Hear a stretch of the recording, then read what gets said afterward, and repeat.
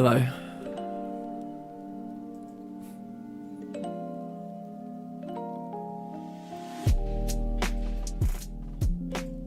Hello everyone, welcome in. Hope you're all doing well today. Hello Elfie, hello Erica, hello I'm gonna say Myron on YouTube. Hello Sarahbot, how are we all doing today? I hope you're all well. We're going to be talking to 4 members of the community today. Talking about AuDHD, which I'm looking forward to. How are you guys?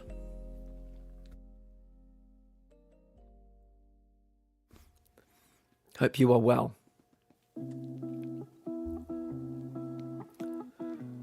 Alexa, welcome in as well. Hope you're doing well.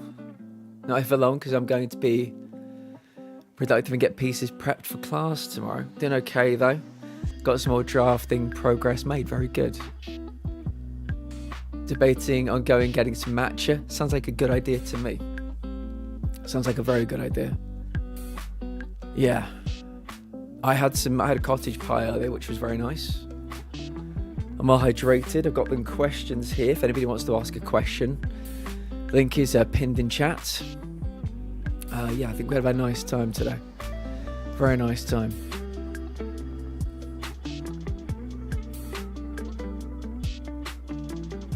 Myself and Alexa played some Phasmo last night. It was good fun. I had a good time. I hope you did too, Alexa. Hope you had a good time. We're going to try and get Alexa as close to the next Easter trophy on Phasmo as possible this week.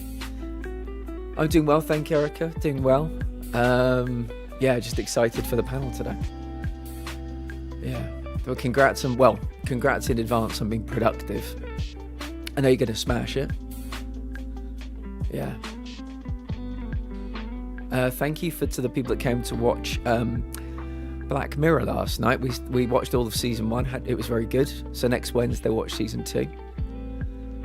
Yeah, I had a really good time. Welcome in Khaled on YouTube. How are you doing today?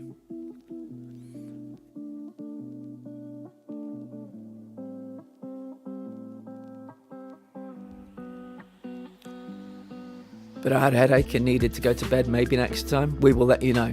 There will definitely be a next time. Erica, could you go on YouTube and ban Khaled, please?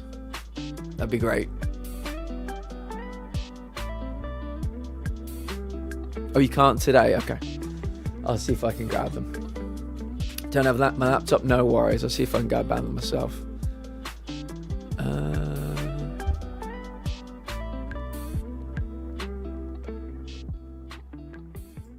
Oh, you can't today? Okay. Where is the chat?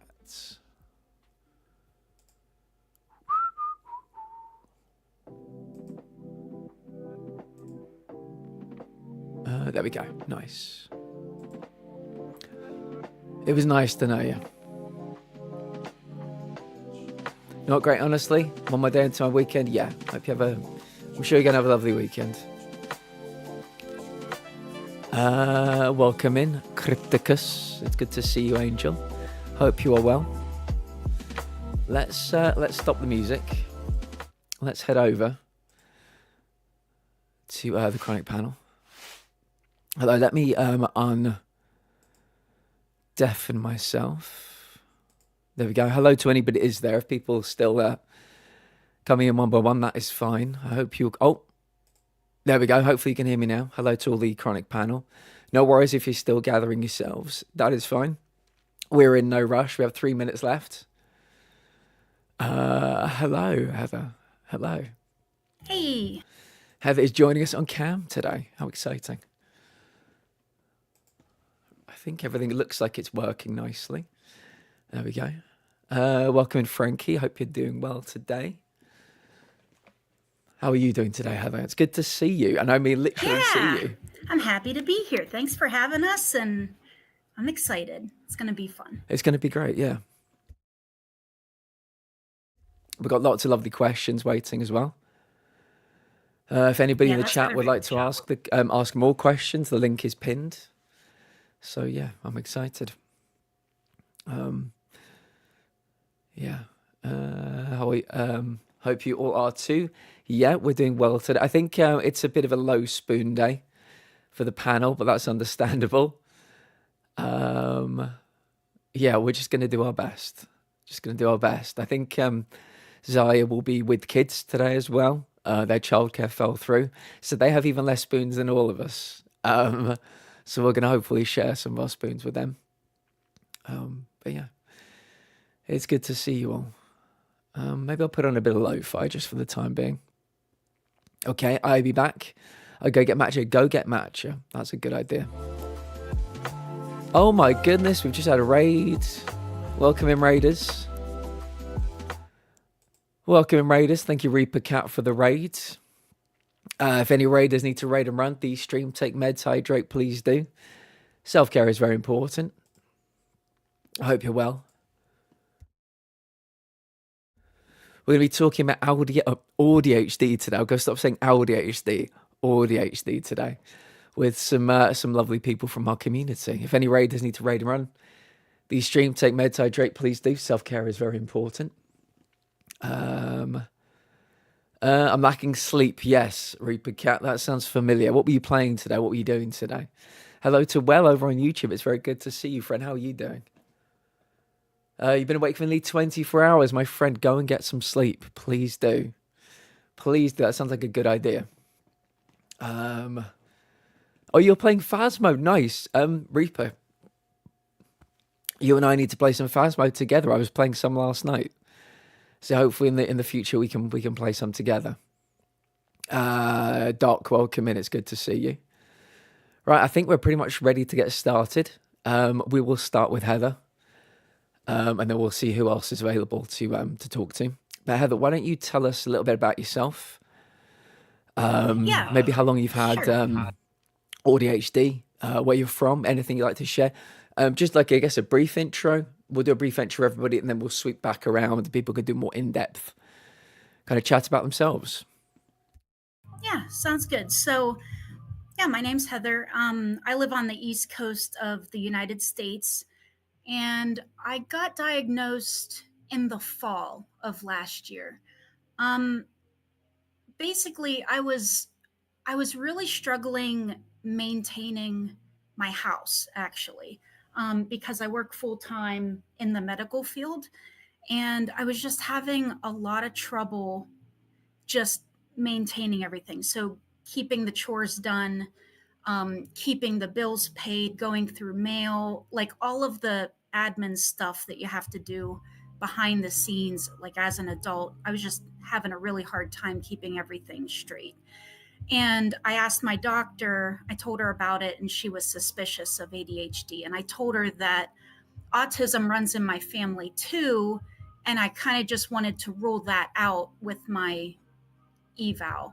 So they tested me for both. And my clinician that did the testing, he was unbelievable. He was so kind, so supportive. I can't say enough about him. But when he was done with my eval, he actually said that I presented more autistic than ADHD. Like I still have ADHD as well, but my symptoms are more prominent with the autism. So that's kind of like my basic story. Perfect. Thank you very much. Zaya or Tori or Socks, if anybody would like to go next, feel free to tell us. Oh, Zaya, yeah, if you want to tell us about you, we'd love to hear. Sure. Yeah, I do have my kids in the background, so you'll probably hear that. That is okay. I am a parent to two very young boys, and I'm in Canada. And I was diagnosed with ADHD as an adult when I was actually just as I was trying post-secondary. Everything was kind of falling apart, and I didn't know why. I was trying so hard, and like nothing. No matter how hard I tried, I wasn't able to like keep up with my peers and stuff like that. So I started going to counseling, and the counselor suggested, why don't you look into ADHD? And so I did, and it was like, oh my goodness, this answers so many questions that I had. And then over I would say about 10 years of knowing that I had ADHD, there was still a lot of other issues that were happening. And it wasn't being fully explained by ADHD. And then my niece ended up getting diagnosed with autism. And as I was trying to support her in her journey, I started to realize that a lot of the stuff that she was dealing with is the same stuff that I was dealing with. And my idea of what autism was completely wrong. So I was actually quite resistant. My chosen sibling said to me first, "Hey, like I think you have a lot of similarities with your niece. You might want to look into autism." And I was like, "No, there's no way. Like that." I was like basically implying that's kind of ridiculous. But the more that I looked into it, the more that I researched to support her, the more I realized, yep, it's autism as well. And then through kind of a long journey, I was finally able to get officially diagnosed just a couple of months ago. Fantastic. That's good about me. That's a very good intro. Thank you very much. Yeah, thank you for sharing that. Socks, if you are there, would you like to go next?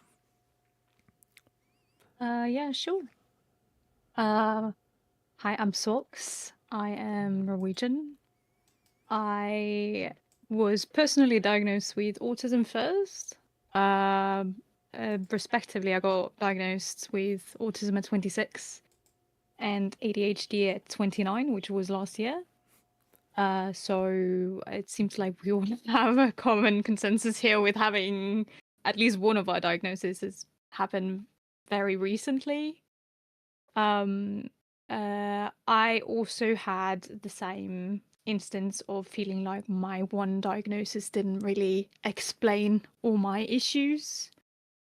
And eventually, after having come to the consensus in my family that we were fairly certain that I had ADHD, I had talked a lot with my primary care physician, and she was like, "I don't know why I haven't sent you in for evaluation." So she sent me in, and my psychiatrist told me that there is absolutely no way your problems cannot be explained away with ADHD. So that's how I got my diagnosis, and I'm sure a lot of people that have both can agree that it appears quite differently in a lot of people because we're talking about two very different diagnoses in one go. And I personally feel like ADHD explains a lot more of my issues than my autism does. Okay, thank you very much. Tori, would you like to give us a little intro about you? Where you're from? Maybe how long you've been diagnosed? Anything like that?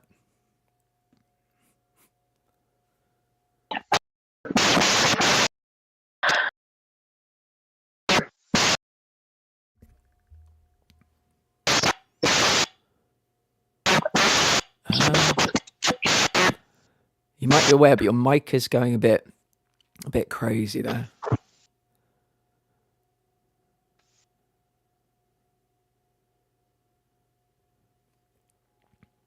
We can come back to you if you'd like us to, Tori.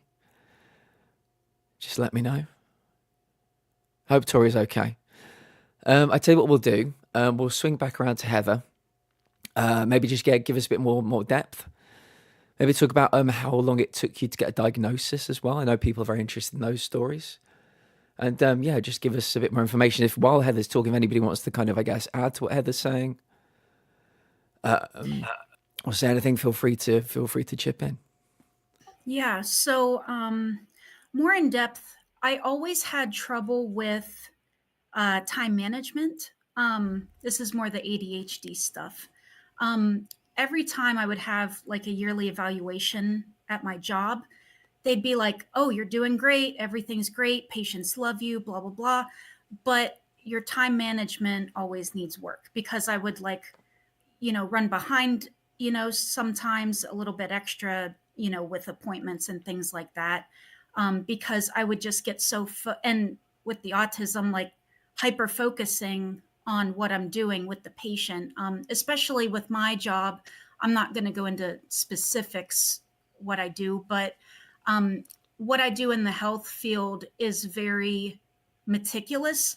And so I tend to really hyper focus on what I'm doing, and I lose track of time. And so that would always be the thing that would come up is, your time management needs work, and, and so that's kind of how it affected me at work. At home, it was more of like, things would pile up around the house. I have piles all over the place because I would start something and then I would be like, oh, I should just do this real quick while I'm thinking about it, because if I don't, I'm going to forget. And so then I go off to do that second task. And then I'll be like, oh, I remember I forgot to put, whatever. And then I go off onto task, the third task. And I would just kind of like go around the house and do like all these separate tasks. And then I'd be like, oh, shoot, I was supposed to, put the dishes away or whatever.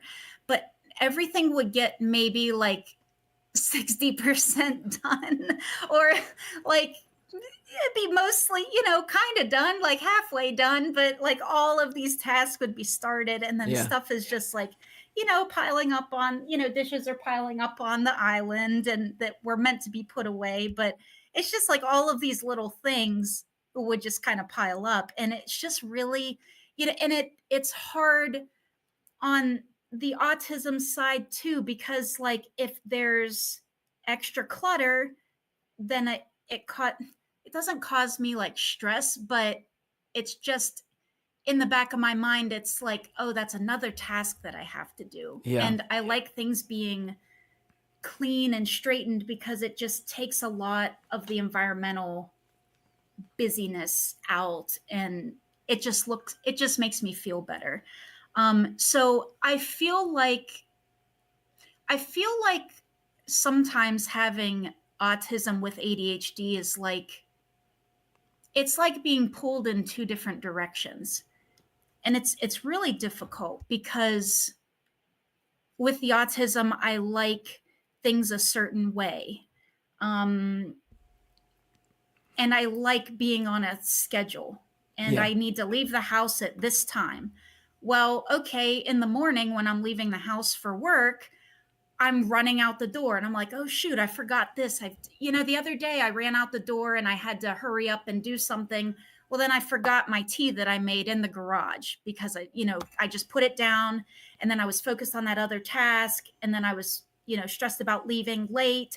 And then I just jumped in my car and left and forgot, like, as I left the house, I'm like, damn it, I forgot my tea. Yeah. And it just always happens, so I feel like it's a constant struggle because the two are completely opposites. I don't know how to explain it, but it's just really, really difficult being pulled in two different directions all the time based on, one versus the other, one's preferences over the other. Yeah. I hope I answered your question. No, I mean, the question was, tell me about you. So there's only one way to answer that question, really. Maybe it's time for me to throw in the first question that's been submitted by a community member, because it feels kind of fitting. And this is to everybody. How hard do you find it to stay on task or find motivation to do things? Do you have any advice on how to help others with keeping on task? I did see a TikTok recently. It may have been one of you that sent it to me, but somebody, when they do the washing up, they have like a skipping rope or something around them. So if they turn to leave, it just pulls them back into place. That's a good idea. That's a good idea. For me, let's see. It was really, really hard for me to stay on task before my diagnosis. And now that I know how my brain's wired, it's easier. I use a lot of visual cues. So I might put something in the way of the door so that I don't, like if I'm putting away the dishes, maybe I'll put something in the way of the door. So when I see it, it's like, oh yeah, I'm supposed to stay in this room. So with me, I use a lot of visual cues. An example at work is like if I have leftovers in my lunchbox, and because I go to different offices, If I am not going to be in that office and I have leftovers in the fridge and I don't want to forget them till like the next week, I'll put my thermos in like a weird place or like a weird position. So when I see it, it's like, oh yeah, I meant that as a reminder that there's leftovers in the fridge, because I kind of link one task that I have to do to like a visual cue. That really helps me because I'm a really visual person. So that's kind of like one thing that I've noticed that helps me stay on task with certain things. That sounds like a really good idea. Does anybody else have anything that helps them stay on task? Or you can just tell us how difficult you find it to stay on task.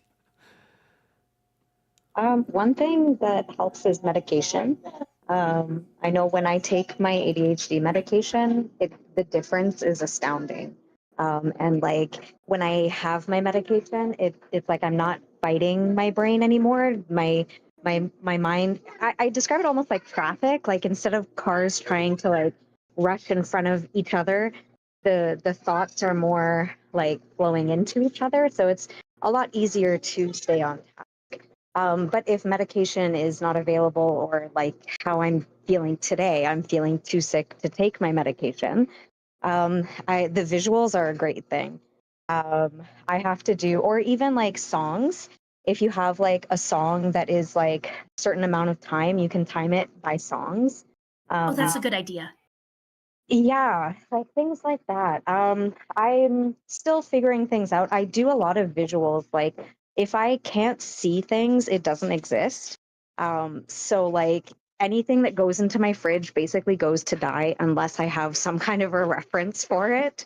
Um, Things like that. And I'm also working on printing out like the go-to meals that my family likes, and having that available on the fridge or somewhere so that like it's easier to pick out what to eat when I get overwhelmed. Um, and also having accountability buddies like what we have in Flats community, the accountability chat, or even just hopping on a Discord call or some kind of body doubling on a Twitch chat. I find the body doubling is super, super helpful.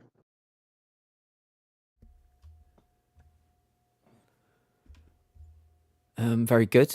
If Socks or Tori have anything, or just tell us how difficult you find it to stay on task, I guess. We're going to see if my mic holds out. Oh, good idea, yeah. So for me, it's very difficult to stay on task, even with my medication sometimes, probably because I'm like the caffeine queen. I use a lot of sticky notes and reminders in my phone. If it's not in my phone, I don't remember it. Very good. Yeah, very good ideas. I mean, I can mention the fact that probably a lot of people aren't aware is that medications are a lot less effective when you have both autism and ADHD. So to put it out there for anyone that might have both, just so you don't think that getting both diagnoses and then getting meds will change your life forever, there is a big chance that it might not do much for you.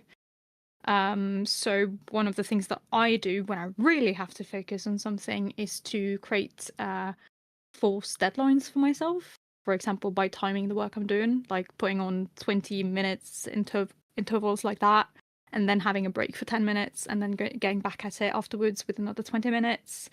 Because an ADHD brain especially works much better with deadlines. So if I'm fooling my brain into thinking that this has to be done within a certain time period, it is much more likely that I'll do it than if I'm just trying to remind myself. And this shit happens even when I'm on medications. I do more things when I use my meds. It's easier for me to get past executive dysfunction when I'm on my meds, but it's not necessarily all that much easier for me to focus when I'm on my meds. So yeah, false deadlines. That's probably one of the easiest tricks for me, at least. Very good. Socks. I have a couple. Oh, I have sure. a couple other things Yeah, to go for add it. too. So another thing that I found that really helped me staying on task, and I told Zari about this too. I make a list of all the tasks that I have to do for my morning routine in like a check mark box app. Um, and so like when I'm running behind for work or whatever, I can go through that list and I don't have to physically remember what I have to do to get ready in the morning. And I break it down like with everything. So like getting out of bed, taking the dog outside, putting deodorant on, brushing my teeth. Like I put everything on there so that I don't forget to do like little stuff. And so that really helps me in the morning, especially in the morning when you're still like half asleep trying to get out the door. That really helps me a lot. Making lists. And I also made a list of things not to forget at work as well, because at the end of an appointment, I have to do a lot of things all within like maybe 5 minutes of each other, like at the very end of the appointment. And so what I'll do is I have a little list, and actually I'm going to make a laminated version of it, just like to keep in my lab coat pocket. Very good idea. Yeah. Yeah, I'm going to make a laminated version. So number one, I can wipe it down with a wipe. Number two, if I want to, I can use a dry erase marker on it and I can write on it. But it's got all of the tasks that I need to complete at the very end of the appointment if I have like a really difficult case that I have to do extra stuff for. So the list thing makes a huge difference for me. And actually I might brainstorm and think of like a couple other things that I want to make lists for, just that it doesn't require brain power to remember. It's just on the paper and I don't have to remember everything. So that's a huge thing for me. One other thing that I thought of while they were talking is when Zari was talking about songs and the time duration for songs, I like if I'm going to unload the dishwasher, I'll like race a song to see if I can get done faster, because that is like a competition, and that's kind of like an exciting thing. And so my brain tends to do better with a boring task if I add like a competition element to it. So like hurrying up and trying to finish the dishes before a certain song ends. Or like racing the microwave, try to do something real fast, but while I'm waiting for my food to heat up, I'll do something real fast to see if I can beat the microwave. So I guess adding like a competition element I helps love me a the lot sound of too. that. Yeah, I think Yeah, in life in general, sometimes we need to zhuzh things up a little bit. So that sounds very it adds productive. Yeah. like an urgency to Yeah. it, and that seems to help with ADHD brains. It seems. Yeah. Okay. Well, why don't we move over to socks? So maybe you can give us a bit of a more in-depth summary of, I guess, your ADHD, maybe how difficult it may have been to get a diagnosis. Excuse me. That's always a question people tend to want answered as well. I think we may have even had that one submitted today. So yeah, feel free to just tell us anything you like. It's a very vague, broad question, so feel free to just do anything you like with it. I wouldn't say that my journey with getting diagnosed was particularly difficult per se. We went private for my autism diagnosis, which means no wait time. It's expensive, but my dad is a psychologist and he didn't want me to go through the public system at the time. And by the time that I was getting my ADHD diagnosis, I had several mental health professionals on board with the idea that I had ADHD. So for me, it was just a matter of waiting until I got in, and then the process was very easy from there.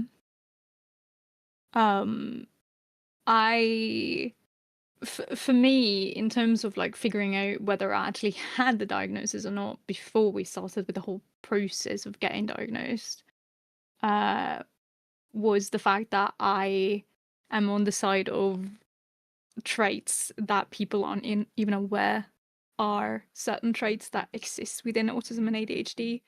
For example, time management, most people believe is about being late to things constantly. And I've always been a person that's chronically early to everything.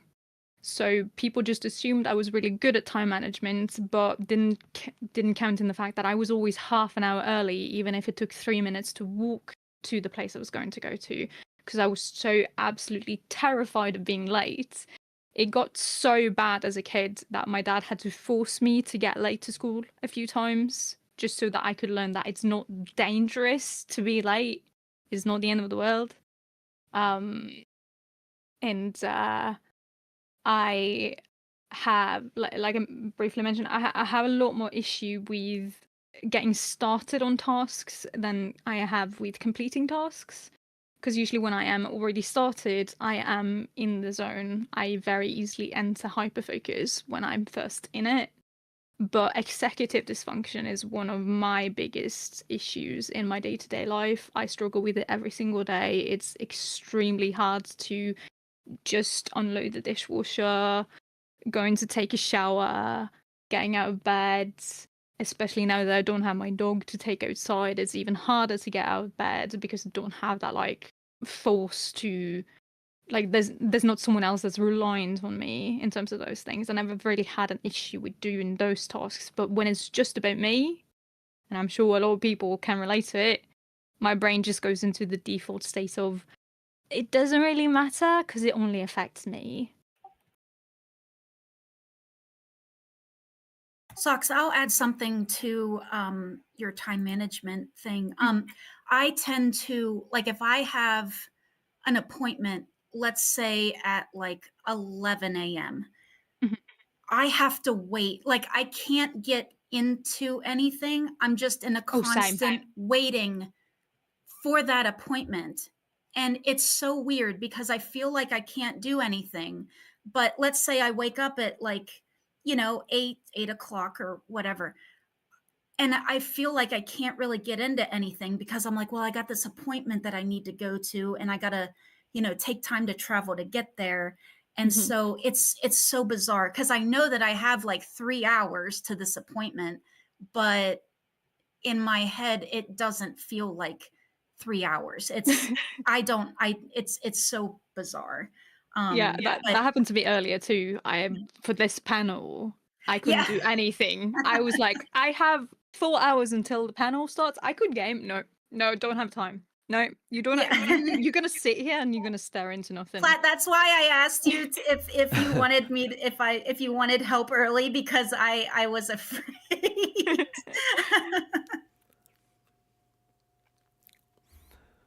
Yeah, that sounds like quite a common thing from what I've heard from people with AuDHD and certain other mental health and related issues. So yeah, I think you're certainly not alone in that boat. Sai says waiting mode is the reason I had to stop working swing shifts. It's awful. Helen says I get that one as well. Fair.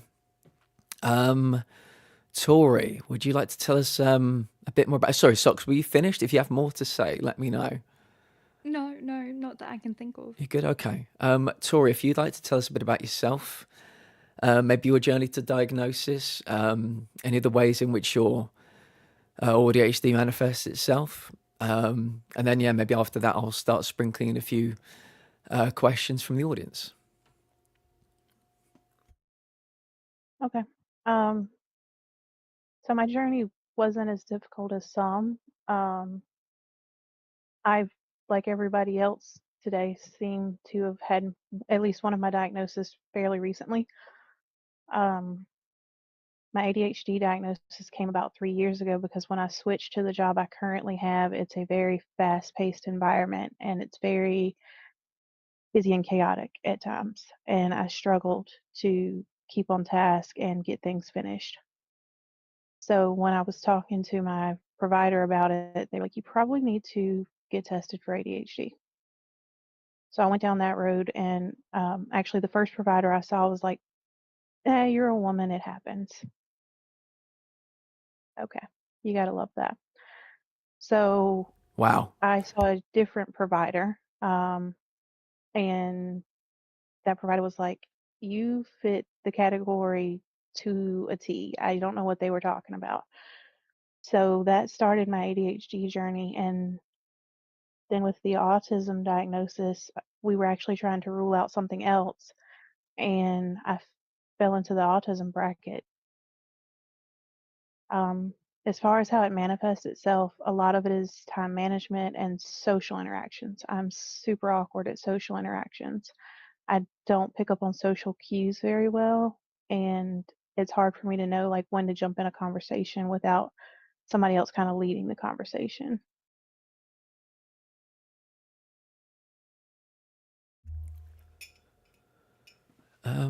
Thank you for sharing that. Before we continue, sorry, I've a little bit of a cough today. Before we continue, does anybody have any any of the panelists? If you have any questions you'd like to ask each other, I guess you can compare notes on how things are for each of you, and then once we maybe start getting the ball rolling on that, we can fire in a few audience questions. So yeah, if anybody here wants to get the ball rolling, feel free to. So did I miss you? I think you muted, I think, because of the kids. But if you want to say anything more about yourself as well, feel free to. I just had a whole ordeal. My dog ran down the street and my kid fell down in the middle of the street. So Oh had to deal no, with that. And I am very out of spoons. I But can imagine you are. Yeah.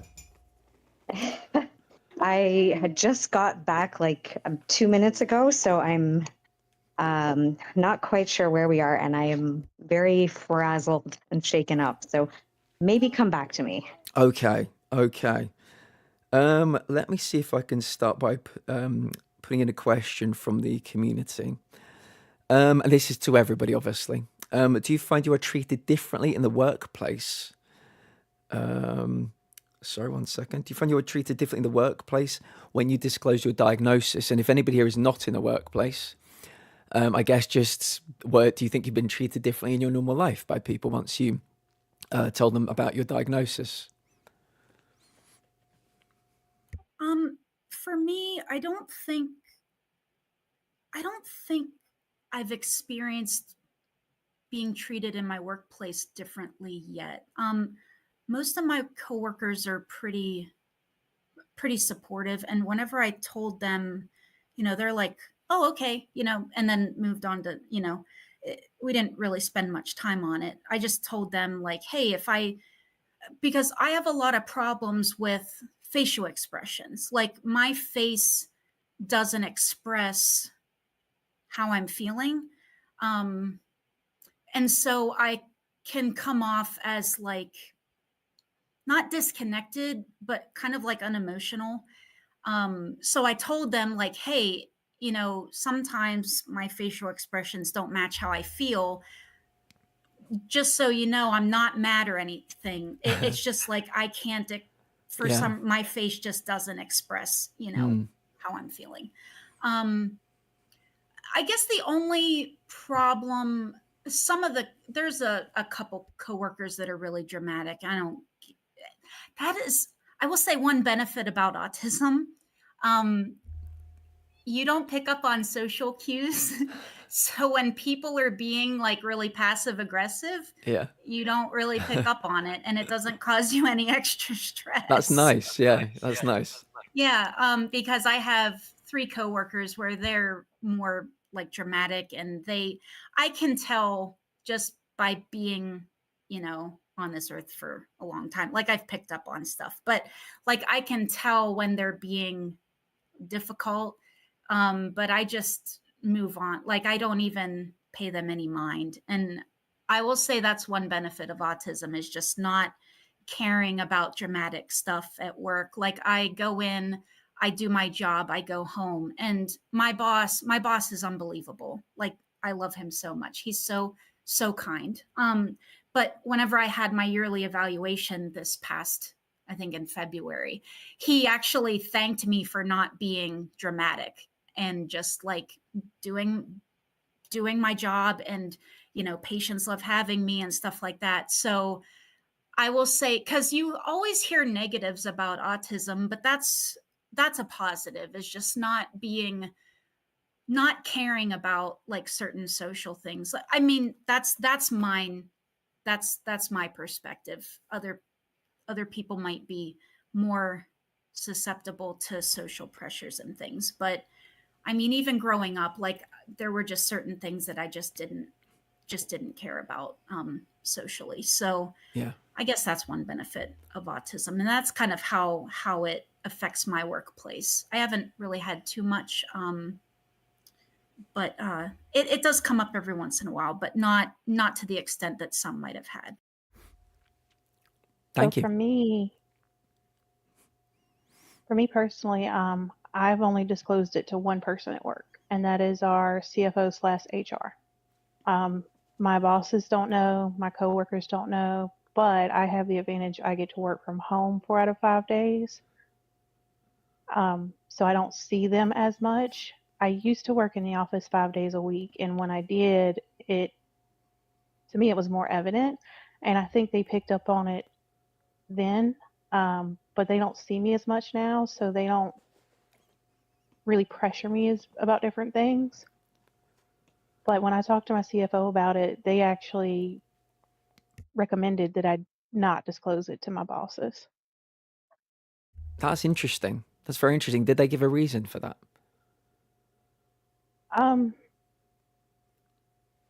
One of my bosses tends to be a bit how can I say this nicely? Maybe you can't. Exactly. One of my bosses would probably use it against me. I see. That's incredibly sad to hear. Yeah, I'm sorry to hear that. If Zaya or Socks have any kind of way, they can do their own spin on the question if they like. I guess, yeah, has telling anybody, I guess friends, family, workplace, has that caused any issues? Do people treat you differently? I'm still quite new to navigating this, especially with my autism diagnosis. Yeah. But I also work in, I guess, now I am the executive director for an inclusive indoor play center. So it's specifically for families and kids with autism. So when I'm dealing with clients, it actually helps a lot because they're able to see that I genuinely understand the things that they're going through and that they are not talking to someone who just knows about autism and ADHD from a textbook or from a presentation, but has actual lived experience. So with my clients, it's really great. And I've been able to actually, because of where I work, make some really nice connections, especially with other parents who are neurodivergent. And that's like such a unique challenge. But when it comes to like being a business person on the spectrum, it's incredibly difficult. And whenever I'm dealing with like my landlord or the business advisory board or Clarington, or sorry, the trade boards and things like that. It's always very stressful for me, and I get very, very, very overwhelmed. And I just feel like I am like very much the odd person out, and I'm not understanding what everybody else kind of understands. And I would say other people, I tend to get a really annoying reaction, which is, oh, well, you don't seem autistic. It's like, well, I've heard this phrase, you don't seem I heard stupid. that so many times. Me too. Yeah. Or That phrase annoys everybody's me. is just a little autistic, you know? Yeah. Oh, I I've heard hate that that one one. Oh my too. gosh. Oh, that one's the worst one. Yeah. Yeah. Oh, I have to attend to a kid, No so come worries. back to me. No worries. Yeah, Socks, if there's any way you'd like to answer this question, please do.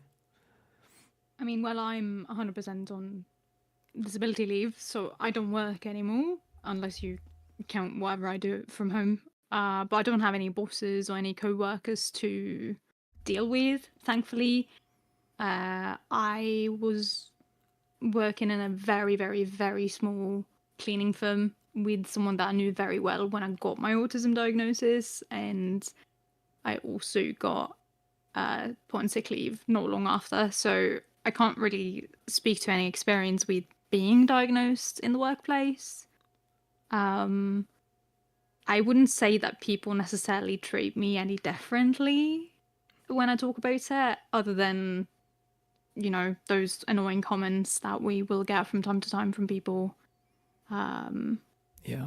I feel like people are more like, if it's about treating me differently, more so in an accommodating sense than in a negative sense. People might ask questions because they're curious. I'm happy to hear that. But I think that also comes down to the fact that I don't interact with all that much people outside of streaming, because I'm a very, very anxious person. So I'm sure that I might probably have had a lot more of these experiences too if I was in fact among a lot of other people.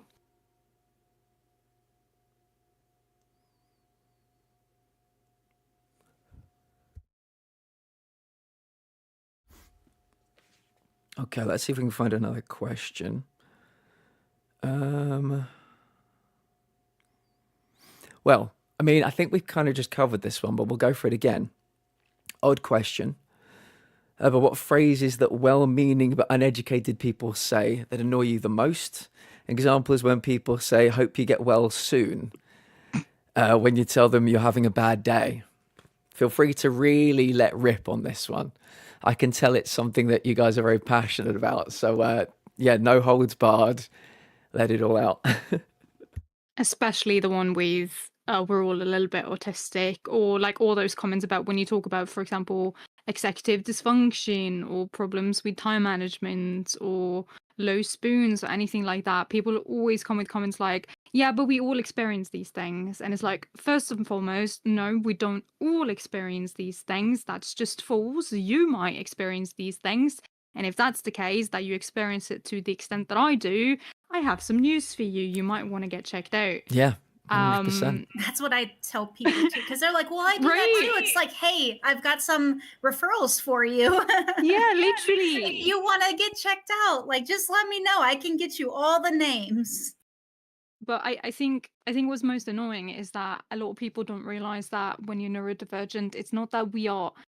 People act as if we're different species when it comes to our the different sides that we struggle with. But what I usually like to tell people is that I see it more as like a personality enhancer, which means that all the traits that we do have are things that all people experience in one way or another. It's just amped up to the extreme, to the point that it gets exhausting, to the point that it affects our daily lives. It's not something new. It's not like people that are neurotypical have never experienced executive dysfunction in one way or another. I think most people have, in fact, experienced it at one point or another in their lives, but not to the extent that we experience it. And it's very it downplays our problems, and I don't think people realize that if you struggle for long enough without the help you need, you will likely end up in the same situation that I'm sat in right now. I'm not on disability leave because my physical body can't handle working. I'm on disability leave because my mental health can handle it, and that's because I went so long without being diagnosed and things got out of hand. So it's very insensitive with these questions, or like these comments that people come with. Yeah. Yes. And similar to that, I hate it when people are like, oh, but don't let that hold you back. Or like, it's not a disability, it's an ability. It's a different ability. I'm like, Or no, it's a disability. superpower. It is a disability, and we need to call it as such, because we need accommodation. We need help. Yeah. Well, I in chat saying I cannot eye roll hard enough. Yeah, adding to the everybody's a little autistic or whatever. Other people in your life don't realize the amount of effort that you put forth masking all of your traits. You know what I mean? Because they see you as the mask, they don't see, the real problems, if you mask. So I don't think people understand how hard you have to mask in order to fit in. True. Yes, and I've also had family members say, "Oh, well, I work with autistic people, and you don't act like the people that I work with." And it's like, well, you've met an autistic person, you've met an autistic person. We're not all the same. We don't all act the same. We're human beings, and it's a spectrum. And I think I Right. said this on the autism panel before, but the way that I like to think of it, it's like an oven with different dials, and Mhm. all of our plates, we have just different dials, different temperatures of it. It's not that we're on different sides or anything like that. We all have different traits. And when people just see that, like what Heather said, the mask and everything, they get so caught up on, well, you can do this. And it's like, I might be able to do this right now, but you don't see the cost that it comes at. I don't know Yeah, about you guys, but have Oh, you go ever ahead, been Six. like, no, you're good. I was just going to follow up on this. Where have you guys ever experienced other people comparing your autism, where they're like they struggle more than you do, even for ADHD and stuff too? Is people, especially neurotypical people, have this like mindset that there's something called more or less autistic. I say autistic specifically because I feel like it happens a lot more than it does with ADHD. Where people act as if someone has more autism, and because for example, I appear very neurotypical to a lot of people, and there comes in what Heather was talking about with masking. I've been high masking my entire life. I've had to learn a lot of things the hard way. And I'm happy that I know these things now, but it did not come easy. And my blood boils whenever someone is like, yeah, but this person struggles more than you. And it's like, you don't know that. You only see what I show you. You don't know if this person struggles more than me. It might be that they struggle more specifically in social situations, but that does not mean that they are more autistic than I am or that they struggle more than me as a whole. Yeah, they see what It's you just allow false them to information. see. Exactly. Yeah. I is saying no one wins at misery poker. Very true. The big thing, I think this was from a few comments ago, the big thing I find personally, so I go to the job once I'm in, but I got to get past the interview, which always feels like a check. If you're a neurotypical capture, yeah, neurotypical capture, I can see that. Yeah, I can absolutely see that. That must be very tough. I was going to say how people don't understand, with masking so hard. Like, let's say there's a big get together at a friend's house and it's like a big party and everybody's hanging out and stuff. I feel so tired after that, and like the next day.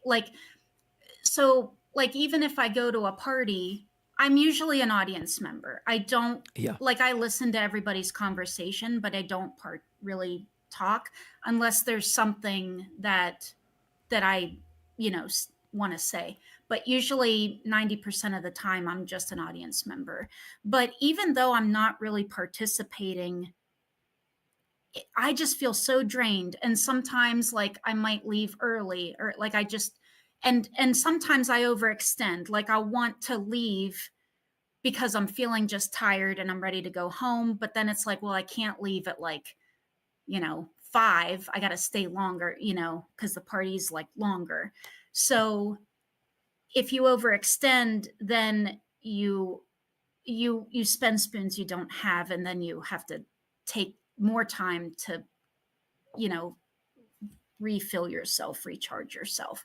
So one time we had family stay with us for a few days, and they're very extroverted and very lively.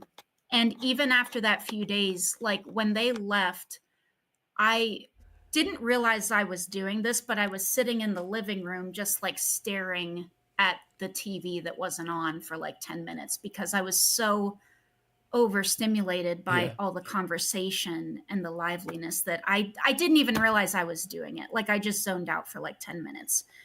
because I was just so exhausted from the interaction over, multiple days. So you really do need time, even if you don't have like a lot of social barriers.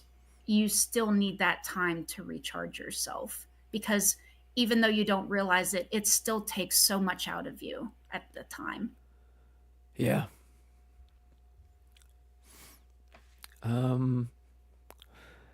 IS says I've resting wench face. So sometimes have my fam ask me if I'm okay, and I'm just like, oh, my face isn't on. I like that. I like the sound of that. Yeah. I have Relatable. what I call perpetually bored face. I don't look like a bitch. I don't look like I'm mad. I don't look like I don't like you. I just look like I'm always bored when I'm Yeah. relaxed. So always like people stop talking when I'm sitting there silently and nodding, because they think that I don't give a shit what they're telling me about. I can't do anything about it, I'm afraid. Yeah. I am intrigued though about what you're talking about. I just don't look like it. Yeah. It's like when I was younger, I was a constantly smiley person. So, like the exact opposite. And I think at one point in my life, I must have been told, like, oh, yeah, here's one for you guys, smile more. Did you ever hear that? You need to smile more? Like, I must have heard that at some point and thought, like, oh, well, I need to smile all the time. And so that I would just smile all the time, even if I wasn't happy or what, even, just throughout school, I would just always be a smiley person. And then, like, you can't win, because then when you're smiley all the time, then people will be like, well, why are you smiling all the time? So it doesn't matter what you do, you just can't win. Helen in the what are you chat so happy says, about? oh, sorry, Tori, after you. Oh no, I was just going, or what are you so happy about when you're always smiling? Yeah. Yep. Helen in chat says, I have the problem that I smile inappropriately. Yeah, I can see that too. Or like sometimes I'll process something a little bit delayed, and I might have the reaction from what I was processing, but the conversation changed. Yeah. But my brain is processing what was said before. So I can see that. Yeah. My social anxiety, sometimes if somebody's saying something, I might think of something funny or some little quirky remark. And then I'll decide that it's not good enough and workshop it and workshop it and workshop it. And by the time it's ready, 3 different subjects or 3 different topics have kind of, come and gone. So yeah, I think that's actually one, I think I know a lot of people have just mental health issues. I think that's quite a relatable one for people as well. But yeah, I think you're absolutely right, Helen. Heather. Fun sneaky fox, welcome in. My parents say I have resting bitch face when I disassociate. It's very good to see you, Fox. Fox is a relatively new friend. They have autism. They've joined the community quite recently, so it's good to see you, Fox. Let me give a couple more interesting questions here. Do you get infantilized? How do you deal with that if you do? Question to everybody. For me, I'm a person that has PSW support, and I have support workers that come into my place and help me out with things. And I find it more prevalent with the support workers and the professional people than like out in the public. And I think that has to do with the fact that I'm high masking.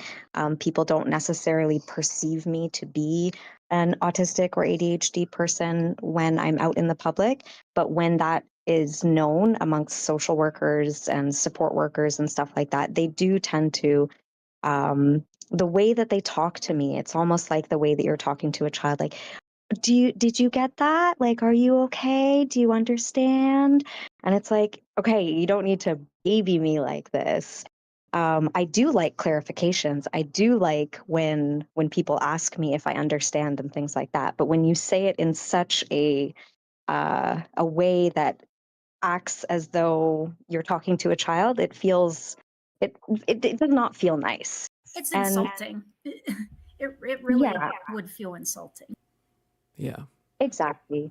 So yeah, I found it more prevalent amongst the people who are supposed to like support you. They tend to just automatically assume that you have no capacities. I think this is the third panel we've done, and the amount of times like healthcare workers or doctors or nurses are the problem in some ways. It's very sad. You think they'd be better trained than anybody, but alas, they are frequently letting people down. I haven't experienced it yet for myself, but my diagnosis was more recent too. So, but I don't have any experience of being infantilized yet. So, Same. I'm happy to hear it. So my diagnosis was back in November, but I have experienced it, and I experienced it in my workplace actually with the one person that knows, and it's insulting because it's like, okay, I like clarification. Sometimes I will ask for clarification, but you don't need to talk to me like I'm two.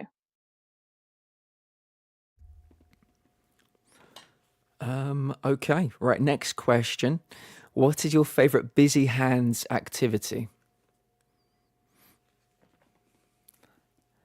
so you can tell I rock in my chair all the time. I can see a bit of If I'm, rocking, yeah. yeah, I'm a rocker. If I'm sitting in like just a regular chair, I'm rocking all the time. Um, for my hands, and I didn't realize I did this, but I mean, I've known ever since I was a kid that I did this.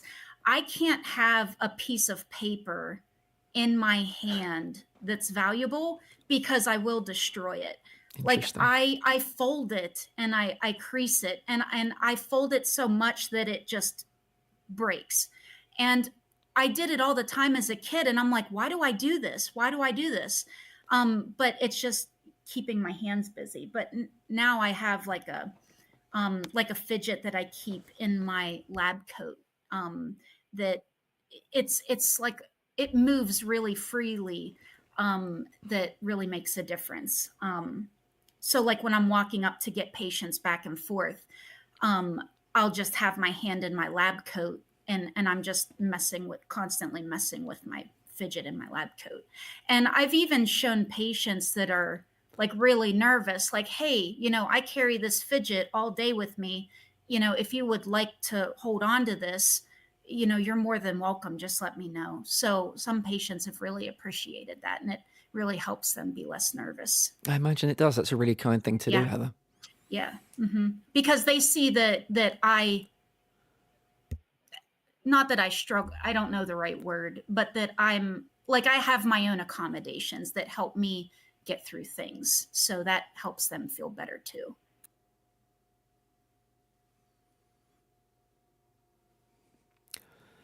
Any more busy hand activities? I like fiddling with whatever my hands can find on my desk. Okay. So my desk is pretty much always messy because Yeah.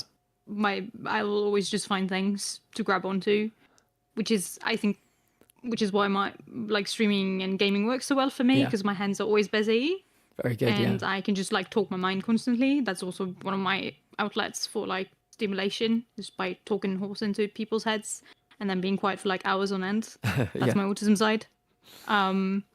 And I don't necessarily rock like Heather does, but I shake my legs constantly, which I think arguably a lot of people find a lot more annoying because it will make sounds on the floor if I have my feet on the floor. Yeah. And I also really like tapping my fingers. But if I want to do something that's more like productive while trying to keep my focus, because that's why I even fiddle in the first place, drawing. Very good. That I did throughout school, but my teachers took away my drawing books in school because they thought I wasn't paying attention, which also led to me just staring out the window instead. Yeah. I've had to force myself to switch because I used to be a pen clicker, and it drove my coworkers crazy. So I had to switch to taking a fidget to work with me because that pen clicking does get annoying. LPS says they like to squish a capybara squishy toy. Very good. Fox says, I do crochet or use my fidgets or game. It depends That's a on the great day. one. Yep. Yeah, very good. Abby says, when I'm listening to something I'm interested in, I tend to trace what I'm hearing with my nails on my hand. Very good. Midnight Sighs says, crochet is such a great fidget, except I lose count, so I frog a lot too, which admittedly is an easier fidget. Yes, I can imagine it would be. Yeah. Yeah, very good. Very good. All right, let's get another question. How do you deal with burnout? I feel exhausted just thinking of needing to do the same tasks every day. How do you refresh or escape or not get burned out on things that will continue forever? I feel like I am in this right now. I took on a project that ended up being a lot more than what I can handle, but I've signed the contracts, I'm responsible, I need to do the things. And I'm in a period of burnout. And it is one of the most difficult things to navigate because I also have kids. It's not like I have the luxury to just stay in bed and not be able to do the things. Even when I'm not able to do the things, I still have tiny humans that I'm responsible for their survival. So I really have to like take it moment by moment and use my supports.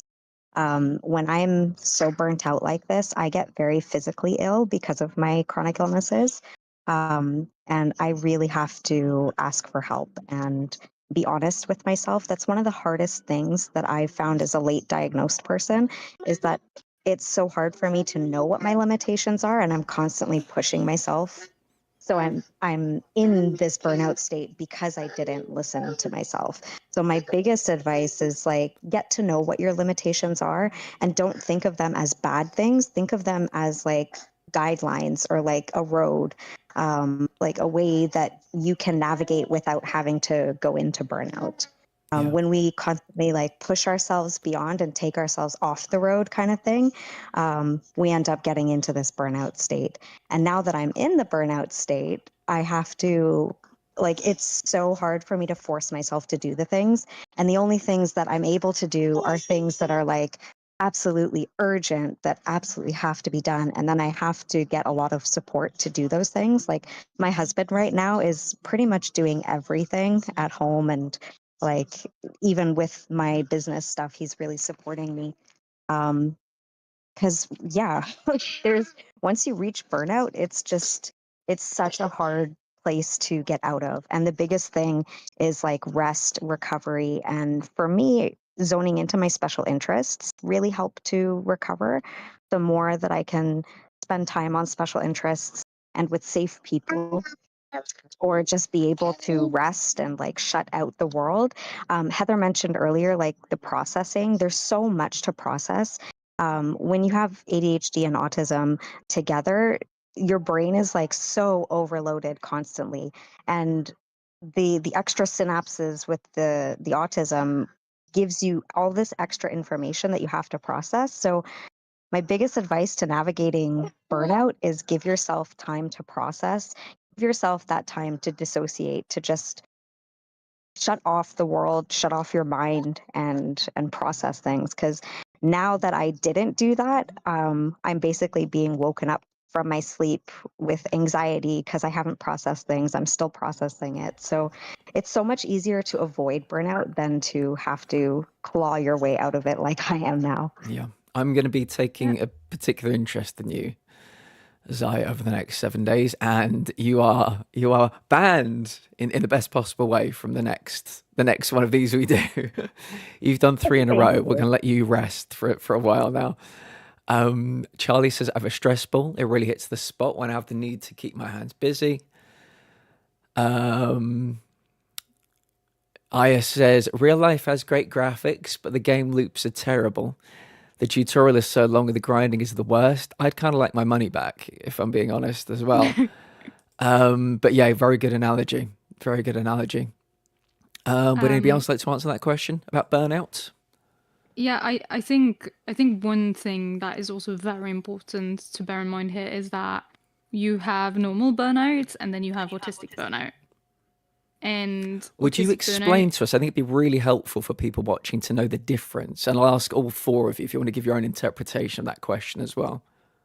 I think this is one thing that a lot of people aren't aware of, is that autistic burnout is we all know how exhausting burnout is in general. Autistic burnout is more akin to what Zari here was talking about, is the area where you start getting physically sick because of your burnout.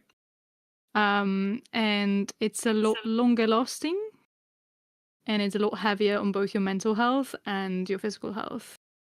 And it's something that most people that go around living a difficult life before they get their diagnosis also end up being in. I am still caving my way out of autistic burnout. I've been struggling with it for many, many, many, many years. So the key here is that you want to avoid at all costs to get to that point. And the best way you can do that is by listening to your own body. And trust me, your body does give you signs, both mentally and physically, and you need to listen. I get this question a lot on how to avoid burnout because I do challenge runs in gaming, right? And that's about often doing the same thing over and over and over and over and over and over again, throwing yourself at the same thing over and over and over again until most people would go green and throw up. It gets boring, it gets repetitive, it's exhausting. You need to learn when to take a step back, reevaluate everything, see what you're doing right, see what you're doing wrong, and go from there. Take breaks. Breaks are not the enemy. Take breaks. Always. And that goes for anything. Take breaks. Don't feel like you are a failure. Don't compare yourself to everyone else. Especially don't compare your energy levels to other people, because that is wholly individual. If you don't have energy to sit with a task for 45 minutes in one go, then do it for 30, do it for 20, do it for 15, as long as you're doing it, right? And then take a break for 10 minutes. And then you can throw yourself in for another 15 minutes and then take another break. Always take breaks, as that's the biggest thing. Always take breaks. Very important. Helen says, interestingly linked to this, there is a strong link with fibro and autism. We discussed that a little bit during the fibro panel as well. So yeah, very interesting, Helen. So for me, to help with prevent burnout, one of the best advices I got from my the doctor that did my eval, he recommended me to pause between tasks, so that I can complete and process all my thoughts about task A before starting task B. So having that little time in between starting the next task really makes a difference for me to not get overwhelmed. For me, I don't really experience burnout. I experience more like overwhelm. I just get too overwhelmed with a lot of things, and then that's when I shut down. So to prevent the overwhelm for me, he recommended taking time to literally like sit down and pause between tasks. And the amount of time just depends on you, whatever you feel is most comfortable whenever you're ready to start the next task. So it could be 30 seconds, it could be 5 minutes, it could be a half an hour. It just all depends when you're ready for the next task. And I try to honor that and not feel guilty for needing that, because then I'm doing the best the best I can with the next task, and focusing solely on that task versus having a short amount of time and I'm thinking about both. So give yourself enough time to mentally finish thinking about the first task before moving on to the next task. That's really helped me a lot. I also use like my weighted blanket helps when I'm feeling too, I don't know how to describe it, but I need to feel like a boundary around me sometimes. I don't know how to explain it, but the weighted blanket helps me feel the space that I'm in. like me taking up the space. Whenever I like just sitting here, I feel like too free because I have nothing around me, I guess, other than like my jacket. But like having that extra weighted pressure, and it's not very much, it's just enough that it makes you feel like you're in the space that you're in. But it's really comforting and relaxing. So that helps me whenever I'm feeling really overwhelmed and overstimulated. It really helps me calm down. As well as like using like my Bluetooth headphones. I love those because I can put on music.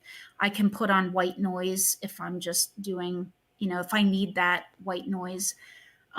So that really makes a difference for me too. And another thing I do is I talk all day long for my job. I have to make patients feel comfortable and safe. And so on the drive home, it takes me about 40 minutes to drive home. Sometimes on that drive home, I feel so incredibly drained, especially if I have a day with some really difficult cases. So what I'll do is I'll just drive home with nothing on. Like I don't have my music on, I don't have a podcast on or a book or anything. I just drive home in silence. And that helps me really destimulate. It helps my brain process thoughts from the workday. It gets out like all the background garbage, and it helps me kind of like recenter for like home mode. So on days where I have really, really taxing social events at work, I just drive home with just no music or anything on, and that makes a big difference too. Very good. Yeah, I think going back to what you said a minute ago about needing to, even in a job, sometimes people having expectations of you, and needing to listen to your body, take the time you need for tasks. This is a more broader thing about chronic health in general. I think a lot of people will either be, somebody will ask them to do something and they'll think, right, somebody's actually, giving me some responsibility. So I need to crack on this, show them that I'm, quote unquote normal, or that I'm, can be trusted or whatever. And sometimes we will just push ourselves beyond our boundaries. Again, I'm speaking from a chronic perspective, not an AuDHD perspective. But yeah, it's really important to just listen to yourself. And it is sometimes, and it might tie in slightly with the infantilization thing. Sometimes people at chronic like self-infantilize as well. But you have to remind yourself that, you're a grown ass adult and you don't have to do what people tell you to do. Obviously in a job kind of environment is slightly different. But if you are having a day where you need to do something and it's not like, get out of a burning building, talk to yourself, think, see how many spoons you have, and figure it out, because you're always in control. And so I think what you said, Heather, is really important. We're all grown ass adults, and do not let, it's either peer pressure from family, friends. And again, work environment's slightly different because you want to obviously keep your job, but you have to just have that dialogue with yourself. I think it's really important. I have one other thing to add that I thought of. So I'm a chronic people pleaser. And one other thing that helps with burnout is learning to say no when you just can't. So that's been a big thing for me, because I would just take on things beyond what I was capable. I still get them done because like, you don't want to disappoint everybody, but it's taxing. There's a cost to it. So one of the biggest things to prevent burnout as well is learning how to say no, learning your limitations, and just kind of staying within those boundaries. And being curious when you're in burnout too. Try to think of it like scientifically, like, well, how did I get to this state? What caused me to go over my limit, and kind of spending more time thinking about it scientifically versus emotionally. Like because whenever I tend to think of things more scientifically, I don't have that emotional reaction as much. Now I still do, but it's a lot less muted than what it would be if I were to like think of it more emotionally, because then that's when you get, you know, down on yourself and it's like, I should be better, you know, I shouldn't be going through this, or, you know, I'm capable, that kind of thing. So then you start talking down on yourself. So if you think of it more scientifically and take as much emotion out of it as you can, it kind of helps you get to the root of the problem a little bit faster. And then you can kind of adjust from there and prevent the burnout as much as you can. It'll still happen, but you'll at least you'll be able to catch it before it gets too much, because you know what you know kind of the pattern of your triggers. So you can kind of see it and then prevent it from escalating. Yeah, I think recognizing, again, speaking from like a general chronic perspective, I think learning to recognize signs for all kinds of things, whether it be like a panic attack, whether it be going into burnout, whether it be going into like autistic burnout, I think is really important. And so, yeah, then you can develop coping techniques, strategies. So yeah, just being really aware and being honest with yourself. You know, there's nothing wrong with saying no. I'm in a place now where I don't know if this is a good thing or a bad thing. I'm at a place now where my family never ask me to do anything now, because, you know, after, you know, a decade of sure and then cancelling, they kind of know the vibes now. But yeah, learning to say no is a very, very important thing. It might even be the most important tool in your toolkit for getting through life. If you're 100%. Yeah. And if you don't feel like going to a party, it's okay. Yeah. There will be another party.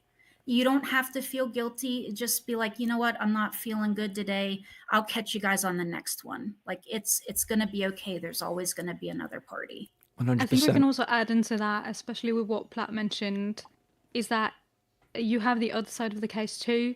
If you constantly say yes to things and end up having to cancel every single time, people that you might want to invite you to things will probably stop inviting you. 100%. So if you are upfront and say that you don't have energy to, I love that you invite me, but I just don't have the energy to, people will understand that. But if you are constantly flaking on them, they are going to stop prioritizing you. So if you want others to prioritize you, you got to start prioritizing yourself first. 100% well said. Erica says, I used to have a really hard time saying no to things, but I'm trying to get better at it because it was just too much all the time. It's difficult because, you know, human beings, I think we're quite, you know, we like to group up. We don't necessarily crave isolation. You know, we want to be out there doing things. You know, I think that you go out throughout human history, I think it's kind of the same thing. So we're kind of going against a very base instinct, I think, to seek solitude, to say no.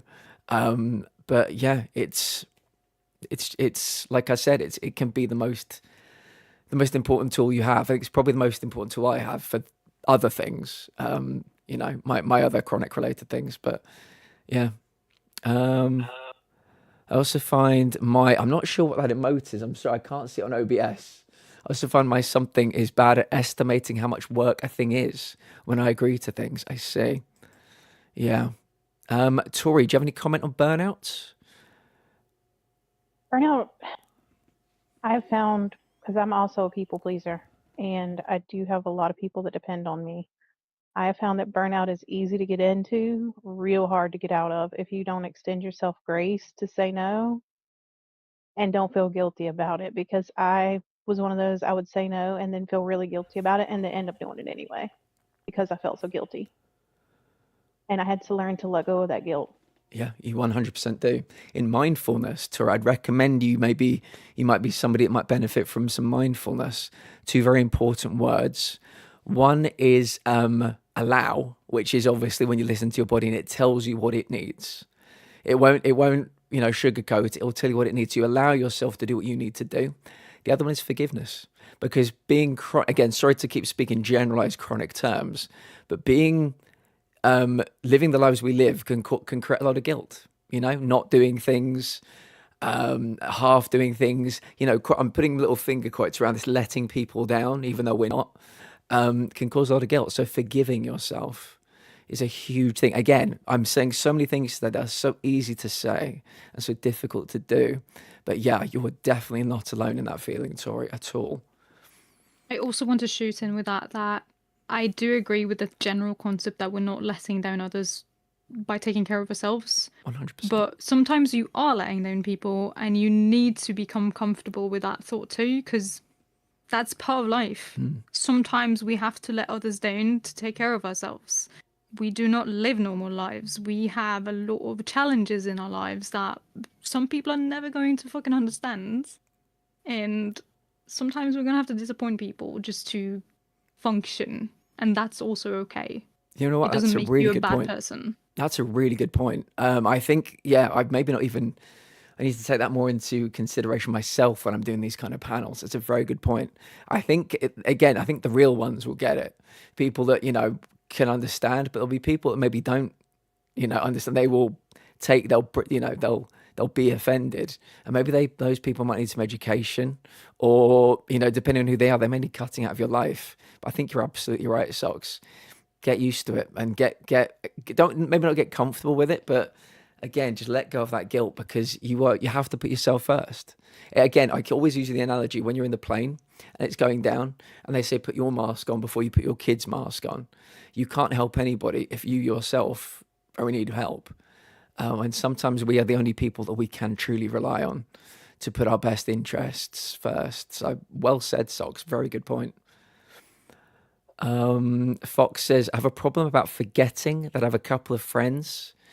It's an out of sight, out of mind situation. You're going to meet a lot of lovely people here, Fox. We're going to find you loads more friends. I promise you that.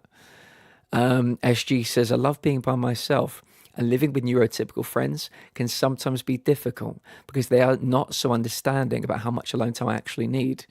SG, question for you. Have you considered broaching the subject with them? Or is this something where you just, I guess, want to continue to mask? Honest question. I'd love to know.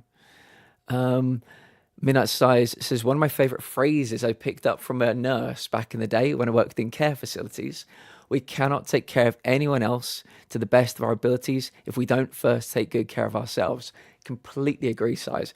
I love how many people in this community either are care workers now, are training to be care workers like Kate or Missy, or used to be care workers. We have the full spectrum of training to be, are, and were.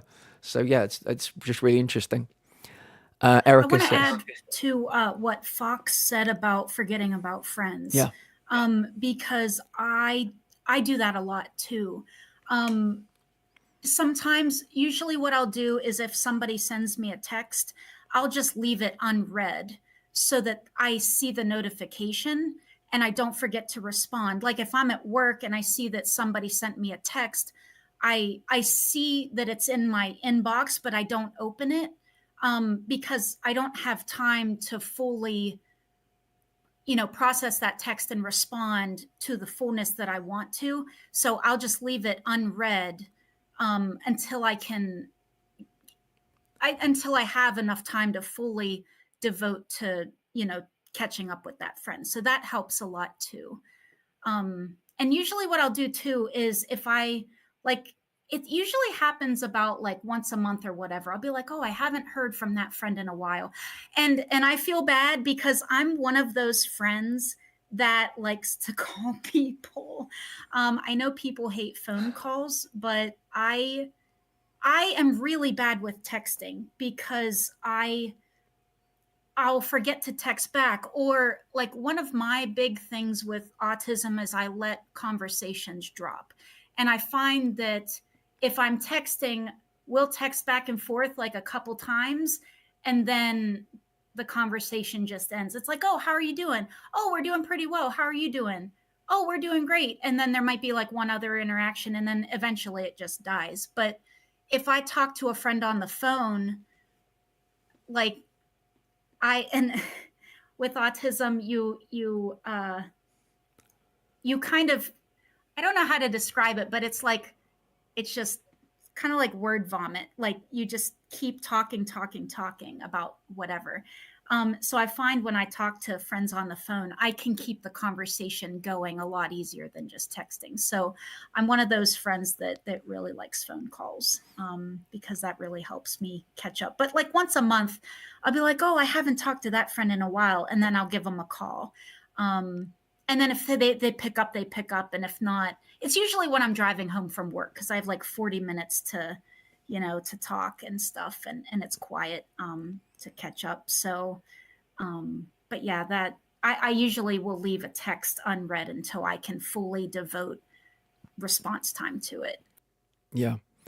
I enjoy phone calls, Heather. You can call me anytime you like. Yay! SG says, I've lost myself slightly this year. So they predominantly know my masked self, which appears to be very social. I'll go on holiday soon with a friend. I'm preparing to have a conversation how we'll need alone or quiet time. That is very good, SG. That's a very, very positive choice you've made for yourself, and it will really help you in the long run, and hopefully mean that you don't need to be worried for the whole journey there and back and the holiday itself. So that's very good. Let's get another question.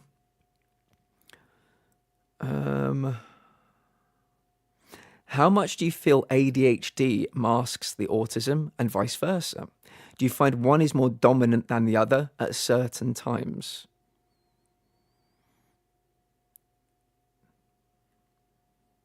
Yeah, I definitely find that my autism is more like outside life. My ADHD is more like around my house and Interesting. like yeah. So I would say that's my situation. It's more of like getting the admin stuff taken care of and keeping that. I mean, like right now my house is a disaster because I need to catch up on chores. But I find it's mainly around the house, not so much outside. That little bit at work about time management, I have to always keep on track with my appointments. But other than that, it's mainly the autism with me. And I feel that my autism doesn't really mask my ADHD or vice versa. I feel like they're both in their own separate categories that they don't really, for me anyways, they don't really mask either one. Okay. If anybody else has an answer to that one, let me know. I think they probably balance each other out a lot more than people that have the diagnosis also think about. Because you are very aware of your diagnosis, so you see the areas where you experience them in, right? But especially before you get diagnosed, that's usually where you have more of the blend coming into play.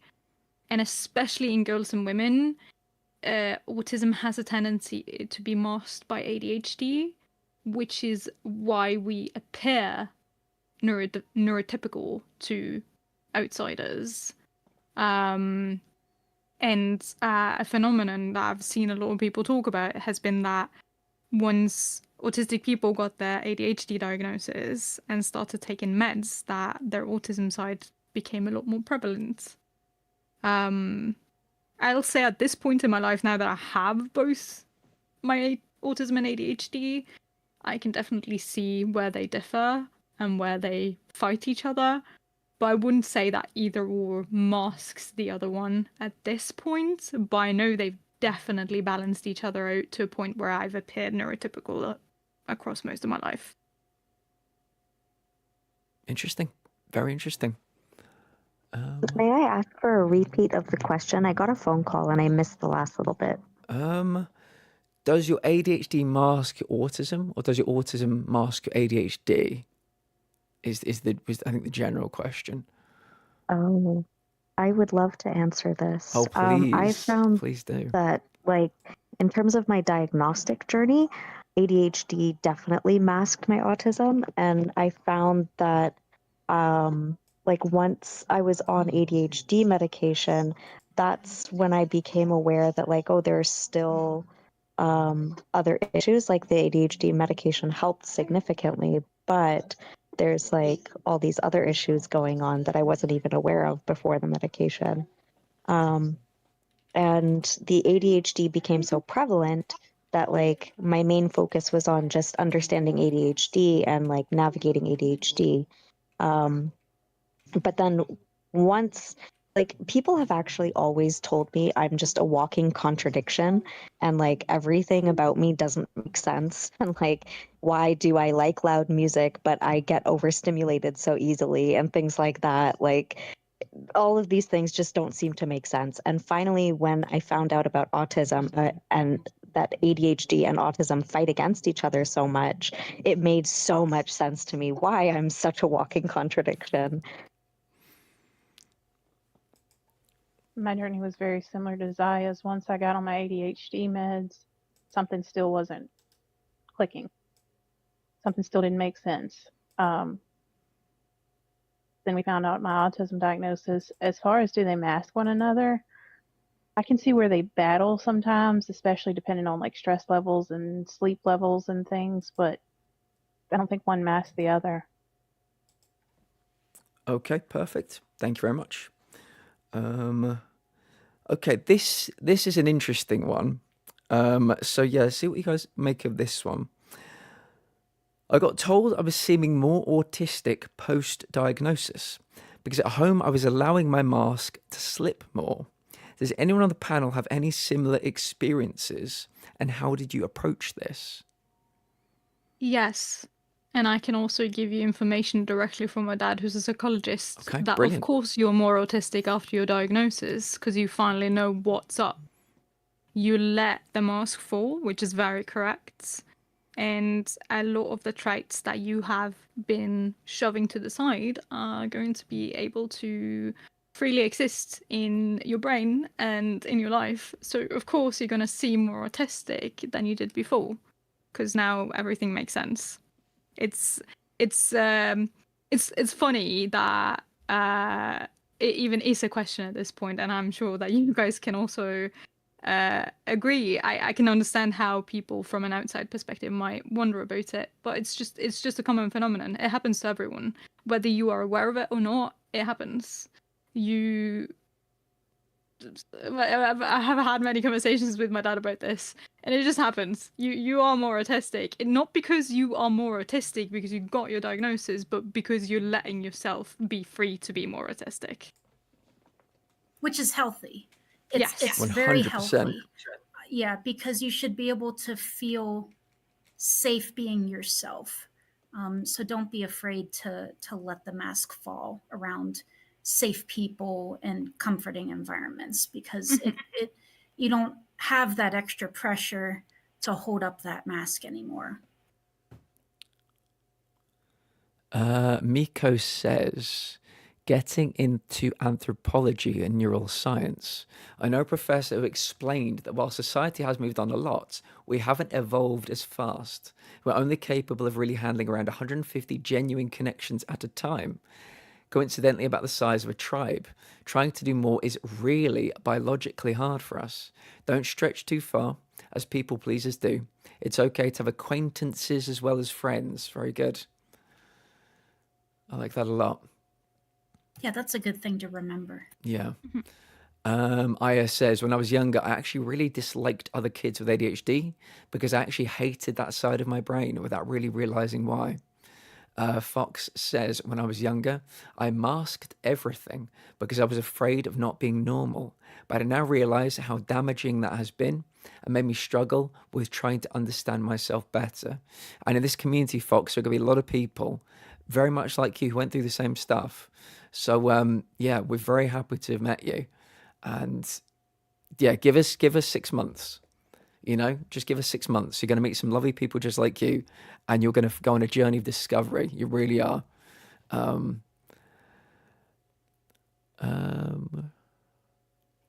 Any others? Oh, SG, yes. If you'd like to ask me a question, SG, you can drop it in chat if you'd like to, or you can use the link pinned. Either works. Queenie, welcome in. Did anybody else want to answer that question?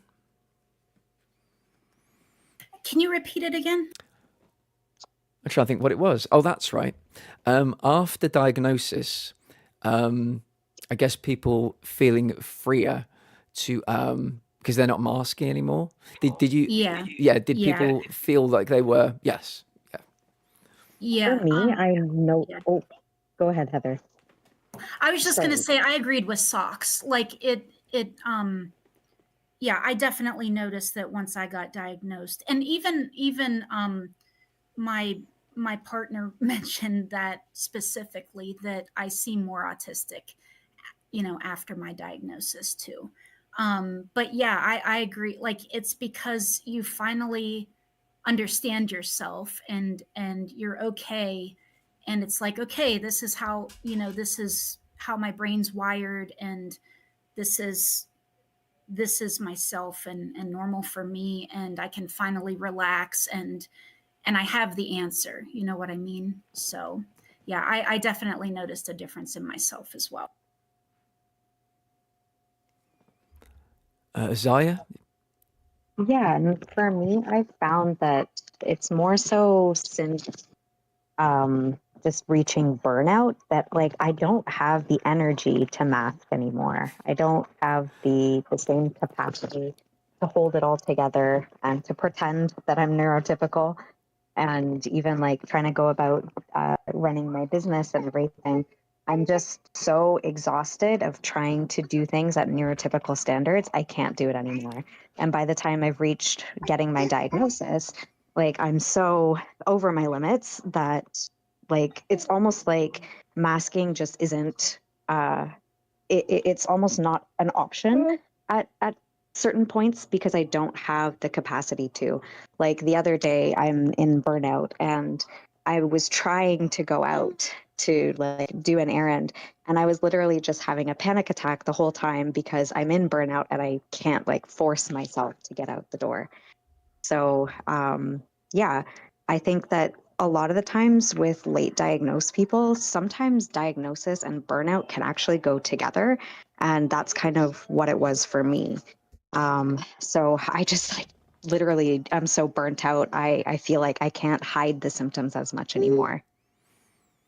Yeah, I'll add to that because I feel like, um, the late diagnosis, you're dealing with more during life than you were as a kid, because it was easy to mask as a kid. You just fit in with, or try to fit in as best you can. But as an adult, you have so many more responsibilities, and it just gets to a point where it's like, I just can't handle this anymore. I don't know what's going on, and um, I think that's when I got in burnout, when I was just so overwhelmed with life as an adult, and I just couldn't keep everything together. And that's when I asked my PCP, because I told her, I was like, I don't know what's going on with me. Like, I told her, I said, it feels like I have dementia. Like, I, I forget things all the time. Like, I don't know what's going on. And that's when, she started looking into ADHD, and the autism myself is what I asked about too. So I feel like with late diagnosis, it just gets to a point where responsibilities are just too overwhelming, and you just can't keep the mask up anymore. And it just, that's when you enter burnout. Yeah. Helen says, I asked this question. It was my husband that said it to me, and he found it really hard to adjust as he had to take over certain things a lot more. Interesting. Question directed at Zaya. Since hanging out with a bunch of neurodivergent parents, do you think that's made you, I guess, let down the mask slightly? I think it's obviously very positive when people can be themselves, as we talked about earlier about once you get that diagnosis, the mask maybe either doesn't necessarily fully disappear, but I mean, it's obviously you being burnt is a very sad reason for the mask to disappear. But I guess, do you feel? Yeah, maybe you can't feel anything due to the burnout, but do you feel more yourself? And also, like I said, meeting these parents, has that made you feel that you can be more yourself around them? I would say absolutely. Like having other people that are neurodivergent in my life has made such a big difference. And especially now that I'm working with neurodivergent families, the people that I've connected with and have been able to share space with and stuff has actually really helped me. And we share like coping techniques or just vent about things. And And we say, like in our community here with Platt all the time, it's so nice just not to be alone with these things. And it also helps me understand things better. I'm still a very new parent, and some of the clients that I work with have older children, and I get to see a little bit some of their wisdom that they've imparted on me and stuff like that. So it's been like super, super, super helpful in many ways having other neurodivergent parents to talk to. And even before I was a parent, finding other neurodivergent people to be with and spend my time with, like now, all of my like friends and people that I spend any time with are all pretty much neurodivergent, and that has actually really significantly helped drop the mask, because I know that with these other people, I don't have to explain it. They already get it. They know, they live that life. So if they see me struggling, it's not going to be like, oh, what's going on here? It's like, oh, yeah, I get this. I get this all the time. It could be a moment. Sorry to pick on you, Zaya, but there is a question I could just drop in here now. I think maybe you've already touched on it slightly, so we don't need to be on it for too long. Those of you who are parents, what is your top tip for other parents with AuDHD?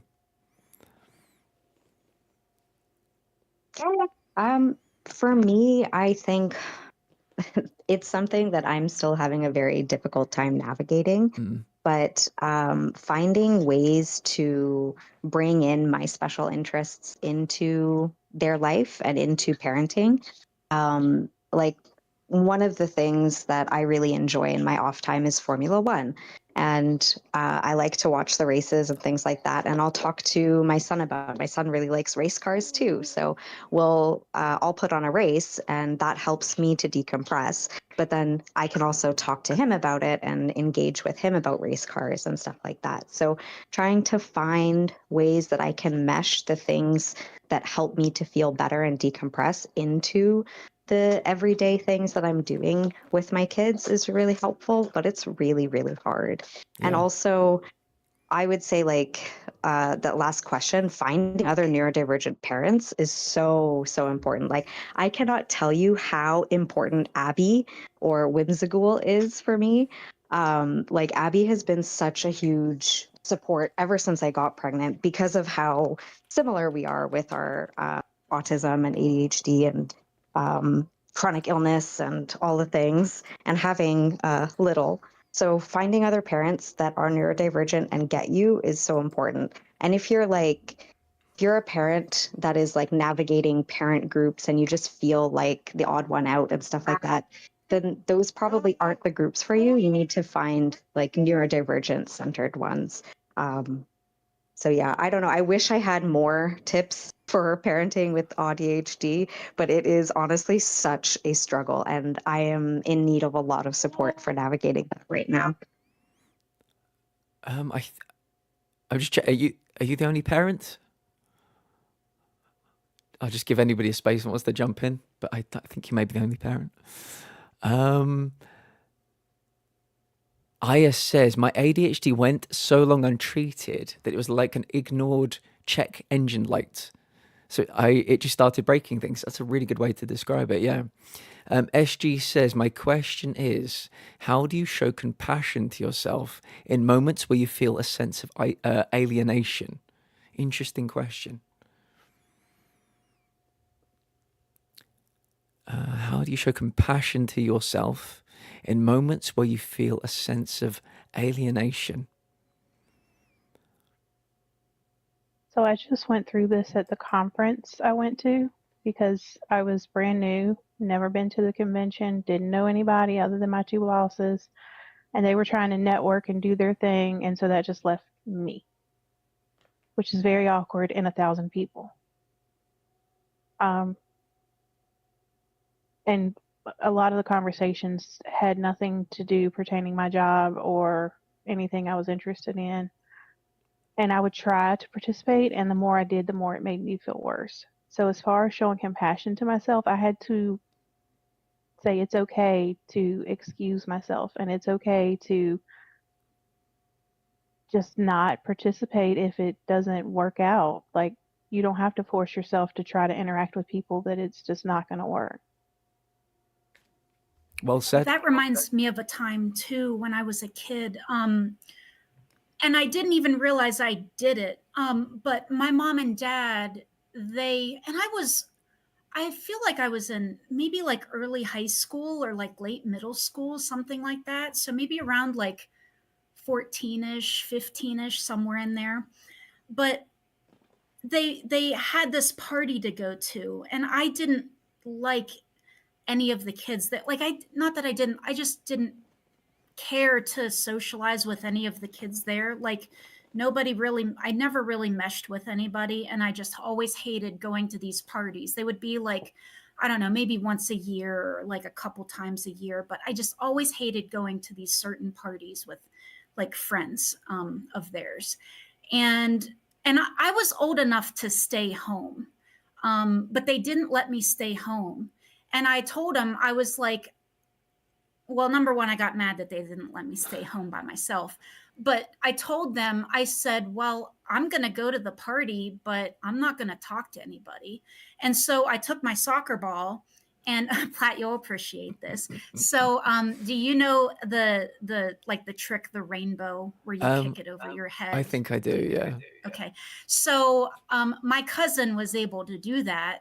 And I was like, you know what? I'm going to learn how to do the rainbow while I'm at this party. And I spent the whole night, the whole day, because it was probably like, I don't know, 4, 5, 6 hours, something like that, just playing with my soccer ball and just practicing the rainbow. Like, and at the end of the night, I was able to do it. Very and good. I can still do it to this day. But I guess that was me showing my self-compassion. Like, yeah, my parents are making me go to this dumb party, but on my terms. I'm there doing what I want to do, and I don't feel guilty for not talking to these people that I don't care about. And people probably thought I was the weirdo, off in the field playing with the soccer ball by myself, which is fine. I don't care. So I was really proud of myself for not caring about what anybody thinks and just doing what I wanted to do, in that space. So that's kind of my experience with it, I guess. Oh, you would have been the only person I wanted to talk to at that party, for sure. Yeah. Nobody came over to me. I just spent all, hours practicing with my soccer ball by myself, which was great. I loved it because I didn't have to talk to anybody and I was doing something that I loved. Yeah. So it was a win-win for me.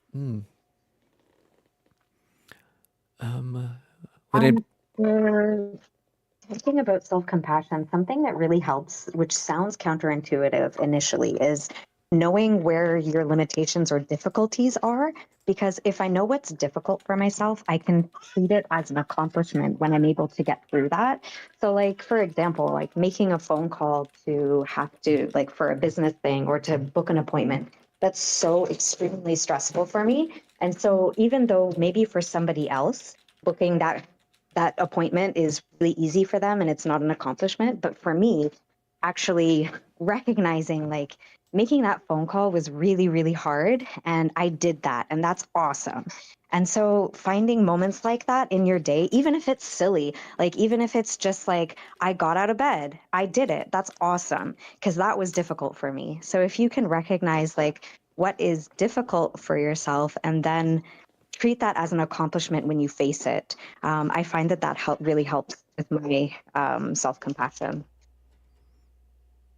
Yeah, I can bounce off of that one by saying that I treat myself accordingly to how my spoons are every day. So my best today might be a lot better tomorrow, essentially. So how I show myself compassion instead of being mad at myself for not being able to do small tasks tomorrow when I could do big tasks today is by being proud of myself no matter how small the tasks are. So essentially what Zara is saying, just that you adjust it based off of the levels of energy you have every day. Yeah, very, very, very sage advice. Can someone in chat do ! Spoon? Just so if people don't know about spoon theory, they can get our little explainer. Okay. Next question. Now this is a big one. This is one I think we're going to get some very interesting responses to. How is your memory? Short term versus long term. Important versus trivial. Are you able to visualize things? Do you have a mental filing system, etc., etc.? I like to say that I have a goldfish memory. I will, and my community can attest to this, that I have a tendency to say something while I'm streaming, and then my chat will respond to it, and then I'll turn around and I'll look at chat and I'll be like, what the fuck are you guys talking about? Every time. Yep. Every single time. Can relate to that Every so fucking single much. time. But I also have a really good memory when I want to. For example, in middle school, we had a nature science exam coming up, and what I did the day before, not any earlier, specifically the day before this exam, was I sat down with my book, and I learned every single word by word, page by page, drawings perfectly, before I handed in my book the next day to my teacher. And I wrote it all down, word for word, page by page, onto the test. There was absolutely no way I could have cheated, so I wasn't accused of cheating, but I was told that if he could have given me anything higher than an A, he would have. I forgot all that afterwards because I had no need for the information anymore. But yeah, for me, it depends on how much I want to. Yeah, If I mean, don't your care that challenge much, runs. I'll just, yeah. You remember countless things in all the Souls games, where to go, what route to take, where items are. So yeah, that's interesting. I think for me, I have like the short-term memory thing, but there's things that I like, faces. I never forget a face, and I wish I could. Like, even people from like elementary school, like, it's just faces. I just can't forget faces. Even like details about previous patients. It's all in my head, and I'm never going to need that information, but I'll never forget it. So there's like certain things that I'll never forget. But then there's other things that I just can't remember, like what I had for dinner last night, like things that don't really matter. I forget. Or I mean, like, I'll go into a room and I'll be like, oh shoot, why'd I come in here? And then I forget. So it just kind of depends on whatever it is. But there's a lot of things, especially faces, that I just can't. And I wish that, like, because if you see somebody out and about and they come up to you and you want to pretend that you don't know them, you know what I mean? But I always remember faces. I love this question because when I was assessed for my ADHD, they broke it down for me in this really easy to understand way, which is basically that there's more than just your long-term and short-term memory, but there's also something called working memory. And your working memory is basically, if you want to think about it like a computer, your long and short-term memory are kind of like the hard drive, and your working memory is kind of like the RAM. And it's responsible for like keeping track of what's happening in the present moment. And I have exceptionally good long and short-term memory. In fact, when I did the assessment, they said it was in the 99th percentile. I can remember all kinds of things. It's actually wild. But I cannot for the life of me remember what on earth is going on at any given moment. I can't remember. I walk into a room and I'm like, why am I here? I open up my computer to like do a thing and I'm like, why did I do that? And then I get so distracted and I don't even do the thing that I was originally intending to go there for. So I found it very interesting learning about working memory. I wouldn't be able to like give a full explanation, but if anybody wants to like look into that, what working memory is, it was very fascinating because I thought I had horrible memory, but it turns out I have really good long and short-term memory. It's just my working memory that has a major deficit, and that results in basically me not knowing what's going on all the time. And in conversation, like I'm losing track of what people are saying. Like somebody could have said a thing and then I'm like, I'm sorry, I'm going to need you to repeat that because I forgot. They could have told you where the treasure is buried and you just have no idea. Tori, would you like to talk about your memory? So I can give you an example. I just got a call that I was supposed to be somewhere else right now. Oh, okay. So my memory is not the greatest. My memory is like Dory from Nemo. If it's important because IRL comes first and you need to excuse yourself, no worries at all. But we're happy to have you if you want to stay. No, we've already rescheduled. It's fine. I was like, oops, I accidentally double booked myself. Okay, well, I'm glad we get you for a little bit longer. But yeah, that is a good example. Let me see if we can find some more questions. Oh, do any of you have a question for each other?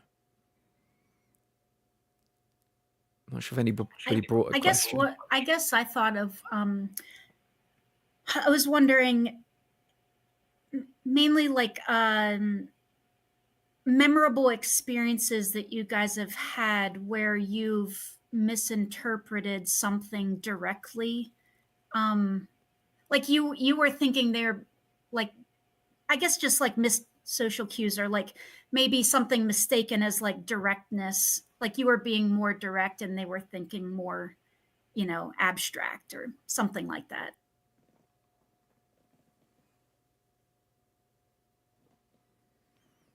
That's a good question. I will add to your question by dropping in one that we've been submitted as well, so you can have all of them together. What creates your biggest social problems hurdles from your AuDHD, i.e., saying things people don't expect, not recognizing social cues, not knowing when to speak. So they kind of work quite nicely together, I think. Yeah, so I think for me, my biggest thing is like missing social cues, taking things directly. I guess an example of those would be like one time I went to like a networking party, like a company networking party that obviously I didn't want to go to, and I found a quiet room, and there was a bartender. It was like an extra space for like overflow of guests. And so I got a table near the bartender, and I just sat at the table like all night. I didn't want to talk to anybody that I didn't know. Like I just didn't care to be there. So I just sat at the table, and I'd just chat to the bartender throughout the night. And at the end of the night, I said, "Oh, thanks so much for, keeping me company. I hate these parties, that kind of thing." And he's like, "Oh, yeah, no problem." And then I turned to leave, and he said, "Oh, by the way, what's your name?" I was like, "Oh, my name's Heather." And I left. And it bothered me for like a month. And I was like, why did he ask me what my name was? Like, I'm never going to see this guy ever again. Because I'm thinking like, oh, bartender just being nice because that's their job, And then I told that story to my examiner about like in my consult. And I told him about the missed social cue, because he's like, yeah, he wanted your number. And I'm like, I know that now, but it's like you just miss social cues that you just don't pick up on. Like now, if the guy was like, hey, I think you're really cool, do you want to go for coffee? Like asking a direct answer. I'd be like, oh my gosh, I think you're really cute. Yeah, I'd love to go for coffee, But because it wasn't a direct answer, I just miss it. So I guess miss social cues and directness. Somebody who's upfront about something, that makes me, that helps me more rather than like an abstract statement. That actually reminds me of something that happened to me when I worked at Burger King. I was 20, I think. And I'd just given this guy his order. And he took the receipt. And he asked me directly, is the number on the receipt yours? And I just said no and walked away. I was like, my brain was just like, why the fuck would you ask that question? That's so stupid. Of course it's not my number. So funny. Yeah. And I realized much later that he was flirting, but Yeah, that shit just goes way over my head constantly. And in other scenarios, I think what like is a struggle for me too, other than like, especially when like people are flirting with me and stuff, it goes way over my head. I read it super easily when it's aimed at other people because I'm really good at people reading, just not towards myself. Mm. And I think that's also something to do with both like social cues, but also the fact that I have low self-esteem, so just don't assume that people like me in any way, shape, or form. I agree with that, Socks. Yeah, Right. I totally understand that. But I'm also a very direct person, and I think a lot of people take offense to what I say because you know I won't sugarcoat things, not because I'm not trying to be nice, but like if someone, for example, asks me, "Do you think this dress is nice?"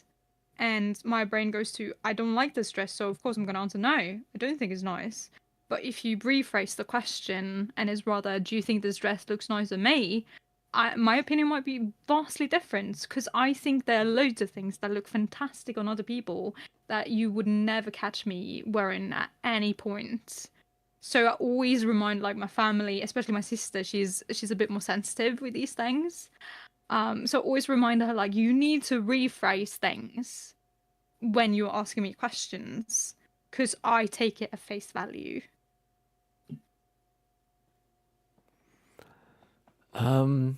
Zai or Tori, any missed social cues any stories you'd like to share? I find myself on the other spectrum, on the other side of the spectrum when it comes to not necessarily picking up on cues because I'm fantastic at missing cues, but I tend to be very hyper aware of like changes in facial expression or changes in tone and things like that. And I tend to like really try to read into things, which to initially doesn't sound like autism, but it's actually the other side of the spectrum where I can tend to be like super hypersensitive to these things. So similar, I guess it's like a flirting story as well. When I met my husband, I was in a space where I had just gotten out of like a few rough relationships and I didn't want to be dating or anything at that time. And we had gone out to bubble tea with a few friends and we were connecting. And then he asked for my number and I was like, oh, no, no, no, my goodness, this is like, don't ask me for my number. I don't want to like be in a relationship with anybody. And I was like, I tend to also I say a lot and I talk a lot and I don't necessarily know how that comes off until afterwards. And so I was like, oh no, was I coming off flirty and like did I not realize that? And so I was like having this kind of internal panic and I was like, you can get my number from my friend or something. And I tried to like deflect it and it was like so awkward. Um, Eventually we just traded gamer tags because we wanted to play League of Legends together. But it was just such an awkward situation that I found myself in, and it ended up working out. My husband is like extremely understanding, and he's very patient, and he's an incredible person. But that's the reason why it worked out.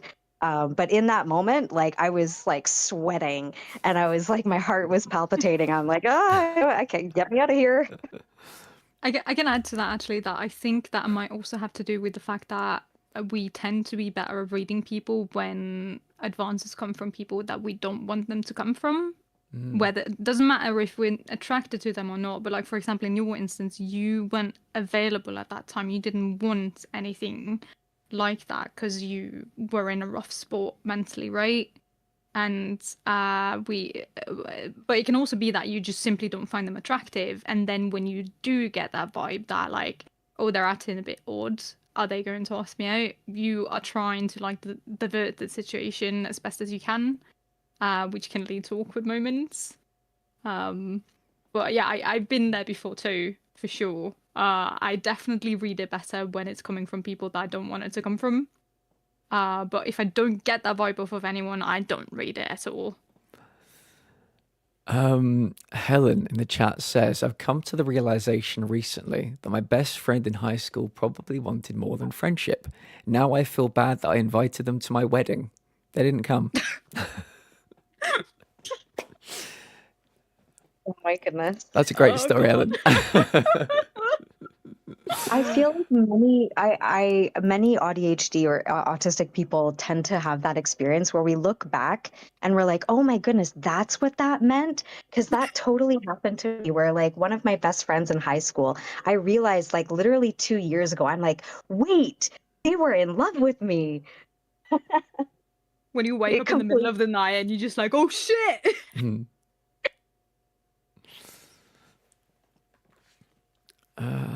Okay, right. Let's get another question. Do you ever doubt your diagnosis? I'm going to guess the answer across the board is going to be no, but somebody has taken the time. Do you ever doubt your Yes, actually. diagnosis? One sec. How do you deal with any of those feelings of doubt? I think a lot of people do. Some people are very, very comfortable with their diagnosis, but I think especially after you get it, you might go through those emotions. Mm. I like many other people deal with imposter syndrome, and that affects my diagnosis as well. So often when I have these thoughts, I'm often alone in my own room. No one's there, and I'm sat dealing with this or that. For example, I'm in the kitchen, for example. And been staring at the dishwasher for half an hour. Can't make myself unload it. It's the easiest task in the world, right? We all know this. It's not hard to unload a dishwasher. I still can't make myself do it because of executive dysfunction. And I'll still be stood there and think to myself, nah, maybe I don't have ADHD. That might be wrong. I'm just faking it. And what I have to tell myself is that, like, who sucks? Whomst in this world are you faking this for? Where's your audience? Can you point out who's around you right now? And I often feel quite silly when I start talking to myself in that way, but that's the only thing that really helps, is that I have to be like, there's literally no one else here. Who are you faking these things for? Socks, that is incredible. That is such a helpful way for maybe people watching this right now to frame it if they ever have those feelings of doubt. That's amazing. That I don't think there could be a better way to deal with it than saying, where's your audience? 100%. Yeah, I really resonate with that. Same. I think a lot of people do. It's a sad reality, but it's very common with neurodivergent people, especially. I think it's because we get told so much that, yeah, but you don't look disabled, or like you don't look like you're having problems, or you seem normal to me. So when you hear that enough, you start doubting it yourself too.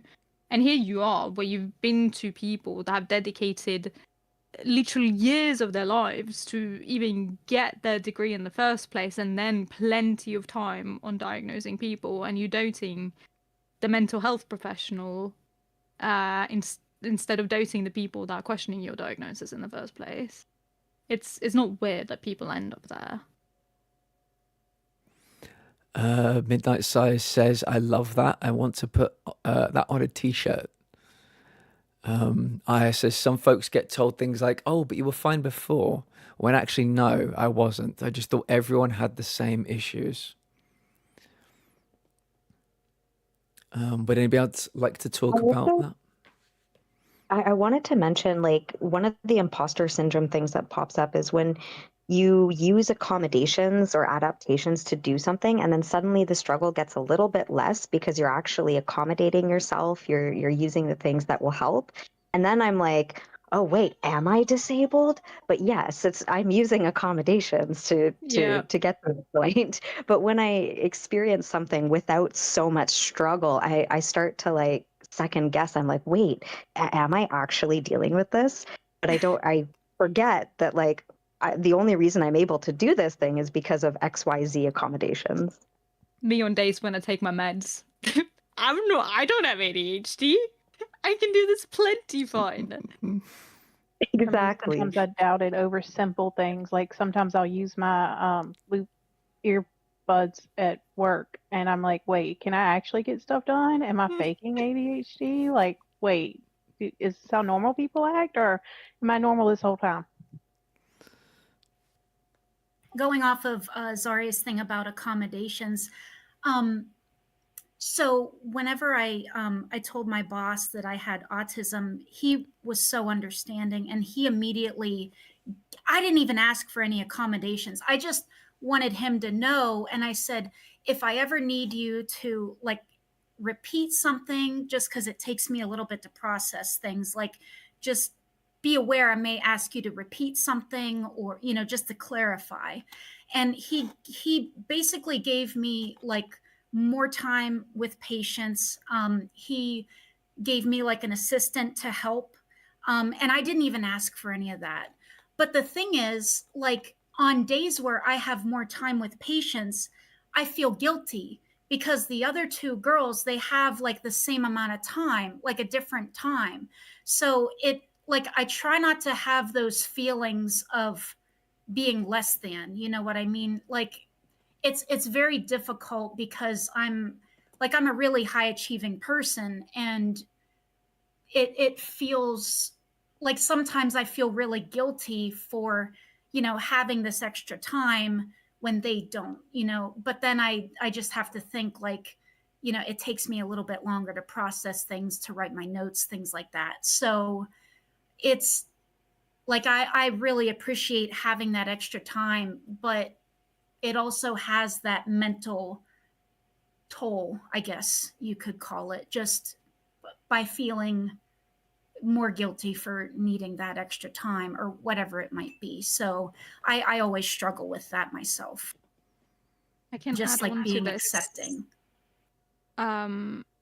With I do recognize this feeling, and I've been there many times myself.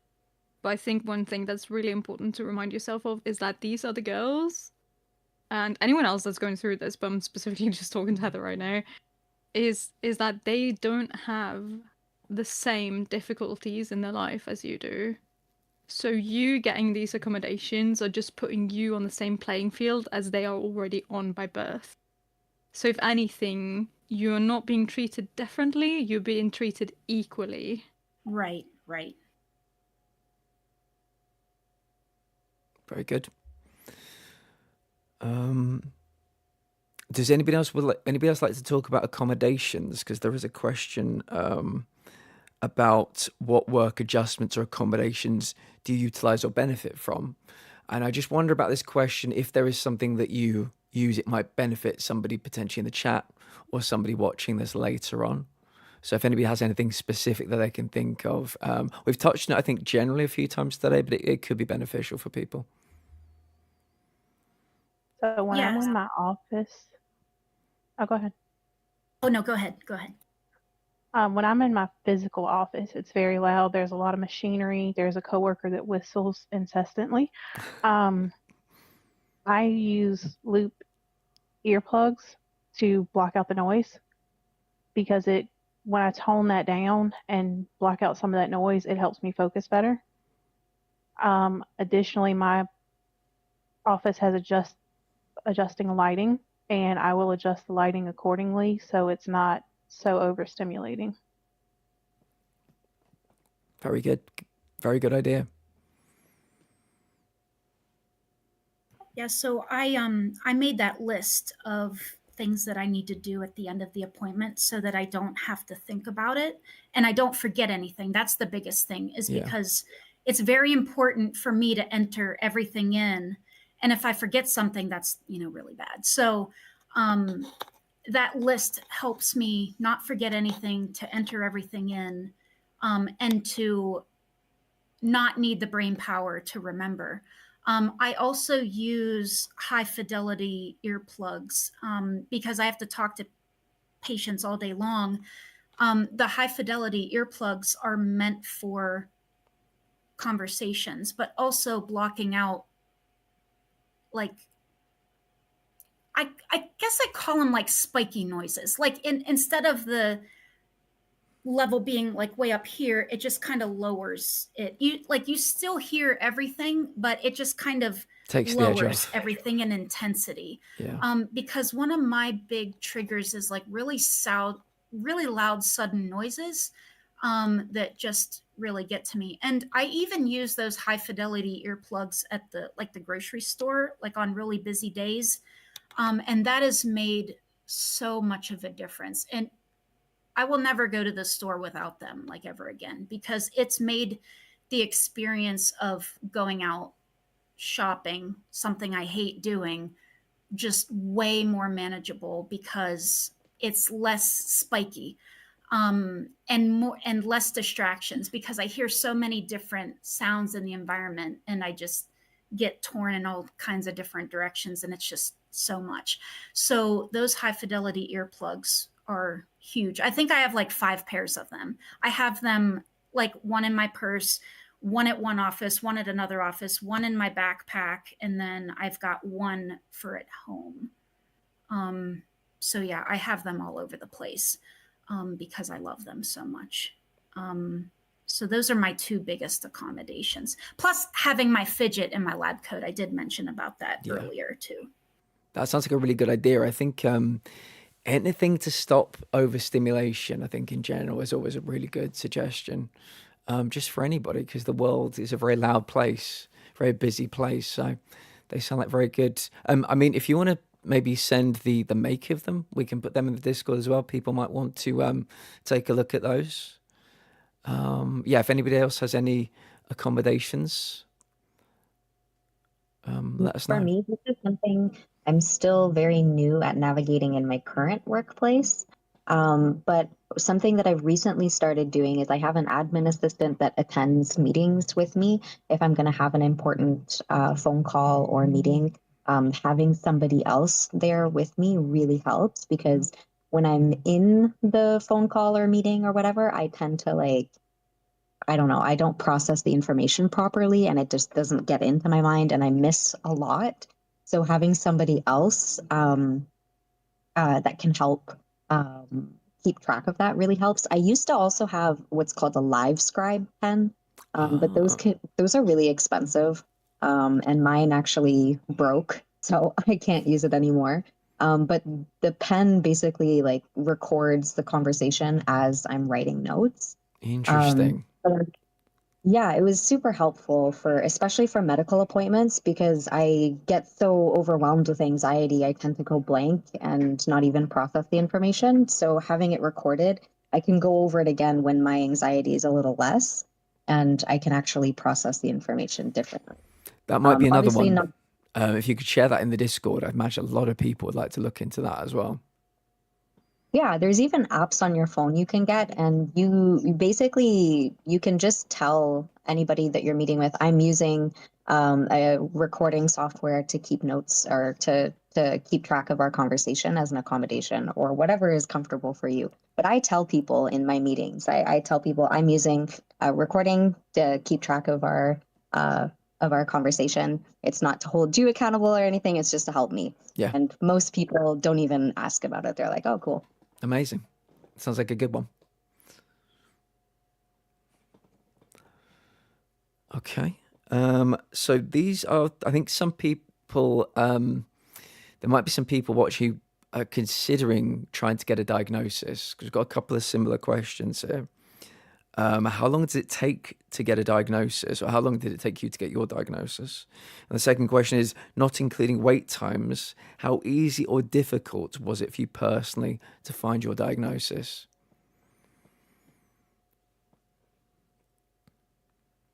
I think we kind of touched on it in the intros, but maybe, maybe it's some stories about your journey towards actually getting it. There is another question I suppose I could add in at the same time.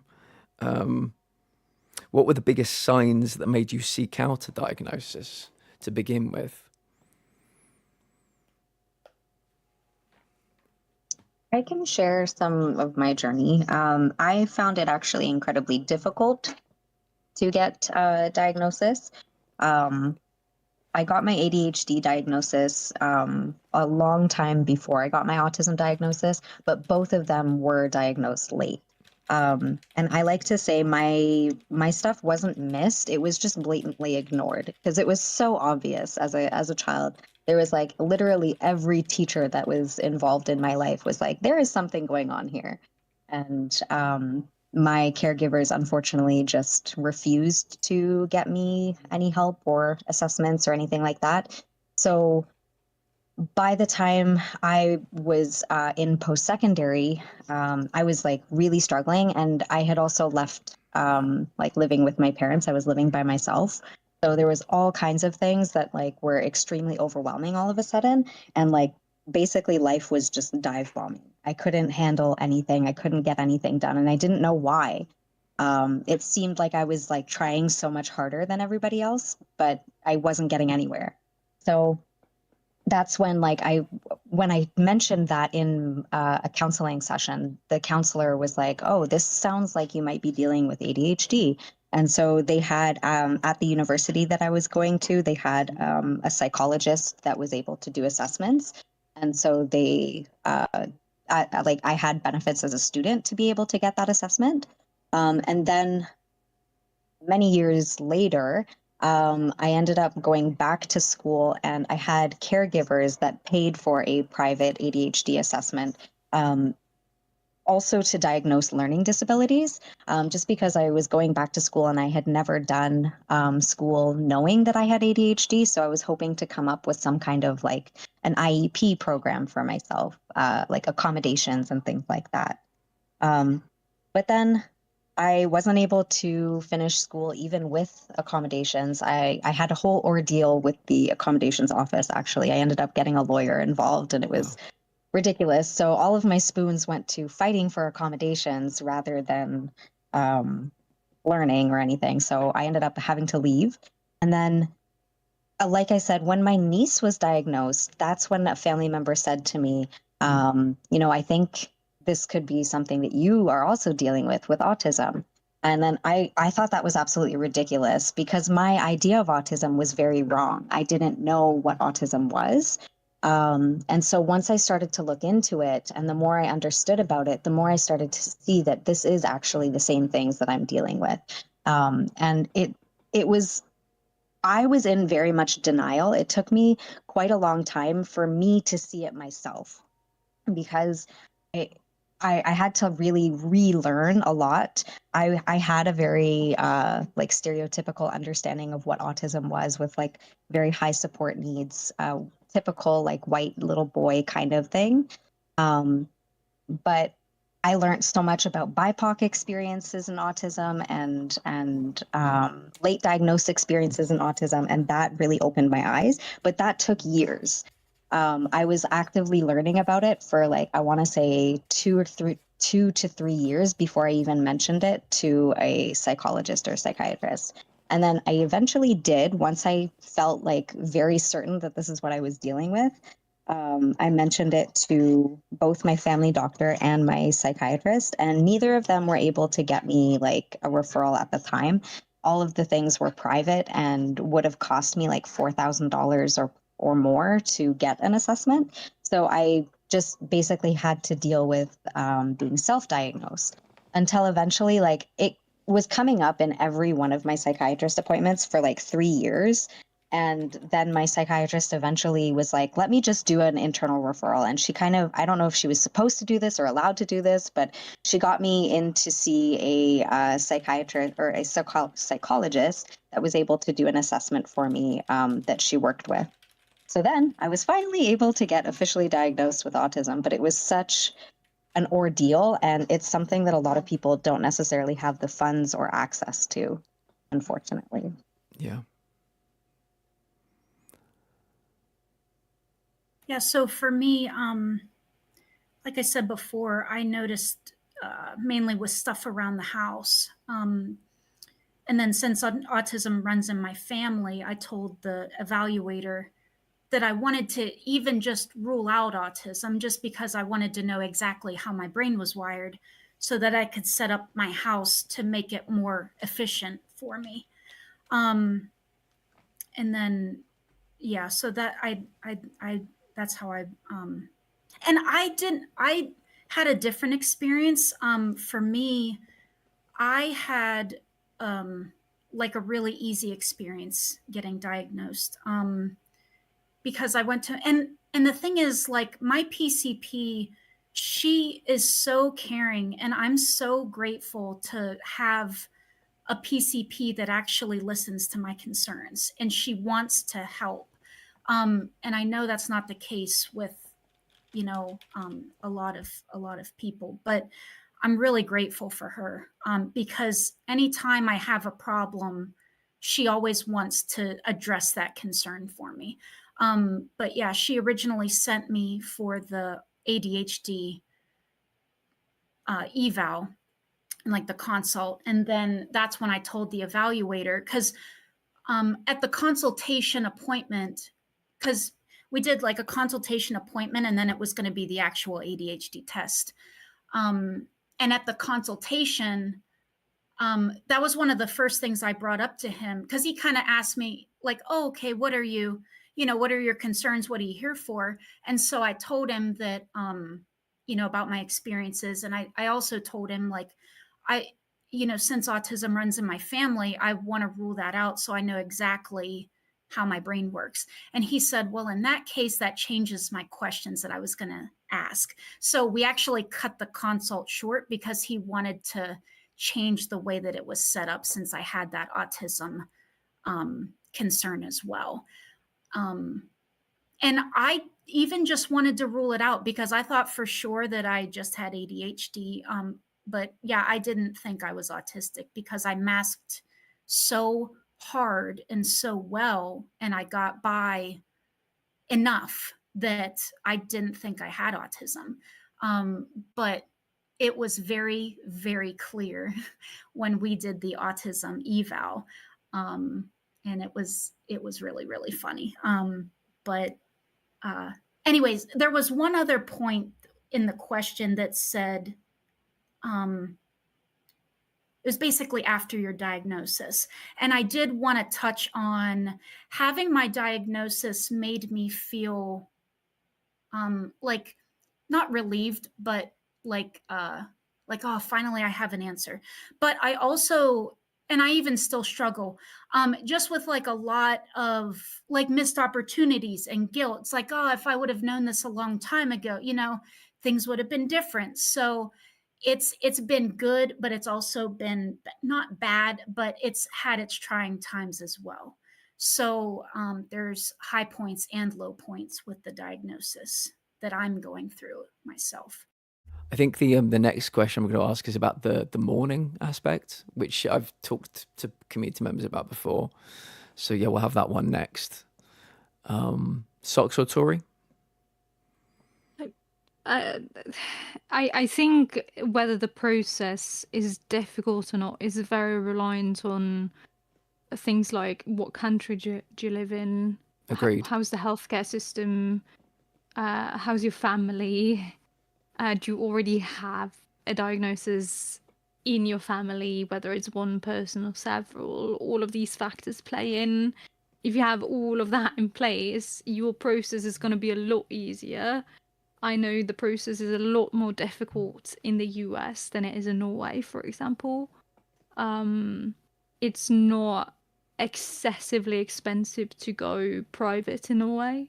It's also not cheap, especially considering how a healthcare system works, but we're not talking $4,000 here. We're talking more like tops $1,000 if you're going private for an assessment, right? My process wasn't difficult. It was relatively easy to do the process itself when you're first there. I think one of the parts that a lot of people might find more difficult is whether the healthcare professional actually believes that there's a big enough chance that you could have a diagnosis for them to even refer you in the first place. And I know several people that have been denied that opportunity by their healthcare providers because they appear too well functioning.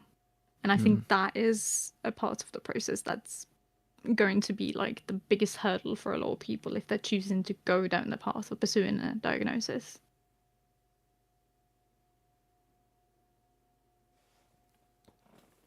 And as far as my journey, I mean, the ADHD, when I had that healthcare provider that was biased, but once I switched providers, it was fairly easy.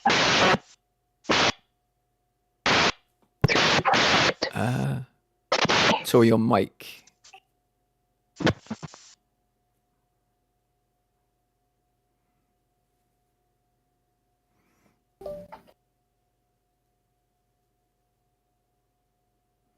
Try saying something. Sorry, I don't know what's going on. No. Oh. No worries. Yeah, it's just coming through a bit of staticky when you speak.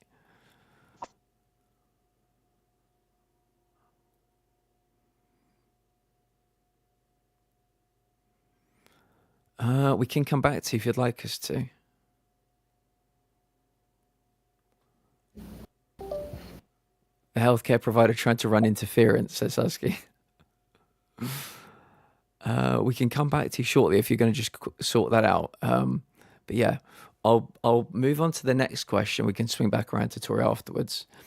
I've spoken to a few people in the community recently about certain things, not specifically AuDHD, but there's a period, some of them talked about a period of mourning for the person you used to be. We've talked about the fact that getting a diagnosis can be very freeing.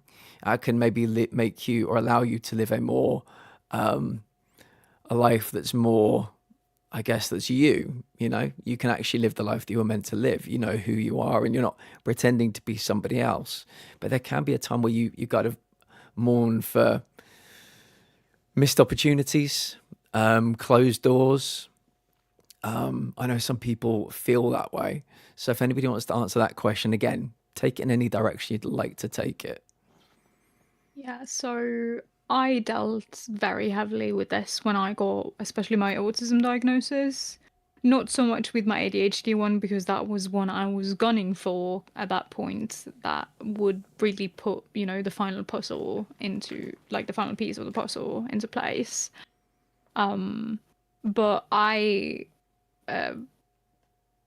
given my age, grew up in a time where autism was not something looked kindly upon. And so I've grown up making fun of autism when I was a kid. It's not that we really knew what it even was back then. So learning that I had autism was a little bit of a slap in the face, because I wasn't really up to date with what autism was actually like. And also the whole concept of, I felt like all of my opportunities in life had been ripped away from me because I hadn't gotten the accommodation that I should have had throughout my life. I am disabled, like on actual disability leave because of this. I could have probably have worked a job just fine if I had gotten the accommodation I needed throughout my life. So all of that was really hard to grapple with because it came at the very beginning of my disability journey too. You do go through the stages of grief for a lot of people. That's not necessarily the case for absolutely everyone, because for some people they are pursuing the diagnosis because they are fairly certain that they have it. But then you have situations like mine, and maybe some of you guys too, where you have a healthcare provider that pushes you into it because they see the signs and they think you might have a diagnosis. And I was personally very angry for a really long time. I wasn't really sad. I was just really angry because I felt like the system had failed me. And I still do. I've come more to terms with it, but I still feel like society and the system here in Norway has well and utterly failed me. Yeah, so at the beginning, like I said before, I was really, really happy with my diagnosis and just really excited to finally, figure out how my brain worked. And then I can't remember how long it was after I got my diagnosis. I want to say it was maybe like a couple months that like, because it took me a time like to like you start looking back, you know, at things, and it's like, oh, that makes sense why I did it that way, you know. So I guess like all of the retrospection, it just makes you think of like, oh my gosh, it affected my life so much and I had no idea. And I think that's where like the grief starts to come in. It's like, oh man, my life could have been so much different if I took this path versus this path. And then where would I be, you know, here, if I went this way versus this way. So I think it took like a couple months of the retrospection for it to slowly like creep in. But yeah, I think that's kind of the process that it went through for me. And I still, you know, struggle with it myself. It's like, you know, I have days where I'm like, oh, you know, I should have did this, or, you know, and it just is what it is. You just try to go through as best you can. Tori? Let me know if this comes through. Yeah, I can hear you. Okay. So for me, I mean, there was a grieving process because all throughout school, you know, they put me in like the advanced classes and like all that sort of thing, but it was because I was masking so heavily that I was burning myself out doing so and didn't even realize it. When I first got my diagnosis, I was kind of relieved, but also floored at the same time, because I was like, wait, but this didn't happen. This didn't happen. But I mean, I learned to accept it, but it took me a little bit. Yeah, it's a big change. It's a big change. A lot of things become a lot clearer, and then there's a lot of just, well, the sadness, because you just think, well, if I'd known, you know, this could have been different, this could have been different. Okay. We'll go with two more questions, because I've had you for 2.5 hours, so I promise you we're not going to go all night. I think this might be on the back of the question Heather asked earlier.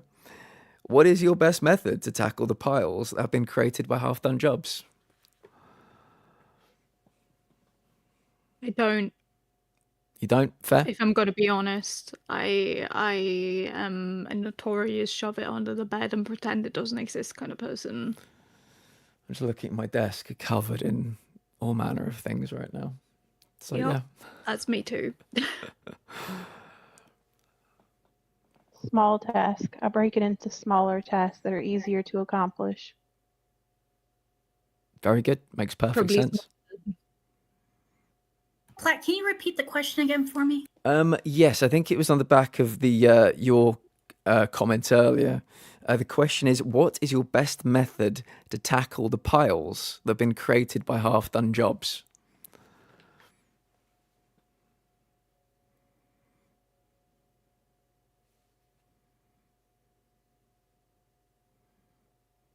It really helps me with my medicine that I take to focus and get everything done. Okay. Like on days where I don't take my medicine, because I don't take my medicine every day. I just take it on the heavy executive function days. On the days where I don't take my medicine, let's say I have a list of, I don't know, 5 to 7 things, I might get like 2 or 3 100% done. And I mainly do the ones that are the most important. On the days that I do have my medicine, I get everything done because I can just keep going to the next thing.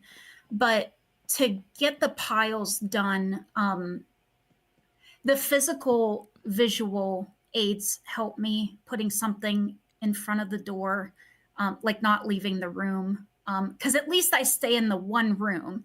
And then I see the unfinished task. It's like, oh yeah, I was doing that.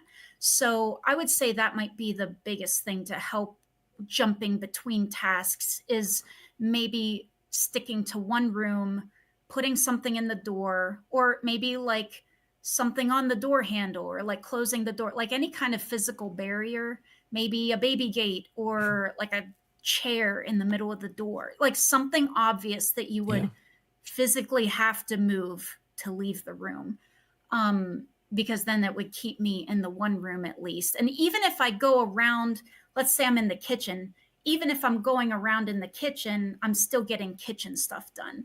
So I would say that might be my biggest thing. It helps me is just like a visual barrier in the doorway that helps. I think it's a great suggestion. Yeah. Okay, final question. How can I best support someone with AuDHD? Communication, clear, straightforward communication, and patience. And don't demand things. Ask kindly. Could you kindly help me do this thing at your own leisure? That made me think of Bioshock. Doesn't have to, would you kindly? Doesn't have to be right now. It doesn't have to be today. It doesn't have to be tomorrow. But if you could kindly help me do this thing whenever you have time. That sort of deal. Helen says written communication if needed to help them remember too. Cool. Yeah, body doubling really helps me a lot. I'm always in the body doubling channel. That really helps me a lot. And then if somebody gives me a heads up on something to do, like Socks said, like, hey, sometime today, can you put away the laundry or whatever, that helps because then I can decide when I'm going to do it, when I have the most spoons to do it. When somebody comes at me and be like, hey, I need you to stop doing this right now and I need you to help me cook dinner or whatever. Well, that's not going to work because I need a heads up, because I need to mentally process the request and have time to think about it and then, choose to do it. I need to be the one to choose to do it, because like Socks said, if you demand, that's not going to work. So I would say body doubling, giving people a heads up, and even like with social events, planning way in advance so I can gather spoons to go to this social event. Like if someone's like, hey, do you want to go out tonight to this restaurant or whatever? And I'm just like, it's after work and I'm really tired and I had a lot of talking and I can't tonight, So lots of advance time really helps me plan ahead. And just knowing what my days are going to look like in the weeks ahead too, just helps me better process all the information. Yeah, like certainty and structure rather than people just moving things at the last second. Yeah, and I just can't, I need like a set schedule, because I need to know ahead of time, what I'm going to be getting into. And how many spoons you have to devote to each thing. Yeah. Tori? Probably routine and understanding.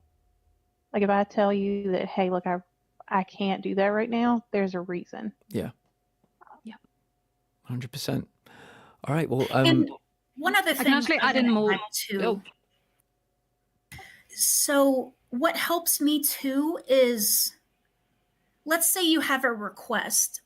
Let's say, I don't even know an example, but it always helps me if you explain the request first, like the reason that you need me to do something. Like, oh, let's say my leg hurts or whatever, and I can't carry a basket up the stairs, like a laundry basket up the stairs. Like if you tell me the reason for the request, I'm more inclined to be like, oh yeah, no problem, but whenever it's demanded, that's what it doesn't work. But when there's an explanation with the request, that really helps me a lot, with the executive function stuff that I have to go through, because it's so much processing power to to do an extra task that's not on my list. So when you give me an explanation on why you need my help, that really helps me with that executive dysfunction, like get over that hurdle. So explaining makes a big difference for me. Okay, well, I thank you both for being here. All I was going to say was, if you've got any final comments you'd like to make, feel free to. But I really do appreciate all four of you taking the time to be here for this. When we did the autism panel in January, within a fortnight, 4 separate people told me that on the back of what they'd heard, they were now looking to go and get themselves a diagnosis, or we're going to begin their journey for getting a diagnosis. So you never know who's been watching today on any of the platforms that we go out to, who may feel inspired and motivated now to, they might have thought, that sounds like me, that sounds like me, that sounds like me, and who may now go out and maybe get a diagnosis that might change their lives on the back of what you've said. So I appreciate you all for taking part today. Yeah, Thank you for so having I us. just, yeah, go ahead, Socks, go ahead. No, I was just going to say thank you for having us. I appreciate you. Yeah, I wanted to say thanks for having us too. Thanks for everybody listening and asking the questions. The questions really help a lot, because it helps guide us, you know, because sometimes it's hard for us to guide conversation. That's a big thing. So when we have a question, that really helps, because we can really deep dive into each one. So thanks for everybody asking the questions and listening to us. And if, you know, whatever you can do for yourself to advocate, like even if you don't have the diagnosis, if you come across like a YouTube video that helps or anything that helps you, like, you know, that's valid. Like, you do whatever you need to do, and whatever helps you, it helps. You don't need a diagnosis to help yourself with certain tips and tricks. So yeah, just advocate for yourself. And yeah, I'm really glad that everybody was able to come and listen to us. Agreed. I think the setup, what people are seeing now, is I'm kind of happy with it now, because it's got, obviously you can see the chat, you can see who's talking when, Discord thing all works out. We've got a little ticker at the bottom. The thing I think I need to do is get as many questions asked earlier, so then I can put the questions together in more like a through line, because I was kind of bouncing back and forth a little bit today. And I think what I need to do is get them so they all kind of connect to each other. That's something I need to work on for next time. But yeah, this is the third one. They've all been great. Everybody's been lovely. If anybody on TikTok or YouTube or Twitch is interested, the next 3, I think, are either going to be EDS, endometriosis, and PCOS. We've got 2 people for each of them. So we need 2. The first one, basically, that we get to 4 people, will be the next panel. So that's what I'm going to be doing over the next couple of weeks, trying to fill up another panel. But yeah, if anybody has any suggestions for future panels, people have said tinnitus. I think we've got wheelchair use. The depression one it'll be like 50 people from this community probably want to be in that one. So we might have to do like a revolving door situation with that one, where people come in for half an hour, then out again. But we'll see. Nothing's off the table. Nothing's off the table. Tinnitus is a nightmare, TARDIS. It is an absolute nightmare that I live with every day. And sometime we will do a tinnitus one for sure. TARDIS and Gibbsy, by the way, welcome into both of you. What we're going to do now, I'm going to release people back into the wild where I found them. Thank you all again, Zaya, Tori, Socks, Heather. And then we're going to just wind down with some GTA 3 for maybe like 90 minutes or something. Just driving around, having a good time. So yeah, we're going to take a break. I will see you all shortly. See you guys. Bye. Yeah, bye.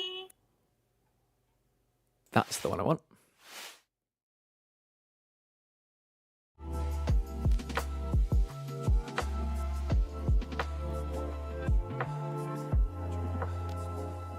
Yeah, thanks, Plaid. Thanks. Bye.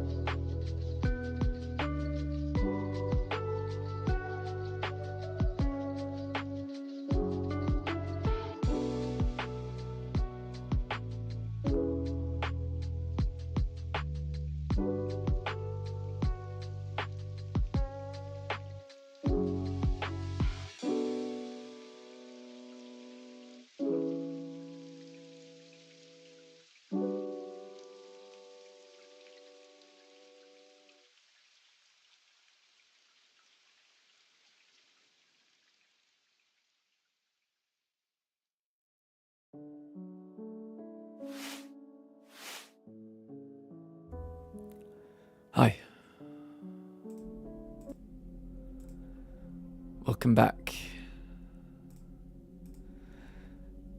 That was fun. I enjoyed that. I always enjoy those, I have to be honest, the health panels. We're going to play some GTA 3 just to wind down after some heavy stuff. Driving around, explosions, all that kind of stuff. Let's see what I missed. Luna, welcome in. Turn my monitor down slightly.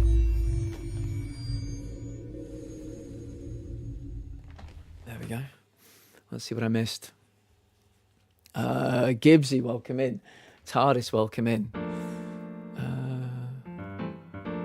Helen, we'll need to get you in a panel in the future, I think. I think you'd be great. I've seen a lot of different YouTube videos of this is an ADHD thing and gone, oh, wait, I'm sure I can look back on this panel and have the same thing happen. Tinnitus is a nightmare and my hearing aids make it worse. Luna, welcome in. It's quite loud. Yeah, Luna, welcome in. Hope you're okay. Angel, I appreciate you. Blow shit up, baby. Try to be in the back listening in. Thank you for sharing your experiences, indeed. Socks is a streamer. Let me quickly do these. Because I have my videos turned off when we do the panels. So this is Socks. Zaya was a streamer before they had 2 kids. So they're currently on a hiatus. Tori, I don't believe is streaming right now. Also on a hiatus. Heather, to my knowledge, does not stream. So feel free to follow. Let me see if we can get a Zaya clip anyway. Who knows? Maybe. Might get some Sims. Yeah. I do like this character. It's a throwback. The way that he Throwback clip to before they had kids. things. So yeah, one day they will He return. has things. But like I said, at the moment, I having a slight That makes hiatus. sense. I just realized. And this is Tori, who like to play fighting games, as far as I recall. Here, that's my husband. Oh, okay. And gained Okay, his bit of mod Resident Evil 4. is I remember them doing a lot of fighting a games. guy. Jay still here. That's what most of the clips are. And if I could shout Heather out, I would. Jay, I appreciate you being here as well. Carly, welcome in. Thought I Sorry I could missed the help, panel. We don't do before sorries here, you know that. Today, first time. I You know it's that. your first Harry time was here, talking to me on gentlemen. I appreciate TikTok, you being Carly, here. a bit earlier. So I did see Harry on TikTok. Intel, welcome in. Did you see the leak for possible release date for Black Flag Racing? No. I know that it's meant to be, it was meant to be, there was a leak saying there'd be a state of play tonight. There was a leak saying that we'd see a trailer for Resync tonight. I know both of those things so far at least have fallen through. What have you seen release date wise? We will become the Black Flag Lounge that week when it comes out. I've upgraded from TikTok. How is it there? We're doing well, Harry. We're doing very well. Had a lovely time talking to Zaya, Tori, Socks, and Heather. We learned a lot. We laughed, we cried, and I'm hoping it may have changed some lives. So the question is, what will the next panel be? If anybody has EDS or POTS or what was the other one? What was the other one?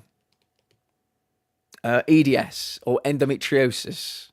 We need to get a full panel for one of those as well. But yeah, they will keep on going. Or potentially tinnitus is going to be tinnitus is going to be a depressing one. I can tell you that right now. Yeah, it's it really does drive me absolutely mad. And oh yes, you were saying it was endo and ando. I've still got the ando one written down somewhere. July 9th. Well, on July 9th, this will be the Black Flag Lounge and probably the rest of the week afterwards. I might even stream on the weekend, depending on when it drops. Yeah. The people demand Zaya streams. Yes, they were great fun. Lots of Sims, lots of medieval Sims. It was great. I've worked 13 hours today, needless to say. I'm exhausted. My friends, join us for some silly Grand Theft Auto. Yeah.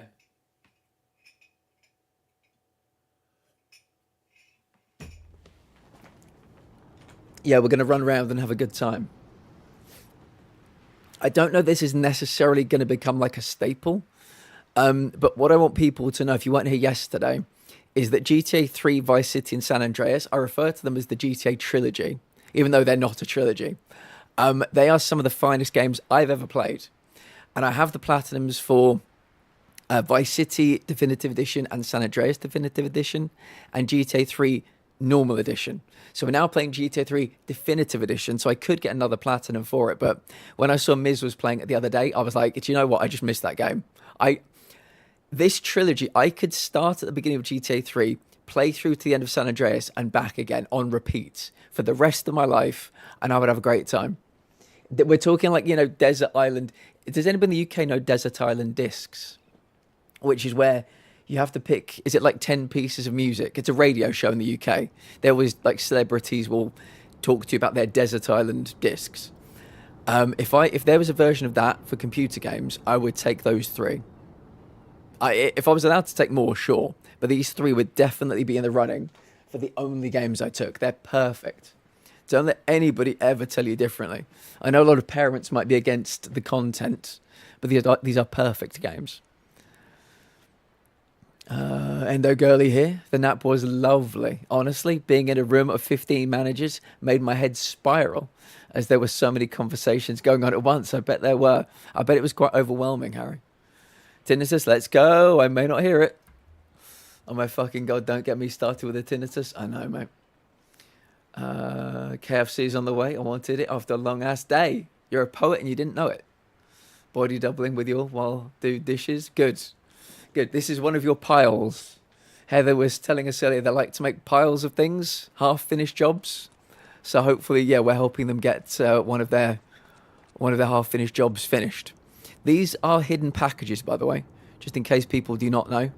They are the collectible in GTA 3. Absolutely gorgeous. I love that they've recreated them so beautifully.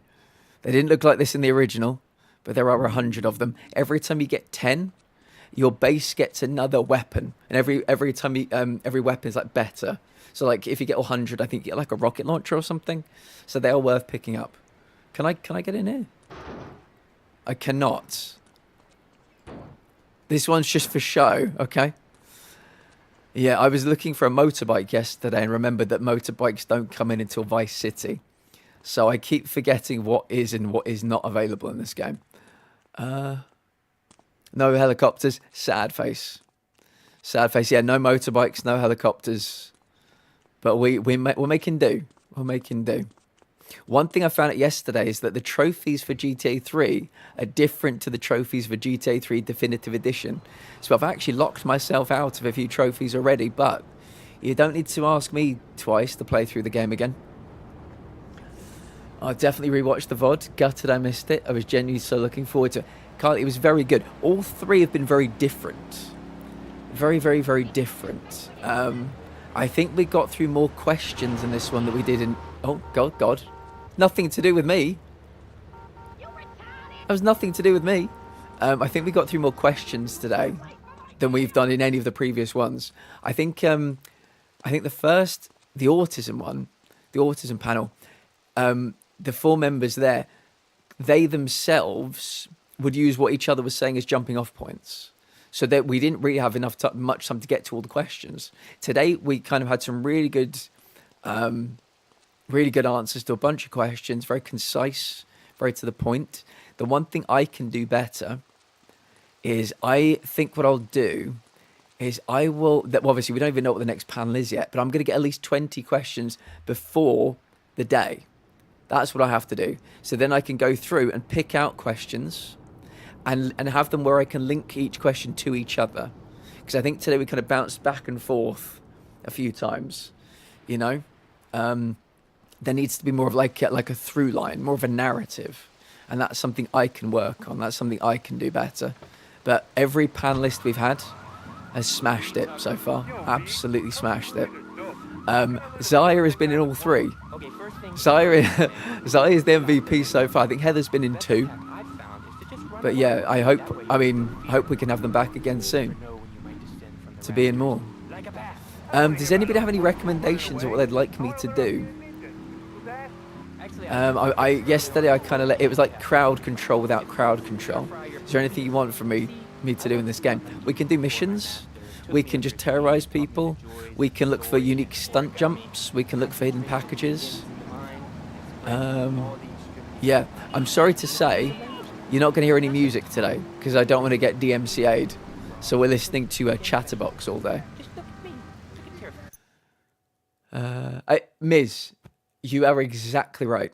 Truth be told, GTA 3 had to walk so Vice City could run. GTA 3 is an amazing, amazing, amazing proof of concept. And without GTA 3, we would not have Vice City. And then many people would say that then San Andreas took it on even further. The reason I always think Vice City is my favorite is because of the soundtrack. San Andreas is fucking brilliant. I queued at midnight to get it on the PS2 back in the day. I've still got my PS2 copy. I can see it from where I am right now. But the idea of being in 80s Miami, basically being Scarface, you know, basically living those kind of movies. I think it never got better than that for me. But yeah, San Andreas is also magnificent. For me, it's like 10 out of 10 for Vice City, 9.9 for GTA 3, 9.8 for San Andreas. You know, they're three just extremely well-made games.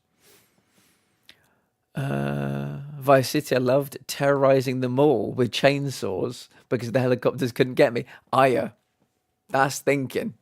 That's thinking. You got that big brain. If you don't mind, Platt, would you mind me messaging? Yes, Carly, 100%. Go for it. Go. I will, Carly, I will never mind. You never need to ask me anything like that. I'm always... Oh, hold on a second. Look what we found here, a rampage. My DMs are always open, Carly. Always open. Especially for my mods, but for everybody.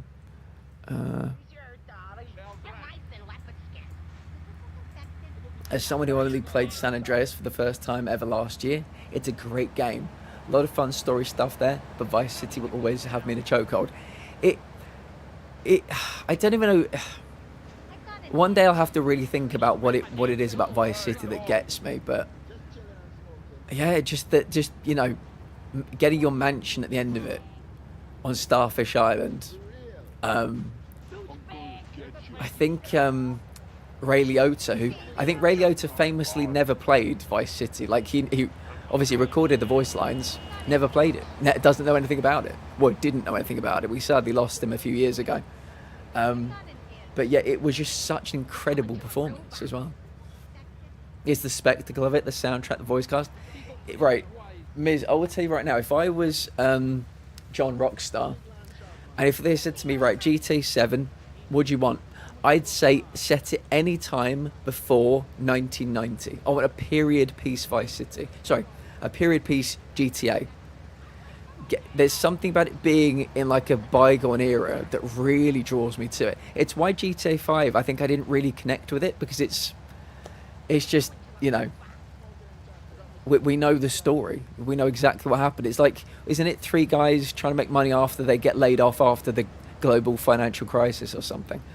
I mean, fair enough, but like I prefer these period pieces where it's like a different world, you know? I'd say maybe late 7. I'd buy 10 copies, Miz, and I'd give 9 away to community members as gifts.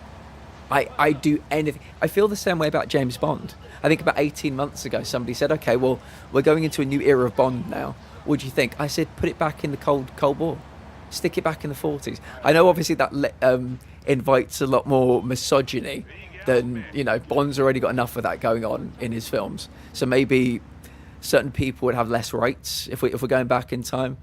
But I love the beauty and those old cars and the old suits he would wear. Give me a 19. I'd even take like a 1980s Cold War Bond film. Yeah, I think it'd be great. Right, we've got a rampage. Let's see what it is. Oh, it's a Molotov. 16 Yakuza in 120 seconds. Where are the Yakuza? Are they down here? See, if I throw this, I feel like I'm going to set myself on fire.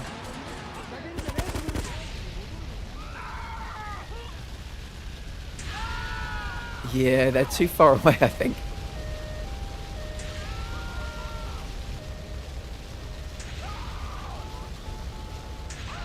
Okay, but I've got a few. We might need daylight for this one and the balls to actually go down there to fight them.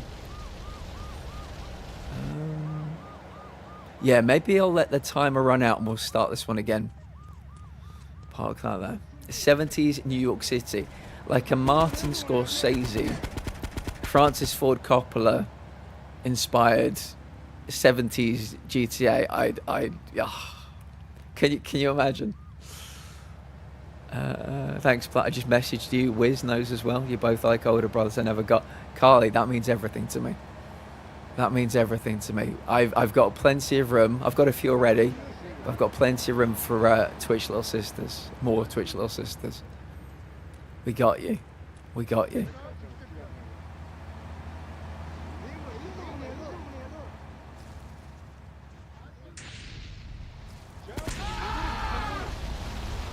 Oh, I'm on fire. Fuck. Okay, that's good.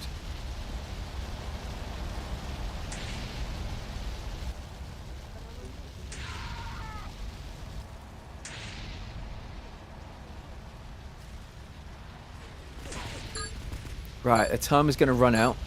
What we'll do, we'll get it again and we'll actually go down there. EIGI on YouTube. Hello. I'm not sure how to pronounce your name. Oh, maybe they don't respawn immediately. Yeah, we've got to drive and come back. Yeah, I was hoping it might be a rocket launcher one. Man, that's a boring game, man. I'll tell you what soccer is. We've got to wait a day and it will respawn, possibly. Yeah, okay, well at least we know it's there for the future. Right, let's go. Like stealing other people's land by force and wearing tight pants while you do it. Failed rampages respawn in a different... I'm talking about being a man, Laszlo. What? You wouldn't know I anything don't about know that running that's down true, there. Miz. I'll tell you, I bet you played women And I'm only stuff speaking as like somebody that's touch done... I've got the football platinums and before. basketball. Look, I'm running around the court bouncing the ball. Wait a second. So you're telling me each rampage has 2 locations?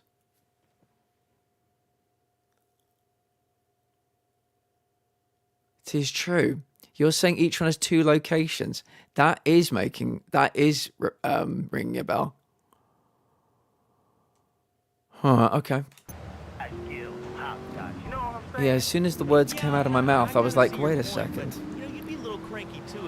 I think I remember looking up a guide to see where some second locations were. Shit. Oh well. Has your marriage gone stale? Has the spark gone out of your love life? Looking to add a little adventure It's down to the here. monotony of monogamy? Hello, I am Fernando Oh, I think I remember doing missions here. Some crazy dudes running at me with like bombs attached to them. Right. Let's head over to Asuka's. Let's go and do a mission. Hi, my name's Phil. Hi, my name's Phil. 2 cars and a mortgage. My love life was going stale, even before my wife's car accident. Then I called New Beginnings. Thanks to Fernando, I'm still married. But on Wednesday afternoons, I meet Barbara at the motel by the turnpike. See?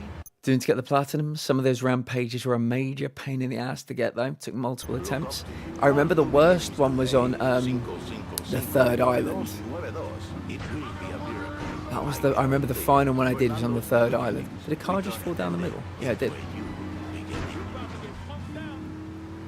Mom, there's a package for you. But I didn't order anything. What's this? How sweet. Can we get down to Asuka's? Everybody loves a puppy. And now you can ship one I am- anywhere just by logging on to petsovernight.com. Petsovernight.com. Not down. Wait a sec. I've got to go lower down, but not this way, I don't think. Actually, I might as well look down here. There might be a package. There is a package. They spread them fairly evenly. So have you got all of the GTA Platinums now for this trilogy, or are you still missing some? Laszlo, I think your last 2 callers are a perfect example of manners in the city. People are rude, and they don't seem to care about anything. So yeah, I need to get down there. Here we go. Example. The other day, All the way down to Asuka's? No. Asuka must be the next turning. So I go up to pay, and the lady's like $1.25, please. So I get out my checkbook, and the guy behind me is like, "Oh, come on, lady, you don't have $2." Oh, well, And I guess said, that'll "As do. a matter of fact, If I can get out in time. Oh, lucky. Right, Asuka. I wonder how she's getting on with Maria. You got all three? Nice. Very good. Are you going to be working on... I was going to say, are you going to be working on 4? But 4 is only available on PS3, isn't it? Yeah. I think they're talking about doing a remake, remaster for GTA 4. But I reckon it's a while off still. Until you can get rid of this They've taken a little holiday voyeur. together. He's probably out in the bay as you read this. Steal a police boat and sink his career. EIGI. I appreciate that, friend, yeah. KFC acquired. What did you order, Carly? Right, what have I got to do? I've got to take a boat, presumably. Yeah, let's go and take this guy out. Is this a boat with guns? It is a police boat with guns. Right, fire weapon L1. Beautiful. Let's go. Come on, bitch.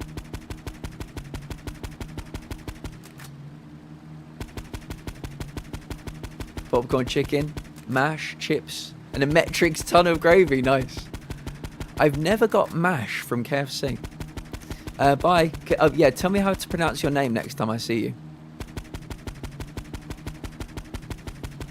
Of GTA on Xbox. Ah, yeah.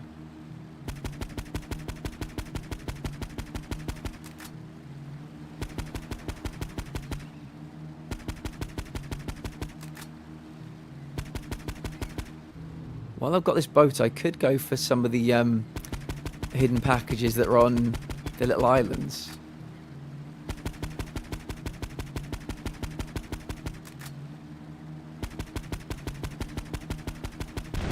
There you go.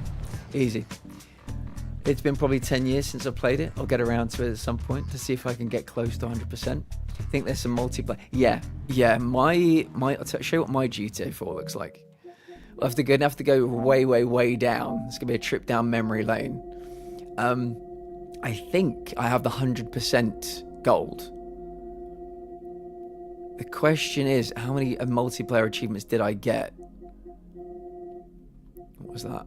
That was GTA 3. Oh yeah, here we go. GTA 3, my original. So we do have the platinum for that.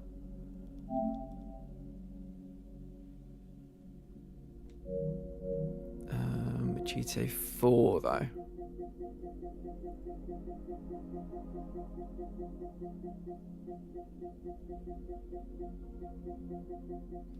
GTA 4, 68%. 82% main game. Let's see what we were missing. You came first in 20 single player street races. I suppose I can get that one. Yeah, did quite well. You completed GTA 4 to 100%. We got that one as well. So close to nice, yeah. You won a multiplayer race without damaging your vehicle too much. I feel like that's probably gettable. I remember even back in the day trying to get these ones. Dealbreaker, Hangman's Noose, and Bomber Base 2. Never knew what the times were. That was the problem. Taking it for the team, you were on the winning team in all multiplayer team games. Can you see 2009? These trophies are from 2009. Top of the Midnight Club, you won 20 different multiplayer standard races. You achieved the highest personal rank possible in multiplayer. You won in all variations of multiplayer games. You killed a rock star in multiplayer. That was meant to be quite rare at the time, but then it got much less rare. I think you had to kill a dev. But if you killed a dev and then somebody killed you, they would take it from you. So then it became a lot easier. New Midnight Club? I never played a Midnight Club game. Yeah, I think as far as I got into driving games was Burnout. Burnout Paradise. I think some of these islands have packages, so I'll take a quick detour. It might be easier to... Oh, I keep thinking that is map. It is not. Oh, that's a big island over there. Yeah, let's go to this island.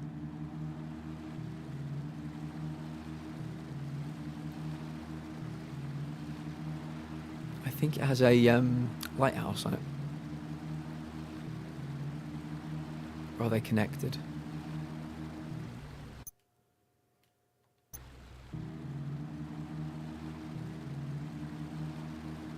There will definitely be a hidden package in that lighthouse.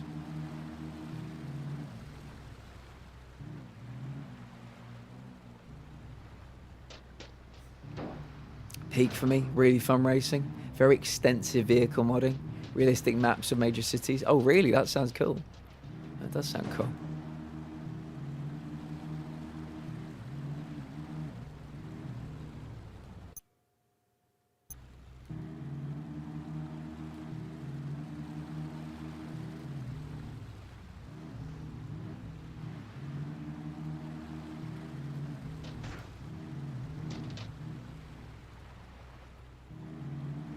I don't know if I can get up there.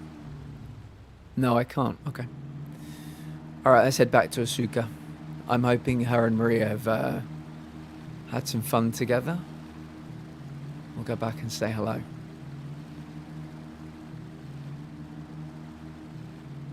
Yeah, one thing I should think about doing is paramedic missions. Maybe the police missions. Before the entire world isn't too upset with me. Because if you piss off everybody, every area in the map is like a war zone. And if you're trying to drive the ambulance, you can't really do it without being shot to shit. Where is... I wonder where the... Oh, there's a package right there.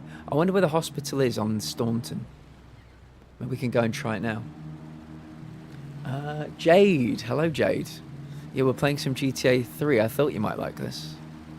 How's your day been?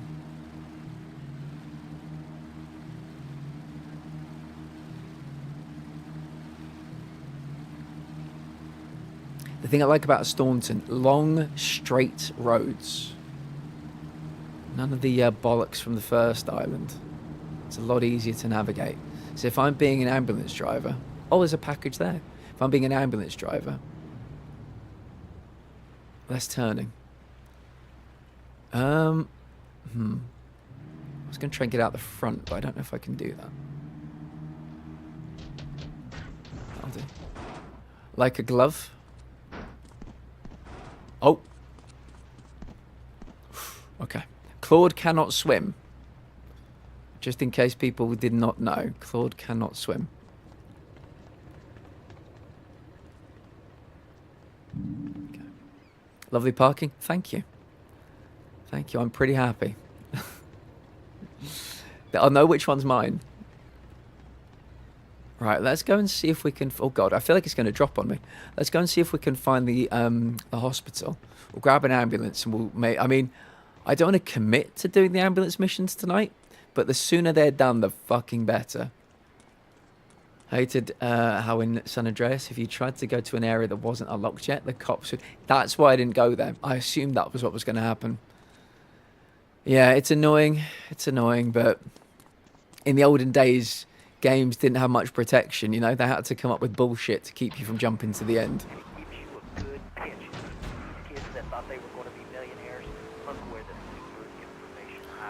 Right, where is the hospital in Staunton? I know where it is in the third island. Is it Shoreside Vale? I know where it is in the first island. Oh, hold on a minute. Hold on a second. Is it back this way? I think it's vaguely this direction. Vice City though, I was happy to see the exploit still worked. Oh yeah, is it the one where you push the ambulance off? Where you push an ambulance when you go down to the yacht club? I think it might be that one. I mean, I like that they could obviously take all of these exploits out, but I like, do you know what? The exploit is as much nostalgia as the game itself, so why would we? Right, what have we got unlocked at the base? Uzi!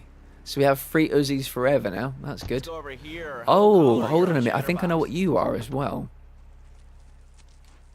I think I know exactly what you are. One of my least favourite things in the whole game. This is a radio show. People usually tell us 2 minutes to collect 12 checkpoints. I'm terrible at these. Uzi, Uzi, Uzi. Oi. I'm terrible at these.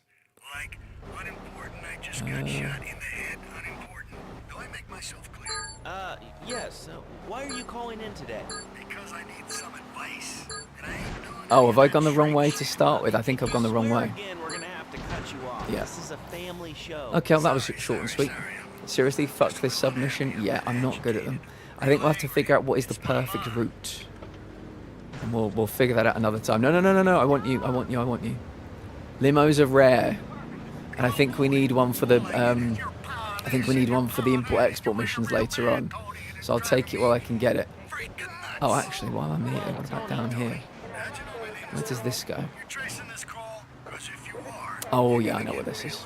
I keep seeing these little routes and thinking hidden packages, but... Okay. Tony, Tony. My name isn't Tony, but mother said Tony, Tony.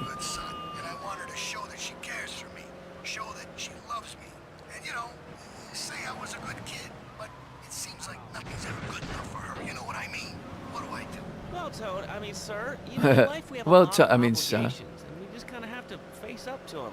And right now, I'm obligated to play some commercial announcements. We'll be back right after Is this. it down here? We've got a new friend for everyone. He's got fur and a tail. He gets in lots of trouble, but he's a bouncy little fellow, because he's got springs for legs. Pogo the monkey, the best new video Is this game my for the whole garage? Good. family. I love you, Pogo. Good, we'll leave you there. When we get to the third island, you'll be super helpful. Right. That's a baseball bat. Love it. Do you know what? I've not actually saved yet. I'm only relying on here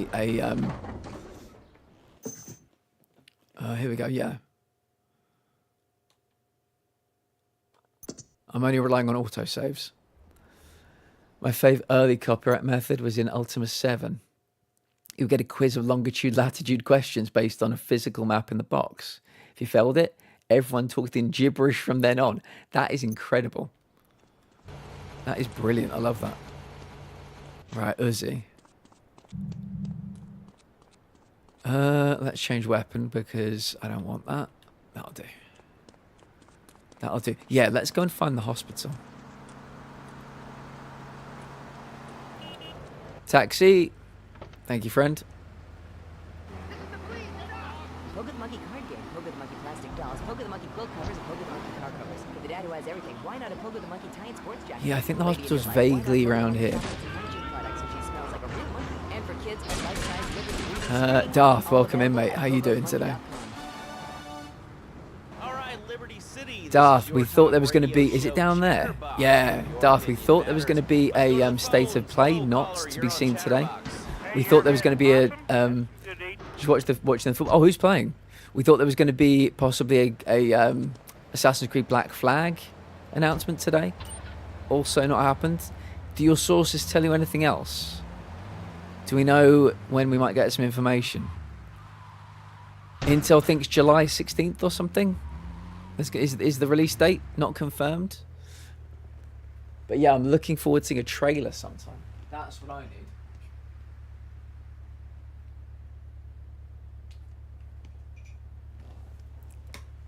Oh, July 9th. Yes, that's it. But yeah, any news on a trailer? Oh, I'd love a trailer. I'd love a trailer. Just checking for packages before we leave. I think the hospital parking lot would be a good place to find one. Oh. Well. What was I just saying? Can I jump up here? Oh, come on, Claude. Come on, Claude. Damn it. How do I get up there to that package? Jazz. Welcome in, Jazz. No trailer yet, and I'm watching Forest versus Porto. How is it going? As much as I like Porto, I wouldn't mind if they lost, so that they've only got the league survival to focus on, you know? How are they doing?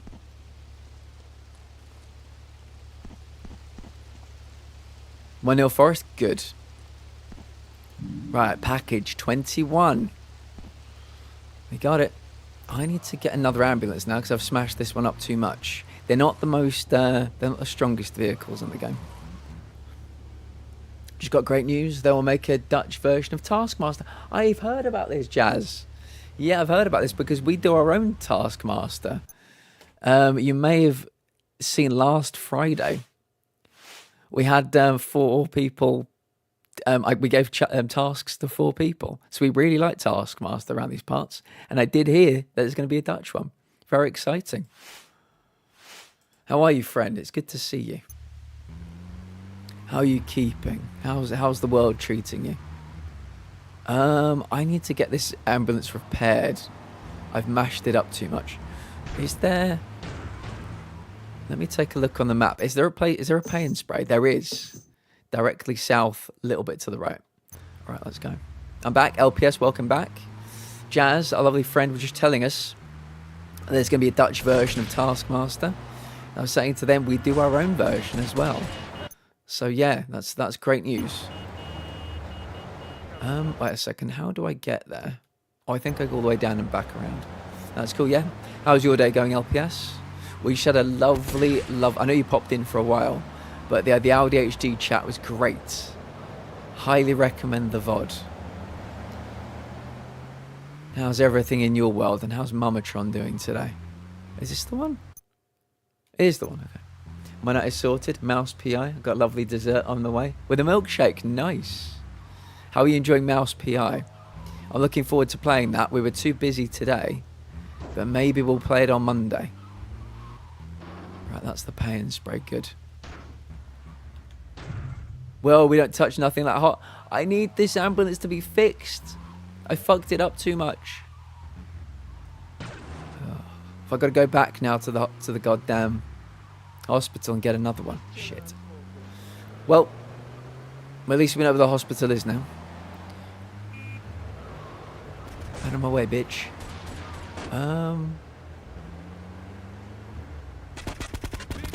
Oh, somebody's trying to kill me.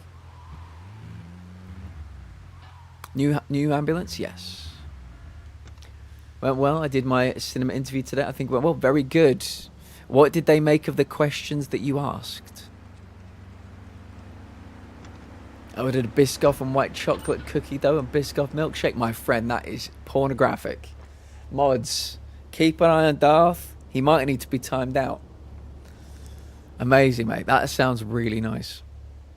I think they liked it. Good. I imagine you were a shoo-in. I'm hoping Wiz helped you as well. I know you guys put your heads together last night. Metal, welcome in. Welcome in. I'll be right with you, LPS. Welcome in, Raiders. If anybody needs to raid and run, these stream. Take meds. Hydrate, please do. Self-care is very important. We are a community of people with chronic health issues. And earlier today, in the first half of the stream, we had a big AuDHD conversation. We learned more about AuDHD. 4 of our community members took questions. And yeah, we had a great time. We had a great time. Papa Powerbomb, welcome in. Welcome in. Thank you, Carly. Govu, welcome. Okay. Metal, welcome. Hello. How are we all doing today? Thought we'd just unwind with a bit of GTA 3. Whiskey? With a bit of GTA 3. How you all doing today? How are you, Metal? It's good to see you. Let me, if I can find where you are. There you are. There's Metal from Portugal. From Portugal. If you want to talk to them about Iberian meats. Oh, this is it first. I've never seen anything happen like this. Yes. Let's jump, Shep. Iberian meats, those beautiful purple meats. Incredible. The beef is higher than you thought, and your lightning skill won't help. Are we gonna die? Let me pause that. That's quite loud. Metal, I don't know if you know. Well, I presume you know, and I presume you can guess. But Spanish Grill is from Spain, so yes, they too enjoy the Iberian meats.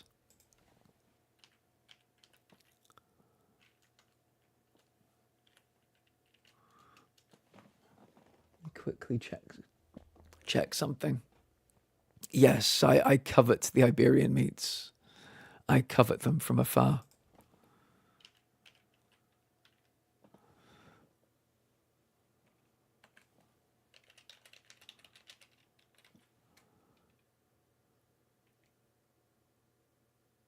There we go. Heather, I've just righted a wrong. I've just righted a great wrong.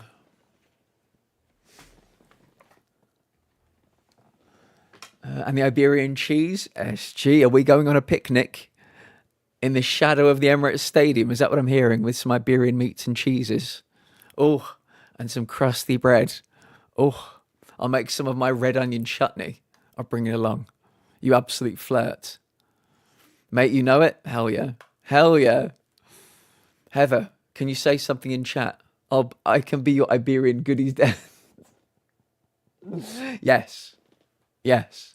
Heather, you are now a VIP. Well earned, well deserved. There you go. Post-stream self-care BRB, no worries, my friend. We will take care of all of your community. If anybody's not been here before, feel free to tell me something about you. Villa 3-0. Oh, 6 up on aggregate. Okay, very good. The English continue to fly the flag in Europe. I love to hear it. Right, we have an ambulance. Should we try the ambulance missions? I mean, they're going to stress me the fuck out, but we can give them a go. Heather, thank you. Thank you, friend. Govu, thank you for the follow. Heather, you are helpful to me in more ways than you realise. And yeah, you absolutely have earned that 10 times over. Right. Start the paramedic missions. It's not going to be any good now because we had a big old 2.5 hour panel at the beginning of this stream. So I'm a little bit tired now, but I'm pretty good at these. I've got the platinums for 3 Vice City San Andreas already. So I'm not too bad at these, but I want to just remind myself, yeah, I think the only problem is this island has people that don't like me. So they'll be shooting my ambulance the entire time. And if the ambulance goes, it's over, basically. And it happened to be that our first fucking patient is so far away. Yeah, I think I've not even found our first patient yet. I'm already regretting my decisions.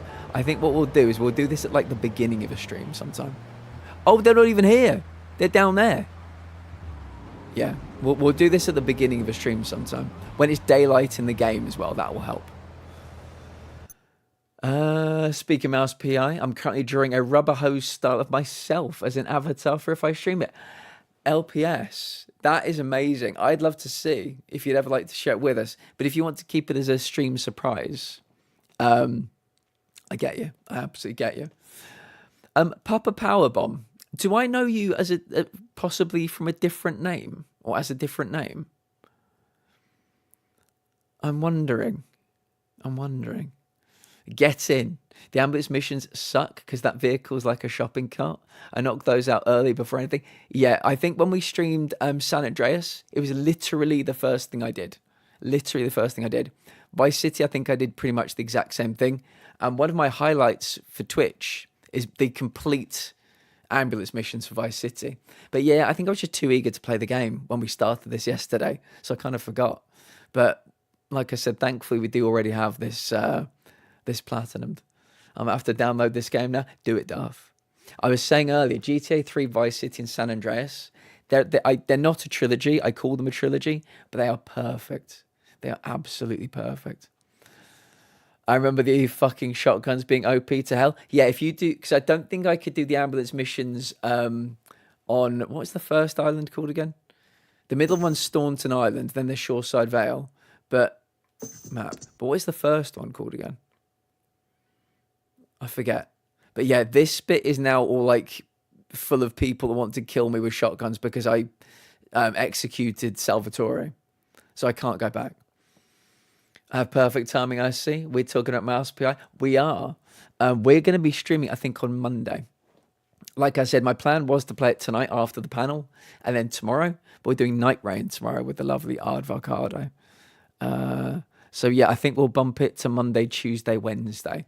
And between me and you, Erica, scooch closer, scooch a little closer. Between me and you, I'm not racing to go back to Code Veronica because I'm always fucking lost. Always fucking lost in that game. So yeah, maybe next week we'll start with some Mouse PI. Those mob shotguns are ridiculously OP'd. One-shot explosions and shit, 100%, yeah. Night Rain tomorrow, yes. So yeah, Mouse PI being bumped to Monday, but probably like Monday and Tuesday at the minimum. So yeah, that's what we're looking like tomorrow. GTA 4, I found the story quite boring. I still 100%ed it. We looked at my trophy list for GTA 4 earlier. I just found the story a little boring. That's the only gripe I have. It was still very nice to go back to like a Liberty City that looked, you know, like a GTA 3 quality Liberty City. But yeah, I never really gelled with Nico Bellic. Better than 5. 5, like I beat 5. So I beat 4. I beat the game completely. I got 100% of the game. I've got the trophy for 100%. 5, I played like 10 hours of the story, never went back to it. So I probably agree with you.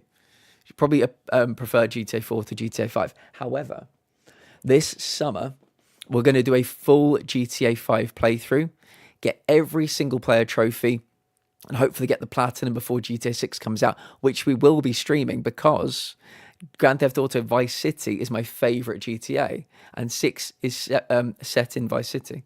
So I'm very happy to go back there and see what modern Vice City looks like. They better have a massive fucking Ray Liotta statue or something, some kind of, you know, nod to him because he sadly passed away. The voice of Tommy Vercetti. My brother loved it too. Heather, if you ever want to stream it for me in Discord, if you ever want to play the game and I can watch you in Discord, don't threaten me with a good time is all I'm saying. It's my favourite of the 3. One of my top 5 games of all time. Fucking love it. Melissa, welcome in. How are you doing today? Good to see you. I might be late to the party, but I didn't realise until about 10 minutes ago that Troy Baker voices the main character in Mouse. I know nothing about Mouse. I've seen some trailers, but I know nothing about it. But that's very cool. He's the voice of everything in every game ever made. So he was going to be there in some way, shape or form. It was going to be, you know, we can't avoid the great man. It's him or Nolan North. Between them, I'd love to know how many games they're in total. It's probably a very high number.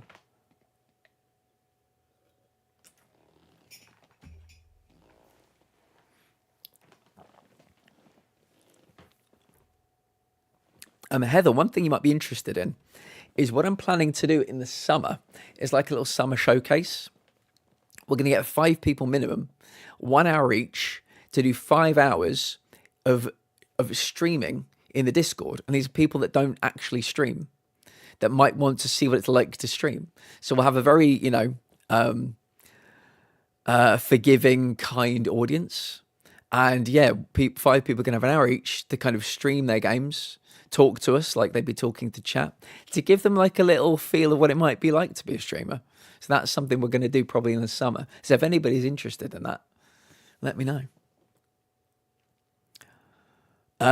Bowling with Roman, yep.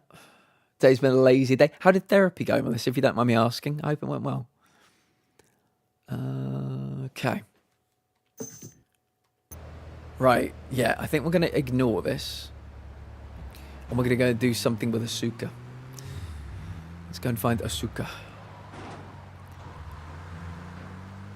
Therapy went well. Nice. Yeah, if anybody missed the beginning of the stream, we had 4 members of the community talking to us about AuDHD. So the VODs will be available on Twitch. They're available on YouTube as well. If you want to know more about AuDHD, if you're somebody with autism or somebody with ADHD, you might want to know about it. Yeah, we had a great time. 2.5 hours. They told us about their lives. We asked them questions. It was wonderful. That sounds super cute and supportive. Love that. Right, Asuka. Payday for Ray.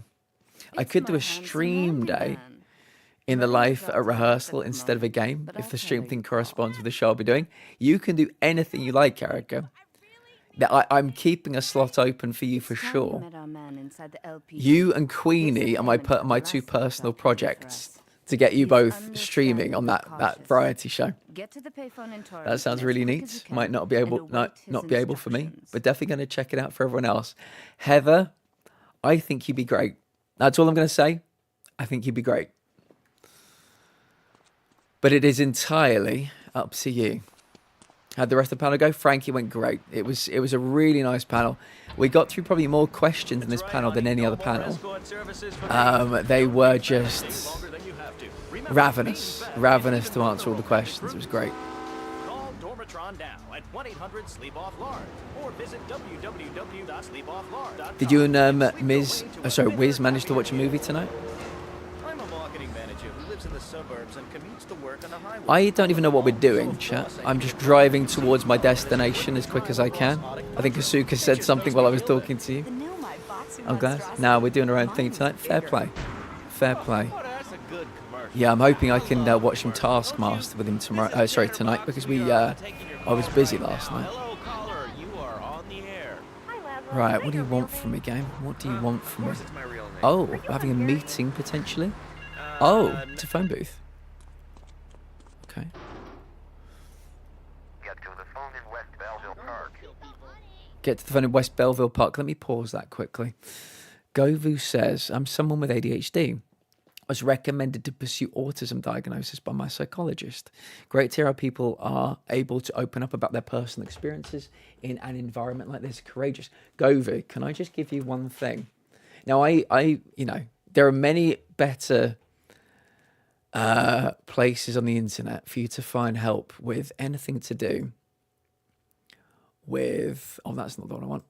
Anything to do with ADHD, autism. However, I'm going to give you, and anybody can use this if they'd like to. This is the link to our playlist, YouTube playlist, that contains our autism panel, our fibromyalgia panel, and now our AuDHD panel. So if you'd like to watch them, you're very welcome to. You might learn a bit. January was autism. April is AuDHD. And in the future we might do, we might do ADHD as well. So I will just drop that in there. You don't need to, don't feel compelled, but I'll drop it in there anyway. That is a YouTube playlist that has the 3 videos I just mentioned. So if you think it can help you, give it a go. It's so incredibly relevant to what's going on with me right now. Good. Yeah, we're kind of the rebrand unfortunately hit a few snags around the turn of the year. But yeah, we're actually changing from the Platinum Lounge to the Lounge so that I can cover some other things I've always wanted to. And one of the things I've always wanted to do is have big, proper, full health discussions because I'm very chronic. And so one by one, we're going to go through every diagnosis that the whole community has. I think two of the next 3, whichever we can fill up quickest, will be POTS, endometriosis, EDS,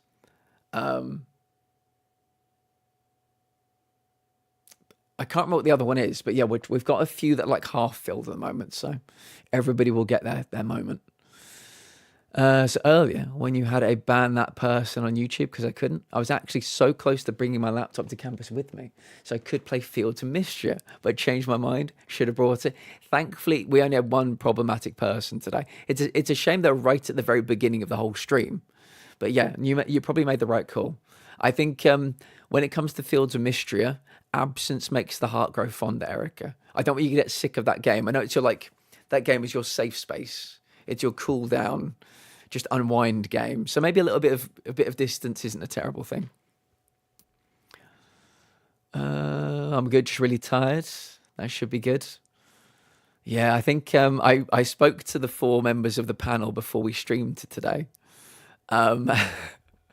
I think between the 5 of us, we had about 3 spoons. Yeah, it was everybody just saying, I'm just today is just such a low energy day. I'd love to take part in an AuDHD panel in the future if there was going to be another one. There might be. I mean, as you can probably imagine, it's probably going to be put down to the bottom of the list for a bit. One thing we will probably have again soon, though, is an autism panel, because the autism panel was incredible for a few reasons. Firstly, we could have filled it up about 4 times. Secondly, 4 people within a fortnight of the autism panel said, can I just tell you, I watched the autism panel and it really spoke to me. I recognized my behaviors in it. And I am going to go and going to pursue an autism diagnosis. 4 people within 2 weeks told us, having watched our 4 community members talk about their life with autism, they were then themselves going to go and look because they believed they had it. So yeah, hopefully we can just keep that momentum. And yeah, it makes me really happy that people actually really turned out for it today. That means a lot. It means that it's a good idea, and it means people are finding them helpful. So yeah, we're going to keep doing them. I'm definitely glad Metal raided here now. Go Voot, Monday through Friday. I know it's Metal. I think normally starts stream before me, ends kind of middle of my streams. You're welcome here anytime you like. That's this week. Like I said, a bit of Mouse PI next week, but Monday through Friday, you're at loose end, you know where to be. We collect all the chronics like Pokemon. Yeah, I used to sell like infinity stones as well. There we go. Right. Let's crack on, shall we? But yeah, I'm genuinely so happy. I had, I think most people know my story, but when I was 17, which was a long time ago, I had leukemia. And it was, I think they told me it was one of the rarest forms you can get. I think the hospital had seen one case in 20 years. And my particular doctor, who'd bounced about between hospitals, had seen one case. I was the first case in her whole career, or in like her 10-year career. So they were like, here's some chemo. Here's some chemo. Here's more chemo. Here's a bit more chemo. Here's some chemo. We're going to give you some more chemo. I think I had like 7 rounds of chemo. I was in hospital for 5 months. I wasn't one of those people that could go in to get their chemo, go home again. I was an inpatient for the entirety of it. I then had a radiation to kill my bone marrow. Then I had a bone marrow transplant. And that was 20 years ago. And let me put it this way. Everything hurts. Everything hurts. Everything hurts up here as well. So yeah, I'm chronically tired, chronically ill, chronically in pain. So yeah, when COVID happened, I was like, I got no friends. I can't leave the house because I would literally die if I got COVID. So what am I going to do? I know, I'll start streaming. And it's been a long time. I've had this in the back of my head that I wanted to pivot away from the gaming and do more kind of health related stuff. We're really just at the beginning still. And I'd like to, if we can start filling these panels up, I'd like to do maybe even more than one a month, maybe one a fortnight, because they mean a lot to me. I think spreading awareness is good. Sharing like coping techniques is good. But also there are people on this platform that don't know places like this exist, that don't know there are groups of chronics like them. We need to find them. That's always been the plan. Find the people that need to be found. And hopefully we can, let people know that they're not alone. That's really important to me. So we're going to keep doing them. I love that button. It's never a dull moment on this show, especially if you're in our key demographic. Love media, bringing people and the finest in. That's right. Park in the middle of the road. All right, hello, next caller. You're on Chatterbox. I want to talk about that bank stuff. Don't say it's bad. It's not bad news Actually. at all. Why aren't you talking to me? You're great. Right on the air. Hello? Answer me, you pansy. What's your question? Bank! Bank! Bank! Bank! What about it? I mean, This that's dude not really enjoys a saying the word question. spank. Usually start with words like Maybe I'm on the how, phone. why, and they end with your voice going up like this. Melissa, I'm here right now. So the story had a happy ending. Fluoride is evil, dude. And toothpaste, they use it to control us. Why do you think all the commercials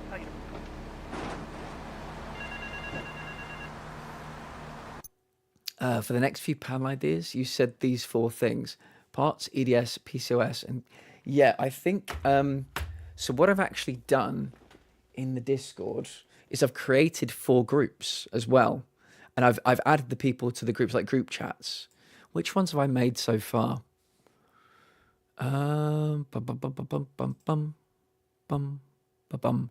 the AuDHD one, which we did today.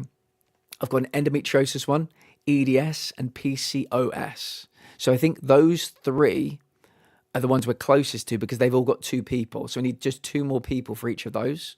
Whichever one of those 3 fills next is probably going to be the next one.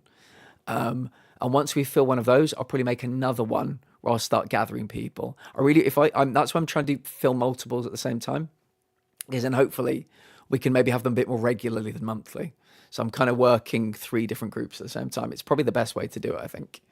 But yeah, wheelchair users, I think would be a really good one. And POTS as well. Jasper has POTS, so maybe we can talk to them about that. But yeah, endo. Yeah, we've got 2 people for endo. Carly has endo and ando, but has not been diagnosed for endo. Carly was in the fibro panel, so they have been in a panel before, but I think I want to make it very specific. People have to actually have received a diagnosis. I'm not saying these people don't have the things, but I think I'm going to make it just for people who've actually received the diagnosis as well. I have POTS. Do you? I'm going to scribble that down. I'm going to scribble that right down right now, are you? There you go. So that means we've got 2 for Potts now. You and Jasper. So, yeah. Endo. Yeah, I think Endo will probably fill quite quickly. I've not really promoted Endo yet. But I feel like we've had at least 10 people since I've been streaming that have told me they have Endo. The Fun Liberty Campus. Back in the car, Claude. I remember at the time when this came out, we did not know the protagonist's name, which I find quite fun. We found it out years later. I was grabbing a sandwich at the Happy Blimp, and all of a sudden these guys crashed through the window and started shooting at each other. I was so excited, I didn't even notice I'd been hit. After that, I was hooked. I was so excited, I didn't even notice I'd been hit. But yeah, if anybody would like to help, if anybody does not have any diagnoses, and I guess just generally would like to help with the panels, we can figure out some things as well, because the more people that help, I guess the better it will all be as well. We need places to promote them too, so chronic people kind of turn up for them. Chatterbox. That last guy was so full of crap. Everyone knows women are made from sand. Okay, great. Another lunatic. Hello, next caller. You are on Chatterbox. Yeah, you were talking about short guys and attitudes. Well, you know, you'd have an attitude too if you couldn't reach the friggin' cheese swirls at the grocery store. Yeah, I mean, sometimes it seems like the whole world's against you. I mean... You know, we're not talking about you. We're not talking about you. You got your own show. How about letting other people talk for a change? You're all the same, giant. Oh, I'm so important. Listen to me talk about my tall stuff. I think I'll put this... I'm hoping this is the last one. We've got 14 seconds left. Okay, we got it. We got it. That was close. I'm hoping the timer disappears. It did disappear. Good. It was close. Oh, I genuinely could play this game forever. Vice City, GTA 3, San Andreas, they're just perfect. Obviously they look a lot nicer because this is the remaster, but they're just such good games. Oh, that's right, we're going into the park. We're going into the toilets in the park. And I'm certain nothing bad could possibly happen in the toilets in the park. Oh, actually, this could be a good place for packages. I bet there's a hidden package in here somewhere. There you go. My collectible, my spidey senses were tingling. All right, we're going over here to line 2. Hello, caller. You are on Chatterbox. Excuse me, coming through.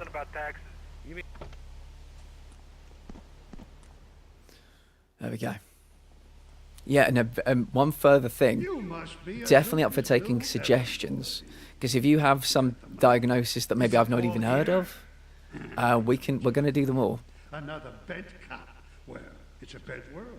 Just because I lost a few partners, those suckers from Internal Affairs have started sniffing around. Reckon they can smell me. Well, this city is one big open sewer. But I'm going to need some non-union help. I'm your man. If you're interested, you know where to find me. I love Claude's hair. Never really played a GTA game, but I always wanted to play a classic. Do yourself a favor. I imagine they're probably not that expensive, Melissa. Start with GTA 3. What I'd love them to do, I don't think they'll ever do it, is do a remake of GTA 1 and GTA 2 and GTA, the London 1969 expansion, and give it the love and attention they gave that that Zelda game. I forget which one it was. Was it Link to the Past that came out on the Switch? And they're top down, so they're not great. You know, but if they could give that the kind of like the remake zhuzh, I think a lot of people of my age would be. Was it Link's Awakening? Maybe, yeah. A lot of people my age would be really interested in getting that. Over there, I've got GTA 1, 2, 3, Vice City, San Andreas, and 4 and 5. So I've got every game over there. I am a fan. But yeah, they need to give those originals a bit of a remake. So if you wanted to begin with GTA, it's got to be GTA 3. I really don't think I could send anybody back to GTA 1 and 2. Grey Area. I'm a big fan of this one. Played through many times. Myself, I have also. Yeah, we've actually already got the platinum for GTA 3, but we're starting GTA 3 Definitive Edition because I just love it so much. Vice City is my favorite of the three, if you're including San Andreas. Vice City, the soundtrack is just takes me somewhere, you know. Oh, I didn't actually mean to walk into that. But yeah, all three of them are perfect. How are you, friend? He took more bribes than anyone. He thinks he's going to get an honorable discharge if he turns state evidence. He just squealed. Sid the Sloth from A. You got a good eye. You got a good eye, Erica. No, aged up Sid the Sloth as a human being. I get you, yeah. Yeah, one thing, I mean, these obviously look a lot better than the originals when they came out. I think this is like a 2021 remaster. But I think we're all hoping for a remake rather than a remaster. Too, but never San Andreas for some reason. San Andreas, I actually went to a midnight release for it. It's very good. It's difficult to say this because it's fucking brilliant, but it's my least favorite of the three. I highly recommend it. If you liked 3 and Vice City, you'll love San Andreas. Yeah, the first island in that game, or the first area, wasn't my favorite. I kind of preferred it when you got to San Fierro, and then is it Las Venturas? So Los Santos wasn't my favorite, but yeah. But that game, it grows on you, that game. Is there going to be a hidden package here? No? We're just looking at toilets. Okay. I thought I'd check. I think I accidentally got a copy of San Andreas when I picked up Crash Twinsanity at a garage sale. Well, that's a pretty good find.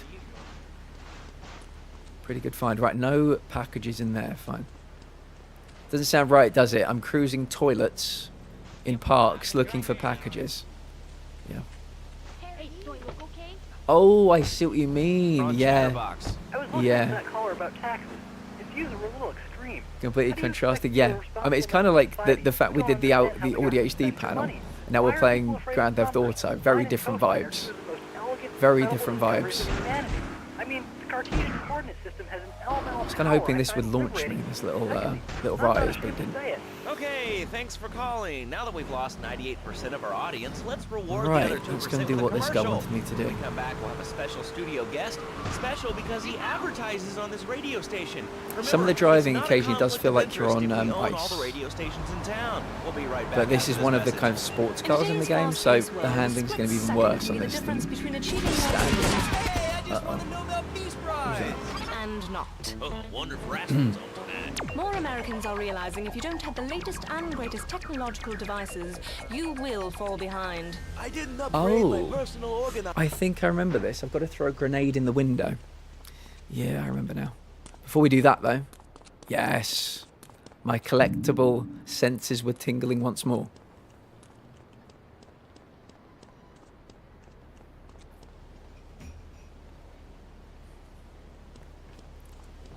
I'll tell you what I'll do. I'll take my car, my knackered car, which is probably going to get us killed because it's so knackered. I'll park it there so we can make a quick escape. This is going to be a nightmare, isn't it? You don't get any kind of like line or circle. I think this is going to have to all be done by eye. Oh, I didn't even know that existed. Okay, cool. Right. 1 throw. Oh, yeah, this is going to be 100 throws. I can tell you that right now. That was too low, I think. Oh, yeah, I thought I was a little bit too far away for that to do that much damage. I was incorrect. Yeah, that's way low.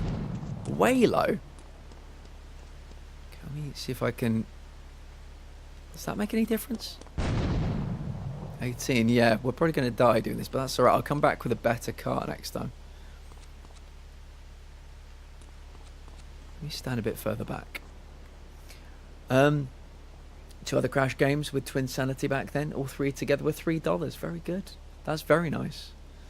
This included tag team racing, but that disc never worked. Yeah, I suppose that's why they might have been so cheap.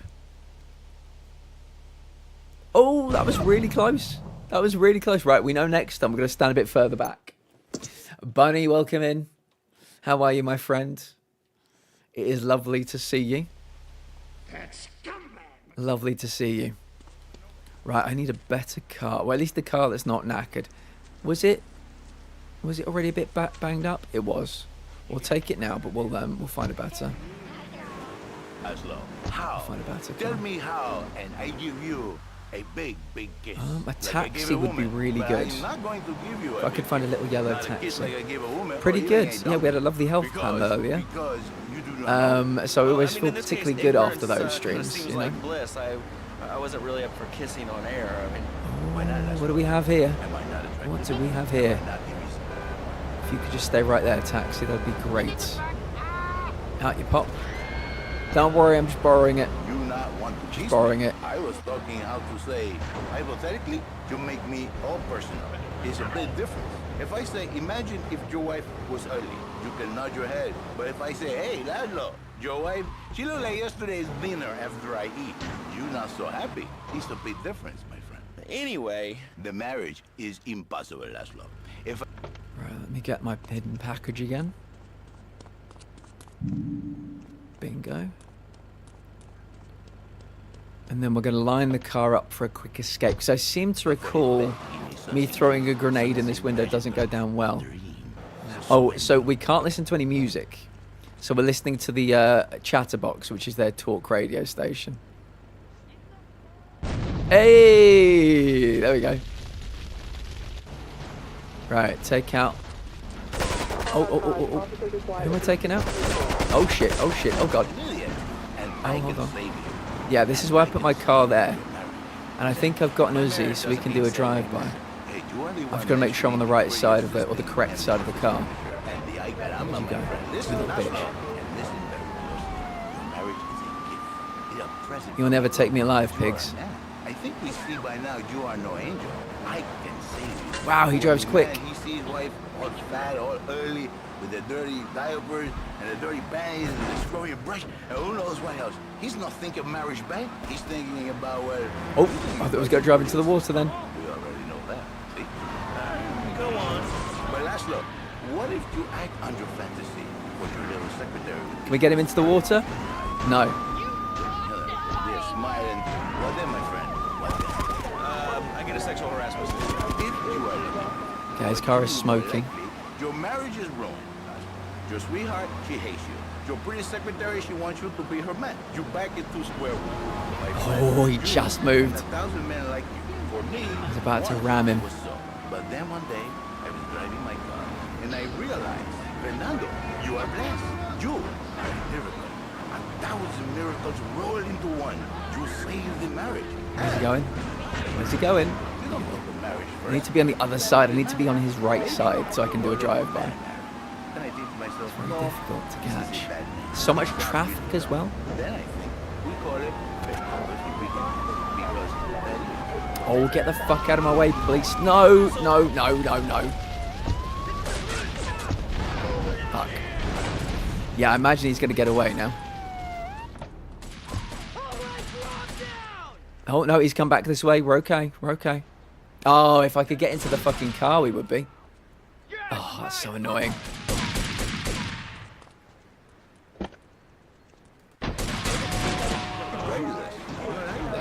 Oh, I thought I was lower. Yeah, he's definitely going to escape. Oh my god! So you act like a pimp? Blocking me in. Where'd he go? Yeah, mission failed. Yeah, last checkpoint. I know, they always ruin my fun. Would Cuphead style me? Would Cuphead style me suit a tux and tailored slacks, or some overalls cut off at the knee, and some striped leggings? Both. Yeah, I could absolutely see both. Make sure he never talks to nobody. Yeah, I like the sound of both of those, LPS. Right, let me get a better car. We tried it with a taxi, quick. What we need, though, is something with a bit more ramming power. Back there. Yeah, I'll tell you one thing. ramming power for the win. I do have an Uzi as well, so we can do some drive-buying. Now I don't feel sick every time I open my eyes. See, Laszlo? You see? I remember Jerry so well. He come in, he is like a broken man. Like a He is like a broken man. If you will. He has no end anymore. And his marriage, it is killing him. Where is the passion? She is gone. Replaced by ugliness. You see, Laszlo, Mrs. Jerry, she's not a pretty lady. She's more like an offensive lineman or a tight end. Big and hairy, but fertile. She gives Jerry 5 kids. Villa but she's Forest in the even semis. bigger. Holy Now, shit. She's like a whole That's offensive crazy. line. He feels no pride in himself. That is crazy. He has no pride in his marriage. He is ashamed of this wonderful lady who bears him so many. Put you there. Right, let me get my hidden package again.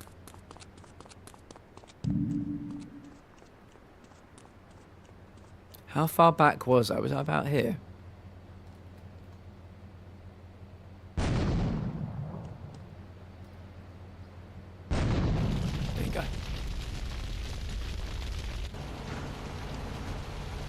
I could block him in. Yeah, maybe I should block him in. Oh, this dude's gonna... Yeah, okay. That copper's gonna get me if I do. Yeah, I might park my car across the road next time. Studio kind of forced him on me. Yeah, that's probably a better idea. And you, Janice, why are you so ugly? Your husband, he know me. Oh, you... Idiot.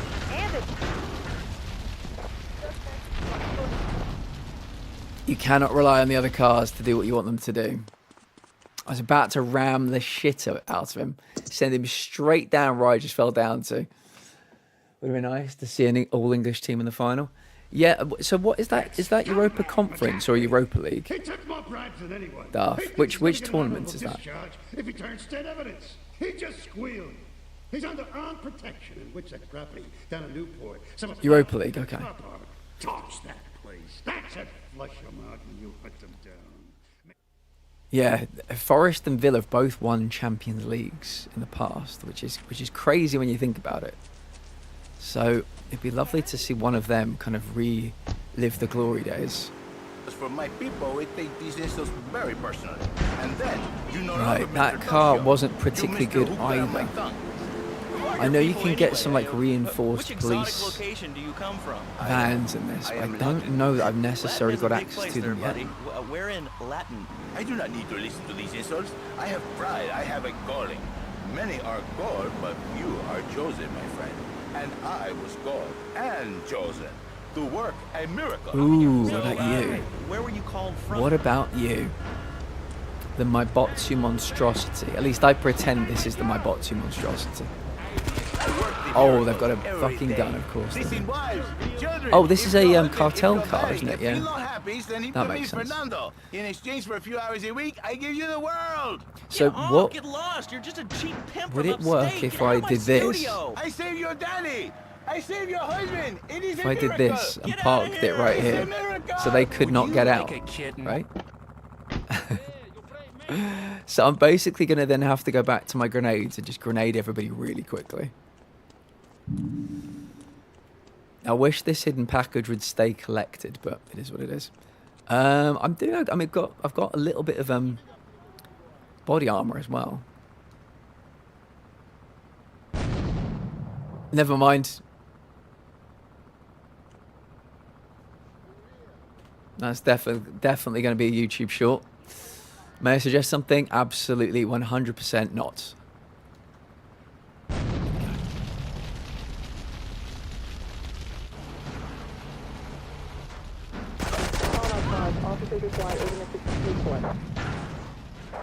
Oh, you bitch. How? How? How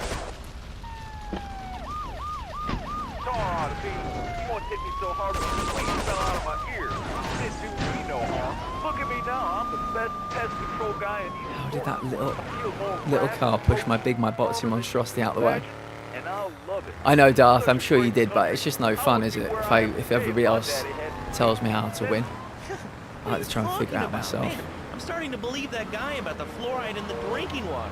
Listen, if there's any sane person left in Liberty City that can hear my voice, please call the show right now. This is an SOS. I don't know if we're going to catch him, you know? All right, let's go over to this line. Oh, I could have gone, if I'd known, I would have gone left. Are you sane? Are you a sane Too many cars on the road. Too many cars. Let's go back this way. Oh, get the fuck out of my way! We will all be dead in 3 years. Did you want to become a beast stepper? I don't. That's why we must act now. Killer bees must be No, stopped. right, where are I wonder you? why more people aren't talking about Is that you? Killer bees. Oh, you're further down. It sounds pretty serious. But the killer bees are nothing compared to ants. You can't kill them. They're like sheep. that are going to take over. All right, thanks, caller. Ants, killer bees, fat people, what's plaguing you? Call now. Chatterbox, hello, you're on the air. Yeah, I'd like to say This car's not the best to steer. Easiest to steer. See, what I want to do is push him into the water down here. That's why I wanted a car that can ram. Put them on. I am the president of a group called Citizens Racing County Fund. Crap? Exactly. Your organization's called Crap. If I can get his right-hand side, we can do some drive-by For shooting. using a phone? But you're calling up on a phone to tell the world about it. I swear his car is more powerful than mine. He can push me around as much as I can push him around. How many people? There are 3 of us. It's hard organizing meetings without the phone, though. We've had to resort to carrier pigeons, and they keep disappearing. Oh, turn. Oh, it's like steering a boat. I am not the problem. You are, and you're perpetuating the downfall of mankind. Liberty City was great before phones ruined everything. Liberty City was a church, a cow pasture. Has he turned around? No, he's still coming this way. Need him to speed the fuck up. There we go. Hands on fire. What are you 3 years old? Lazo's a liar. Lazo's a liar. I bet that isn't even your real name. Shut up. You shut up. Stupid. Nanny, boo-boo. Stick your head in doo-doo. Oh, we're going to commercials. Is your job affecting your health? Do you become fatigued? Does working take time away from family and social events like watching wrestling? I swear this particular mission has like See, the great thing about this country so is much you can extra sue traffic. anyone for pretty much anything, and you'll probably win, or at least get a settlement. At the firm of Rake & Where did he go? He drove off the edge. He drove off the edge. I mean, that wasn't how I was expecting it to go, but I'll take it. Amazing. Gonna head out to bed, much love all. Carly, we will see you soon. I appreciate you, friend. I look forward to reading your message as well. and get ready to enjoy a life of luxury. All right, we're back on Hi, Carly. Bye, Carly. Let's go to the Melissa here, chat just line making here. shit Hello, up caller, and you're getting on away with it. Chatterbox. Nah, you got 3 stars. What? Oh my fucking god, yeah, off he went. Okay, now, this is What I want to do is get on his right side so I could do this. Drive-by shooting. Anyway, Laswell, I just wanted to make your Yeah, we'll have to go back and clip it, but yeah, I can do that. festival is next month at the fairgrounds, bro. If you're interested in becoming a puppet master, If anybody's interested, I'm absolutely in the mood to hire somebody to make my YouTube shorts for me. oh man, have you been living under a rock? Yeah, if anybody has YouTube short making abilities or any social media abilities, period, I will hire you. Sack together, it's rad. But anyway, dude, at the International Puppetry Festival, we'll be having workshops on finger puppets too. I love Petunia the Pinky Meat. Bingo. Thanks. Hope to see you there, Laswell. Hey, by the way, Darth, have you got any predictions for the weekend? Nah, City Arsenal. Fernando has It's a rampage. Please be a rocket one. Please be a rocket one. It's a flamethrower one. Okay. We've only got 78 life, so it might not work out too well in our favour. We can try. in a lonely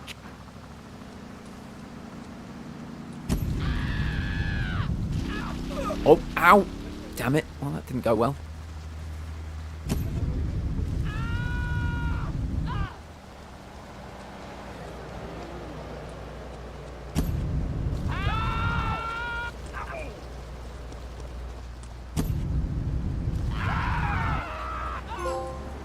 Street sweeper. I wonder what that trophy was for.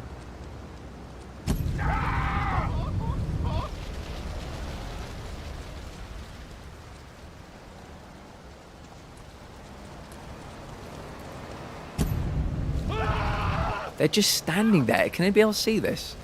He's just standing there waiting for me to set him on fire. Weird. Oh, there's 4 of them together here. Lovely. Oh, and I didn't get any of them. I don't know how that happened. Oh, loads. Okay. Yeah, they're just standing there waiting to die. Love it.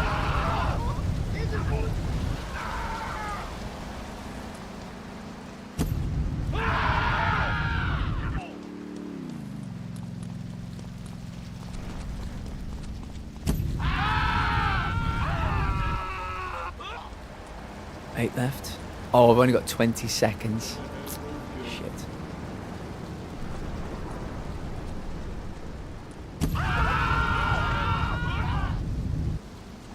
Four left. 2 left.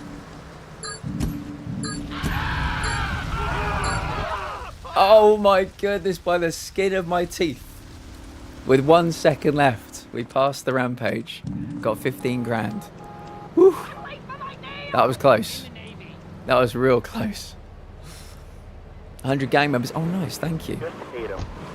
It's nice when they pop and you just don't even know what they're for. Erica, thank you for the clip. Why were they all standing there, though? Why were they standing there waiting to die? That's the thing. Didn't anybody else just find that so odd? Right, should we go and do a mission for Asuka?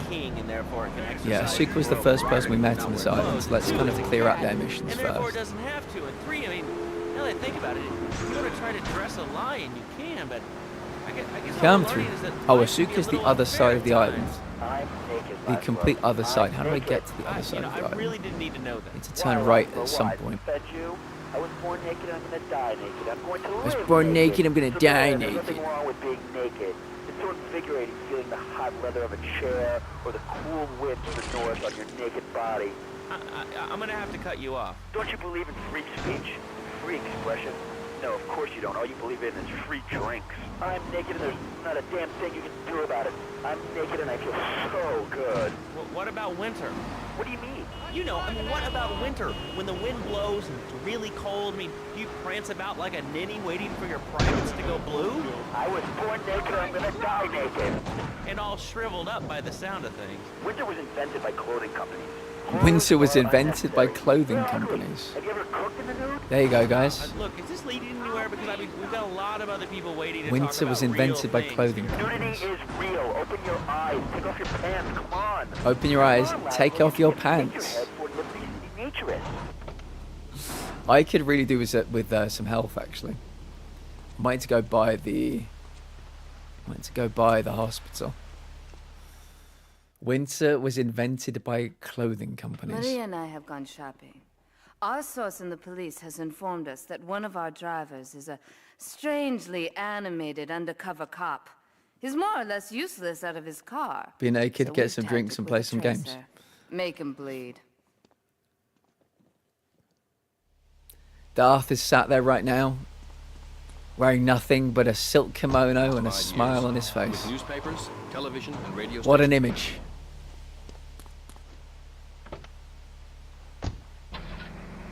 The Yakuza Stinger is probably one of my favourite cars in this game.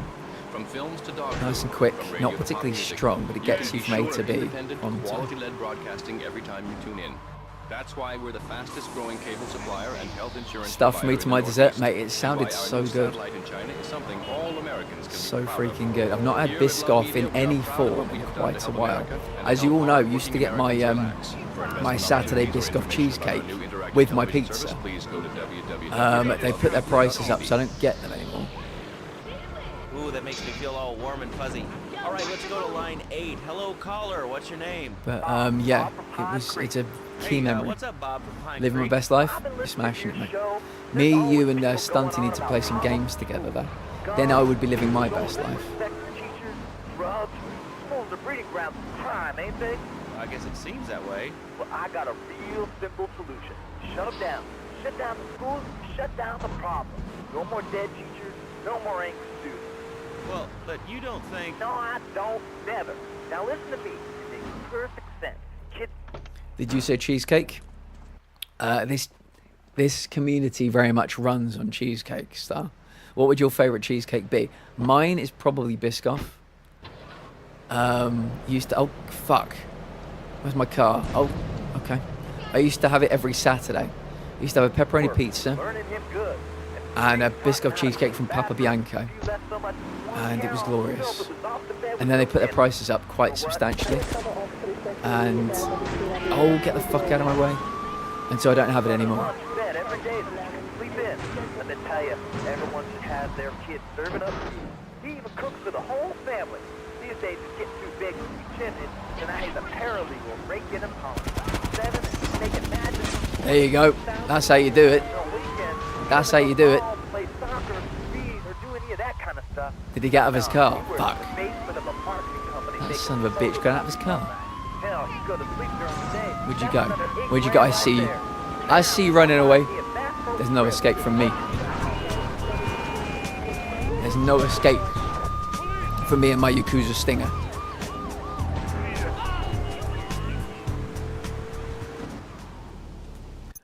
I forgot to say. What did you forget to say? I love cheesecake. Oh no, I hate it when they do that. I hate it when they do that. They ruin cheesecake. Yeah, a place near me. I like to support small companies. I think Americans would call it like a mom and pop store. I think in England we just call it like an independent or like not a chain. And yeah, it was called Papa Bianco. Like less than a mile away. I'd get their pepperoni pizza. I get red onion added. It's absolutely gorgeous. I get their aioli to dip my crusts in, and I'd get their Biscoff cheesecake. And the Biscoff cheesecake would come, like Ben and Jerry's pots. It'd be like a kind of small kind of version of that. And it used to be about that tall. Then it was that tall. And then the price went up by a third. Then the price went up by a third again. And I was like, I can't keep up. I can't keep up. I do have some gaming news. Apparently Mafia 2 remake and Mafia the Old Country sequel might be in development. Very good. Mafia 2 is the only one I've played other than the Old Country. I thought the Old Country was fine. It felt very much like it was testing the waters to see if there was, appetite for more Mafia content. I think there is. You got to make something a little bit better than Mafia the Old Country. We got the platinum for it. I thought it was like I give it like a 7 out of 10. I didn't change my life, but I do like Mafia related stories. Story was good. I think the gameplay wasn't my favorite. But yeah, there was enough there to make me want maybe a sequel. I love cheesecake. Biscoff is incredible. I'm a lemon cheesecake boy. Very nice. When it comes to lemon and cakes, I like lemon drizzle cake. Lemon drizzle cake. When it comes to cheesecakes, I mostly have like non-fruit versions, like Biscoff, like white chocolate, like caramel. But I am partial to a white chocolate raspberry cheesecake or a strawberry cheesecake. Yeah, they're very good. The one I really want to try is the Basque cheesecake, where I think it's referred to as like burnt cheesecake. I actually put a picture of it in the Discord. Let me see if I can just scroll to it. If people go to the Discord, you're welcome to join, obviously. Let me just see. I think I put it in the food porn channel about 3 days ago. I tagged a couple of people in it. See if I can find it. It's well worth a look. It's the one I've always wanted to try. I like New York cheesecake as well. That feels like it's much more dense, a much denser experience, which I really like. But yeah, food porn. Let's see how far back it is. Oh, here we go. Yeah, I put it on the 13th. It's a Basque burnt cheesecake recipe. And tell me that does not look fucking brilliant. Oh, yes. This is a Nigella, Darth. I think I remember you saying you're a Nigella fan. This is a Nigella Lawson burnt Basque cheesecake. I tagged Abby in because Abby likes to make cheesecakes once a week. And I tagged Spanish Grill because Spanish Grill is Spanish. So yeah, I recommend everybody take a little peep at that. Nigella smashed that one. Go Vu. You're absolutely right. That's a great take. Steph, welcome in. Steph, how are you doing today? Hope the world is treating you well. I like strawberry cheesecake. Me too. I really like both those Mafia games. Yeah, I've only played. I've played 2 and I've platinumed 2. Mafia 2, like original, and the Old Country. I think shall I get those trophies into my starting soon screen? What do we think about that? If anybody ever wants to go to my PSN, the link, if you go down into the About section, there is a link to my PSN. If there's a platinum in there you think should be in my starting soon screen, find it. I'll talk to the artist and we can get it in there. I'll quickly give you 10 seconds of my starting soon screen just in case people have not seen it.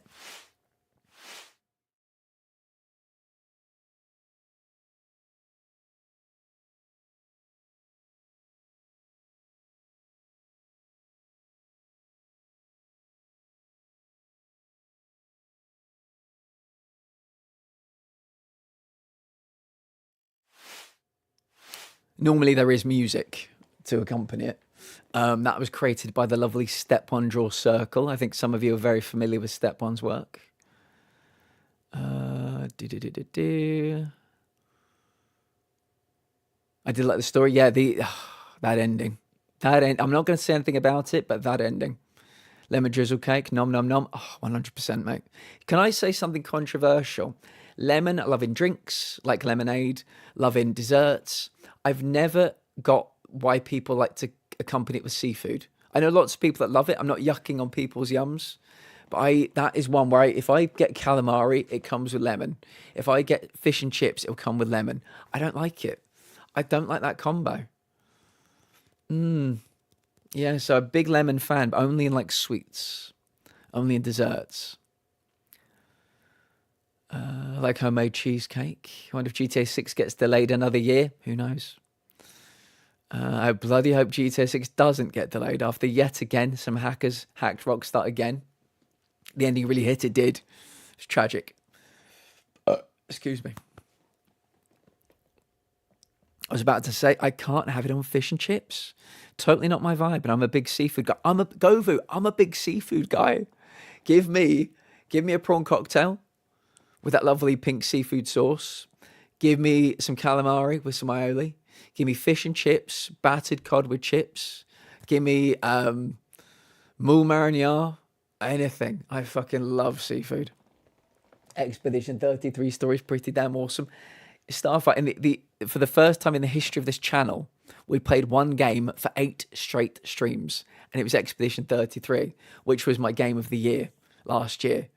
Yeah, one day we'll go back to platinum it, but I beat the game, I put it away. I want to forget so that when I play it again, it's sort of fresh. But yeah, just fucking brilliant game. So good. And I don't even like turn-based. That really made me step out of my comfort zone and go with turn-based.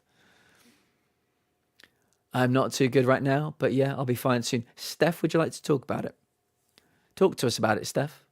Don't tell Ard I said that he seemed to have got triggered. Yeah, I watched Ard play some of it, and we agree on most things. We really do. But that we didn't agree on that one, for sure. I used to drink vinegar.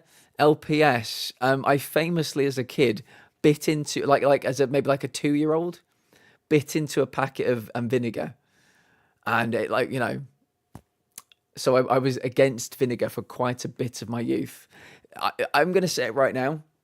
Balsamic vinegar is better than vinegar. Balsamic glaze is better than balsamic vinegar. Balsamic glaze is the cheat code to so many good meals. Oh, balsamic glaze, baby, yes. Red Dead Redemption 2 was the one game that hit me hard, and it changed gaming forever for me. Nice. It was my game of the year, and I did platinum it. Very nice, Star. Very nice. I was tempted. I think at least 4 people in the community, they did their first plays, they went straight on to platinum it. I just couldn't do it. I needed to just let it sit with me. I needed to take myself away from it for a while. But one day that will hang in the halls of my starting soon screen. It will do. Yes, indeed. Walks away without explaining further while cackling. LPS is a streamer, by the way, in case people don't know.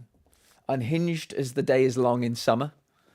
And if you like Taskmaster, every now and again, LPS is our very own little Alex Horn. So feel free to join us for Taskmaster. I think Erica was right. I need a button I can press so that the Taskmaster link comes up. If anybody would like to be in season 2, let me find the link. Sorry, season 2 was last Friday. It was great. 4 people, 4 tasks. They had 7 days to do them. But yeah, I want to get season 3 as quick as possible. Erica, if you could cultivate some kind of post. I went to watch the horn section at Warwick. Really? Govu, this is amazing. Yeah, that's very cool. Very cool indeed. If you're a fan of Taskmaster and you think you've got what it takes, you can sign up for season 3 if you'd like to. I'm obviously the Taskmaster. Little Alex Horn is played by LPS. 4 people, 4 tasks, and they get 7 days to do it. We have no schedule for it because we're just waiting for more people. But yeah, it's great. Absolutely fucking love it. Again, this is part of the reason we're pivoting away from the Platinum Lounge to become the Lounge, so we can do more non-game related things, you know. Have one delivered. Just log on to petsovernight.com. I lost a pet. We're all hurting at the moment. Seeing my mother finding her in the backyard and coming in crying just broke me. She was gone for a month. We assumed the neighbour did something to her. She came back with her one time and said I didn't do anything. Then Dad's cat was just different from there. I'm so sorry.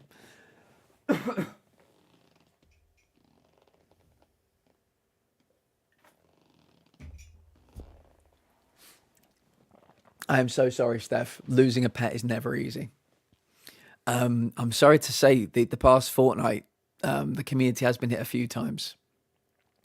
I want you to remember that they were your best friend for a while, but you were their best friend and your family was their best friend for their entire life. And you meant a lot to them.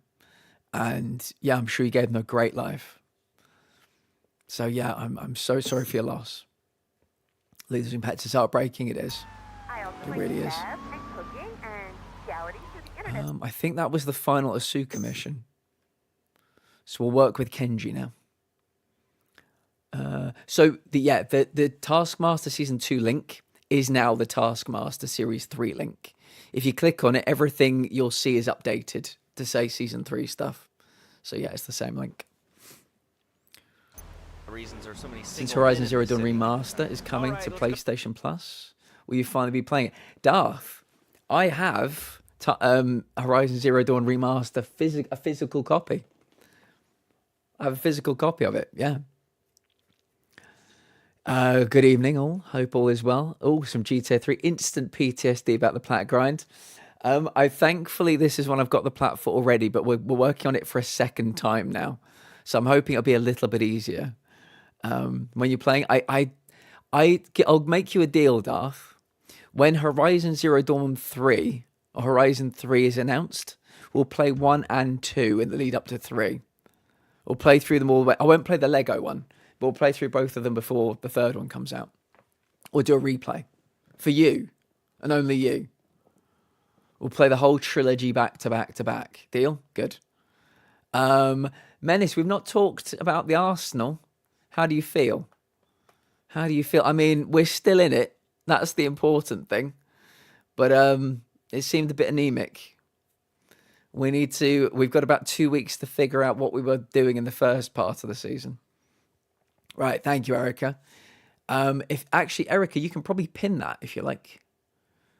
Yeah, why not pin it? Because we don't need to worry about the AuDHD stuff. You're on fire. Arteta is on fire. He's talking a lot about fire these days. Let's hope the season isn't just ashes at the end. Who the fuck? Yes. If anybody would like to be one of the 4 contestants for season, I'll say this before I forget it, for season 3 of Taskmaster, which I'm hoping will take place between the final week of April, like the first fortnight of May. I want to do it like real quick. I want to keep momentum with Taskmaster because it was so good. Let me just quickly show people again. This is our little Taskmaster studio. We had a really good time. I need more of these. We need more people signing up. Menace, I have to actually ask you something. I will read your comments in a second, but I want to commission you, Menace. You won the put lyrics to the Taskmaster theme tune competition with a video. What I need from you, I'm going to make a group. We're going to find everybody that's been in season 1 and season 2. They're going to submit their faces to you. And what I would like you to do is to do exactly what you did the first time, but add more faces from people that have already been in it. We need more. We need that to actually be the... that's actually going to be the intro every time we do Taskmaster now. So I can bung you a few quid if you like, but I'm going to actually put you to work if you have time. Like we're going to need to get Wiz in it, you in it, Missy in it. Who was in season 1? Who Girl needs to be in it. Well needs to be in it, etc. So yeah, I'll bung you a few quid, but we'll talk about it in the Discord. So I'm really glad you asked just what you did with mine because it's funnier. What you did with mine because it's funnier, I think. And we'll basically ask people. Some people might not want their faces shown, and maybe with every subsequent season we'll squeeze a few more faces in.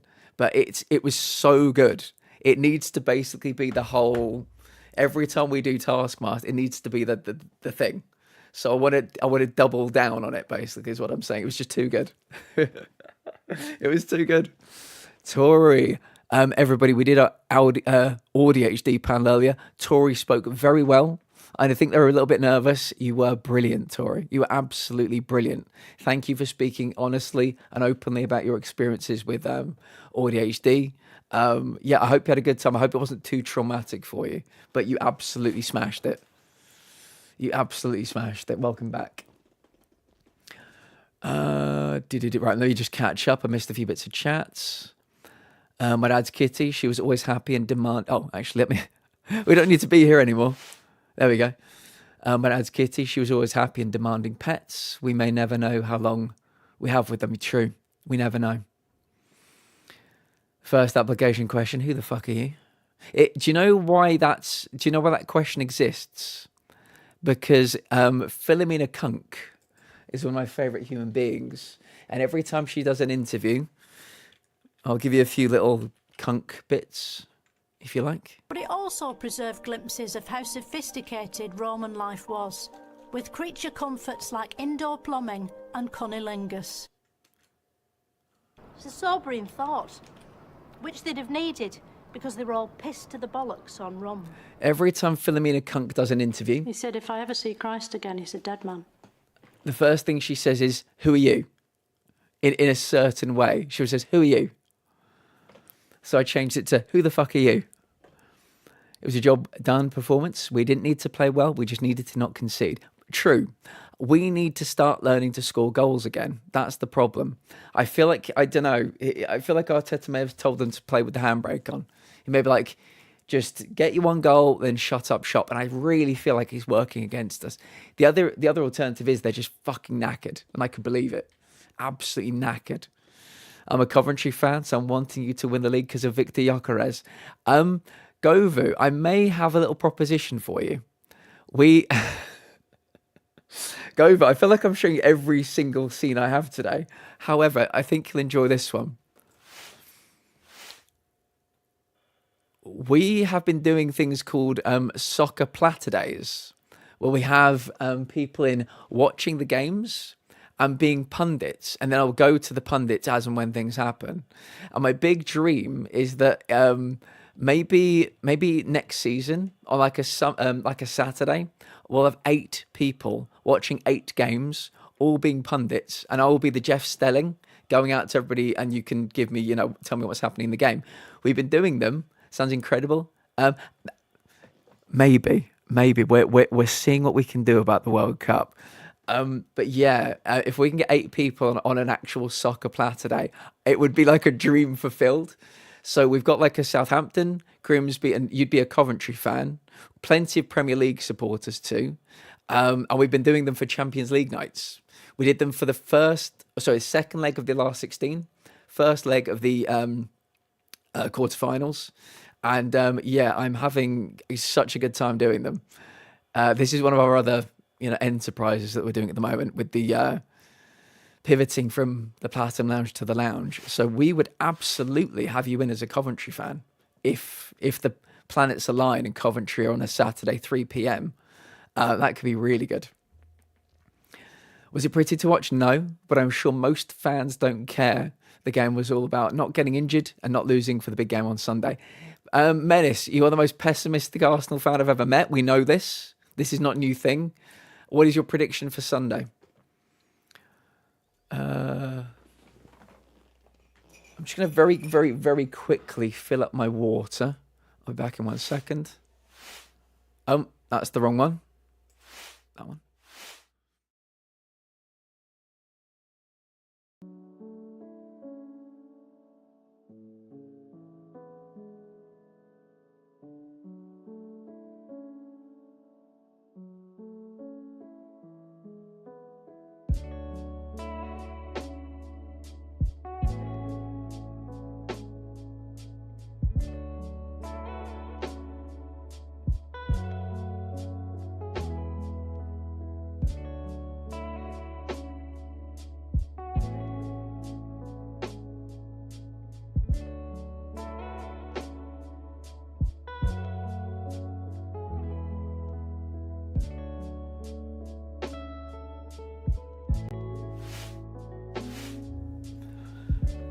Actually, should we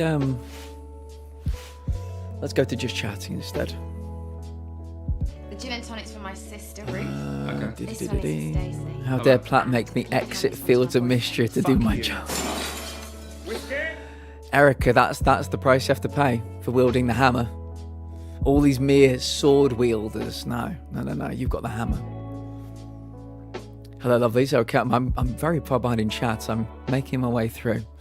What did you think about Mark Goldbridge selling the United stand and that's football to Gary Neville? I'm kind of in shock. I'm not going to lie. I think it's probably a very good business idea, but he has talked so much shit about Gary Neville recently that I'm kind of in shock. Oh, definitely keeping in the singing menace. Don't even think about tweaking it or changing it or auto-tuning it exactly as it is. Thank you for having me. Sorry I had to drop, just starting to get my brain to clear. Tori, you are in control. You gave us more than we had any right to take from you. And yeah, thank you again. You were brilliant. Is that the crisps lady? It is. Who the fuck are you? Your mother? I ain't your mother, but I might be your daddy. Are the games as an event so I can get a reminder? Sorry, do you mean the football? We don't have any soccer Platidays planned at the moment. I'd be super into that. Good. Very good. 2-0 City, I figured it was going to be something like that, yeah. Can't wait for the World Cup. Darth, do you remember when you and Intel watched the final of the Euros together? I'm just curious, do mods have the ability to change the stream's category or the set game command? And should we change the category for just chatting for now? Try, give it a go. See what happens. I might need to make you an editor, Erica, for you to be able to do that, but I've no problem doing that if you'd like to be an editor. What I will say, you did it, Erica. You did it. That must be something that that hammer wielding mods have. Look at you go! Amazing. Very good. That's something we've learned today. What I will say though is that I think I might stream some football in the Discord over the summer, World Cup matches. Just because I like watching football with a group. I know it's not everybody's cup of tea. And I'm not even saying like England matches specifically. But if there were like big matches, but let's say like, you know, France, Brazil or something. I would be up for streaming something on the Discord. So we'll give it a go. However, selling it for 3.5 million and making 500,000 from it is still setting up future for his family 100%. I mean, people saying he's sold out. He's not going to do it forever, you know. He's got a family, he's got kids. It's probably a very stressful job. He gets dog's abuse for doing it. Let's not pretend it's a job where he gets universal praise. People fucking hate him. I'd have probably done the same thing. Set my family up for life, why not?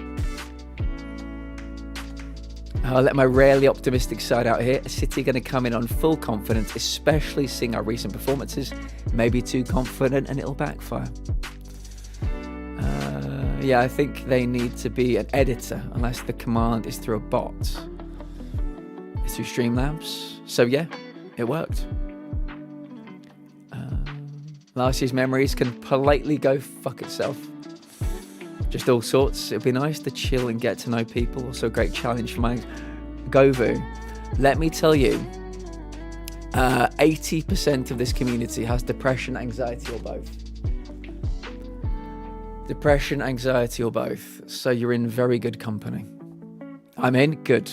We'll figure that out for sure. But yeah, Taskmaster, Lounge Edition, Soccer Plat today, the panels, the health panels like we did today. These are 3 of maybe more things I want to do more of. We've spent the first 4 years of this stream's life playing games. I love playing games. I'm not going to stop playing games. But yeah, I feel like the Platinum Lounge, we're We're moving into phase 2, you know? We're pivoting towards something different. Phasmophobia Alan Wake 2 event announced. Holy shit, that's so cool, Darth. Well, I wonder how that's going to form itself.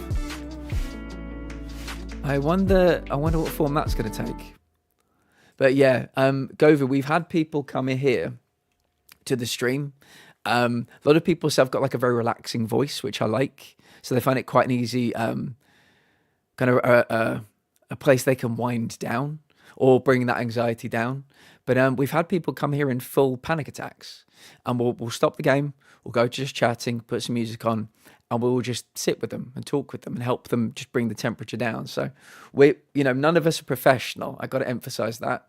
But as a community, we're getting pretty fucking good at dealing with moments of crisis. So I had to challenge my anxiety this past Sunday to ask an employee where in the store what I needed was. Good for you. That sounds like a victory. We care for one another. We do, Tori. If today you're feeling weak, I will be your strength. If tomorrow I'm feeling weak, maybe you can be my strength. That's how it works. That's the best way to do it. It's the best way to do life. It's because I have a paralyzed vocal cord. Another gift from my time in hospital. May 12th. I'm looking forward to seeing a trailer for that. I'm very, very intrigued. Phasmo crossed with Alan Wake 2. What do you mean like me? All right. What are you insinuating? All right, I'll play That ball. he's on the radio? Well, Right, let's go and see what Kenji's got in store for us. Hated doing it, but oh well. I'm not going to name names, Erica. But there was somebody that hated doing the panel today. Speaks highly of you, but they did it. That's how we do. Oh, let me pause. I think we tried this yesterday. I think it needs to be Grand Theft Auto. I think the rest might be fine. If it doesn't work, I'll do it manually. But I think it has to be the full. We have to full legal name it. May the 12th until June the 2nd. Really? Do we think it might be for a trophy then? Like one of those trophies in your cabinet? Darth, me, you, and Stunty should play it. Tell Stunty that me and her should co-stream it. Tell Stunty we should co-stream it.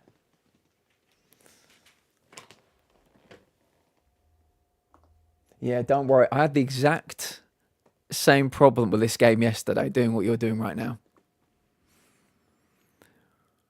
But it's good that you can set just chatting though. Right, Grand Theft Auto 3. So it's Grand Theft Auto III, like Roman numeral 3, : the definitive edition.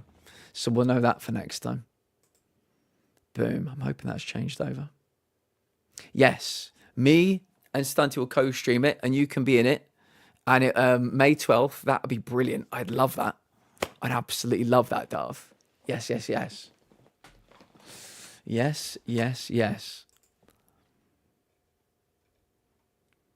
Do-do-do-do-do-do. 1 second. Do-do-do-do-do. Bum, bum, bum, bum, bum. Bum, bum, bum. Good.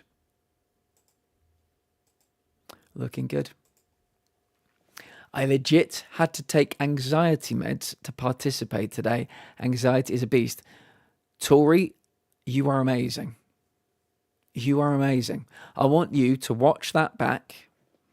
Not today, anytime you like, the panel back, and think, I did that. I did something today really so far out of my comfort zone. But you spoke well. You were informative. You were helpful. You absolutely nailed it. All 4 of you did. So yeah, I hope you can feel like that was a real victory today for you. Not the full government name. Yeah. I'll let her know after she finishes work. Perfect. Yeah, I'm looking forward to that, Darth. Thank you for that. Yeah, that would be lovely. A situation that has me at a disadvantage. Of course, failure has its own disgrace. A Yakuza Kanbu is in custody awaiting transfer for trial. He is a valued member of the family. Break him out of custody and get him to the dojo at Bedford Point. Right, we're getting him to the drop-off point in Bedford Park. Steal a cop car. Okay. Oh. Well, that's helpful. I can only assume... I can assume this car was chasing me.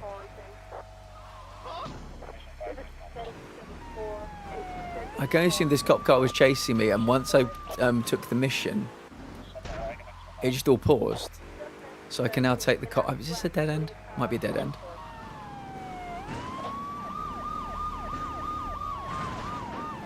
Let's go.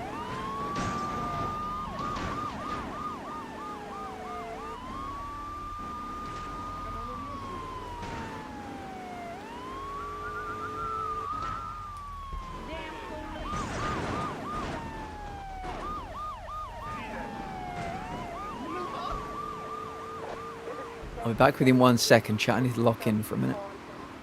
Oh, wow. That didn't go anywhere like I wanted it to. Fine. I've only got grenades at the moment. Not ideal.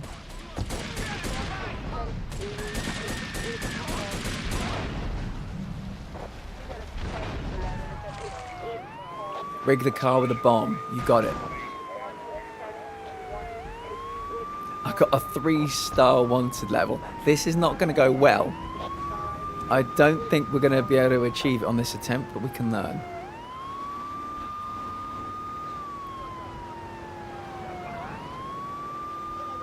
Oh, where are we going?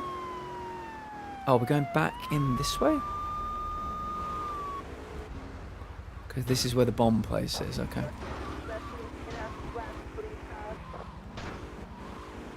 I'm hoping they will get rid of my wanted level and, like, give me a new paint job as well. Oh, no, we keep the wanted level, but I think we get a new lick of paint. That's good. Gotta say it right. Government name. You're amazing for doing it. My apologies. Thank you. I think all the panelists did really well. I'm thankful for all of them. You did great. It very much is a team thing. If I say nothing, it means you guys are doing great, and I barely spoke today. I just chuck in the questions every now and again. A hot take. I didn't care much for GTA Vice City Stories and GTA Liberty City Stories. You might be fair play to you. That's a bold one. You might be the first person I've ever heard actually have that opinion. I thought they're pretty good. I'm looking forward to hopefully them getting a remake or a remaster. I won't hold my breath, but I thought they were okay. Yeah, I've got them both on my PSP, so I could play them right now if I could find the charge for my PSP. But yeah, what did you not like about them, just out of curiosity? Or did you just think you'd rather them go somewhere new? Oh, good. All the police are still here.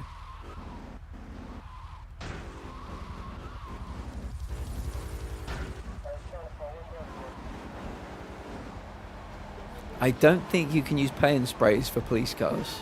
I'm sad to say. Let's go. Like the story, fair enough. Fair enough. I liked that you had the collectible for was it Liberty City? Was it? No, it must have been Vice City. I liked that the collectible was 99 red balloons. I thought that was very funny.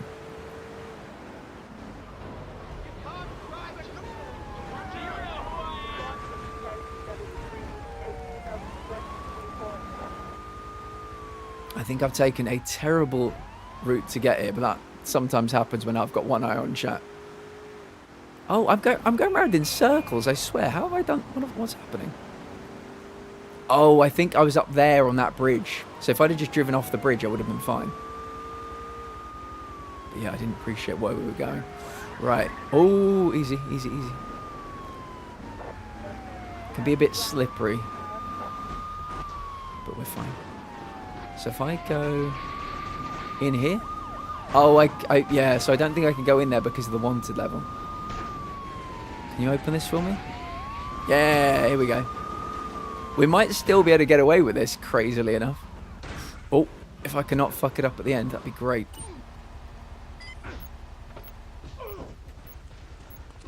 God, if I could get in one of these, that'd be even better. Yes, yeah, this is great. I could potentially do... Get him to the dojo. Where is he? I could potentially do the vigilante missions in this.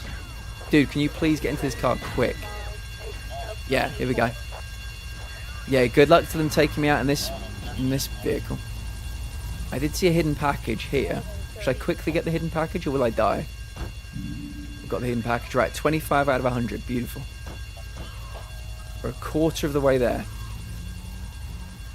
And we've got a beautiful, beautiful vehicle. Get the fuck out of my way. Get the fuck out of my way. Oh. Yeah, if I can stick this vehicle in my garage, we might be able to use it for the vigilante missions. Because I don't think I have access to the tank yet. And this is pretty good at ramming cars off the road. Normally we talk a lot about penetration power with this community. This is about ramming power. How hard can I ram somebody?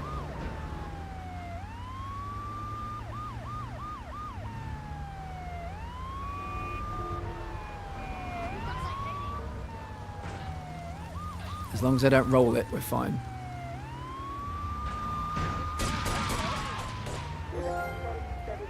Thank you for the follow.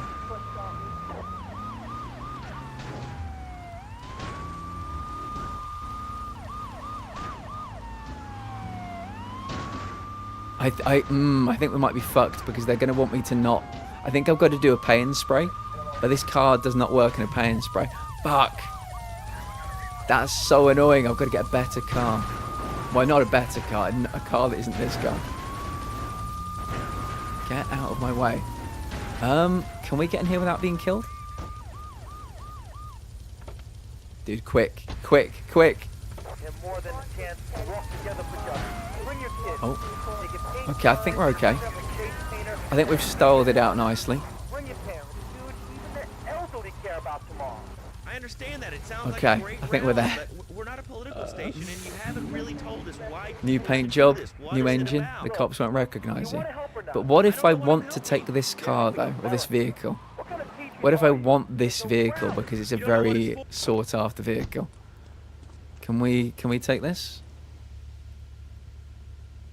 Can we? Wait, did the guy get in? Yeah, that's... If you can just get in here, that'd be great. Oh, he sits in the back. I see. I was looking to see him get in the side door. That's fine. Yeah, I want this vehicle.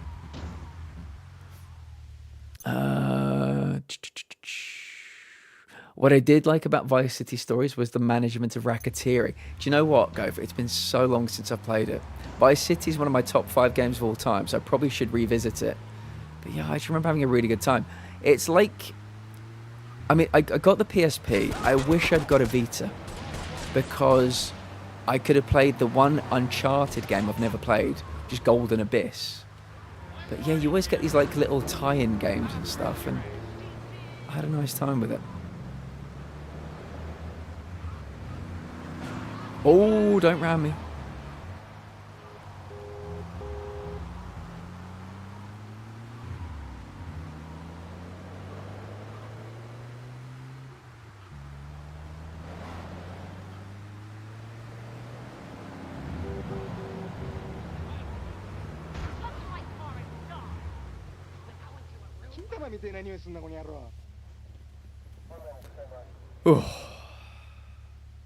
Done.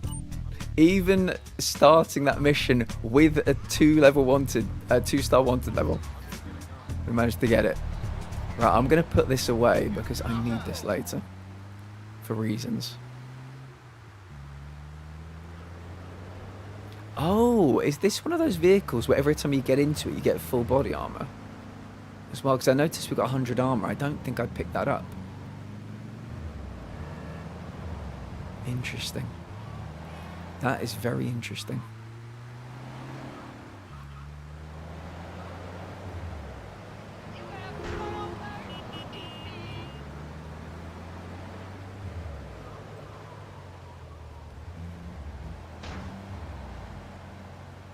Right, I think I've got space for one more vehicle. Yeah, I might need to move the limo about a bit. The limo is there for a reason also, because Because later in the game you do import-export missions, and I think the limos are kind of rare. We get to play with knives.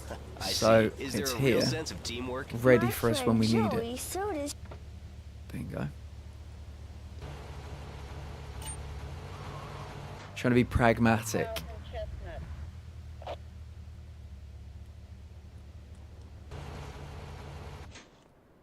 Bingo. Right, let's quickly save. Paparazzi purge done. Save successful. Boom.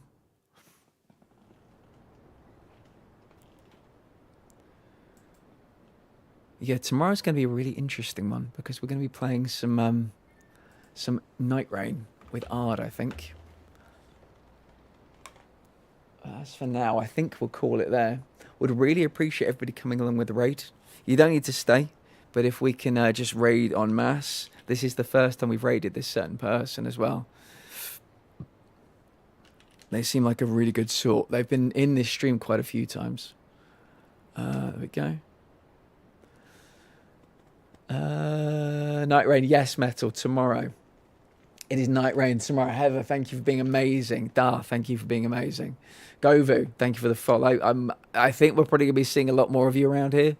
Want to hear more of your stories? I can introduce you to about 50 more people with anxiety. So you can, we're all about the hive mind, you know, sharing coping techniques, sharing strategies, just body doubling with each other. What about that? Day Rain's the sequel, Erica. Govu's a cutie. Amazing. We like cuties around here. Take your meds. For fuck's sake, everybody. Take your meds. I will see you all tomorrow for some Night Rain. And then probably Monday, the Mouse PI game. Probably going to play some of that. Oh, let me grab my own raid. My sister Ruth. Thank you. Let me grab my own raid message. Hello. Yeah, thank you again to all the panelists. Thank you to everybody who put questions in. I had a lovely time. I hope you did. I'll see you tomorrow.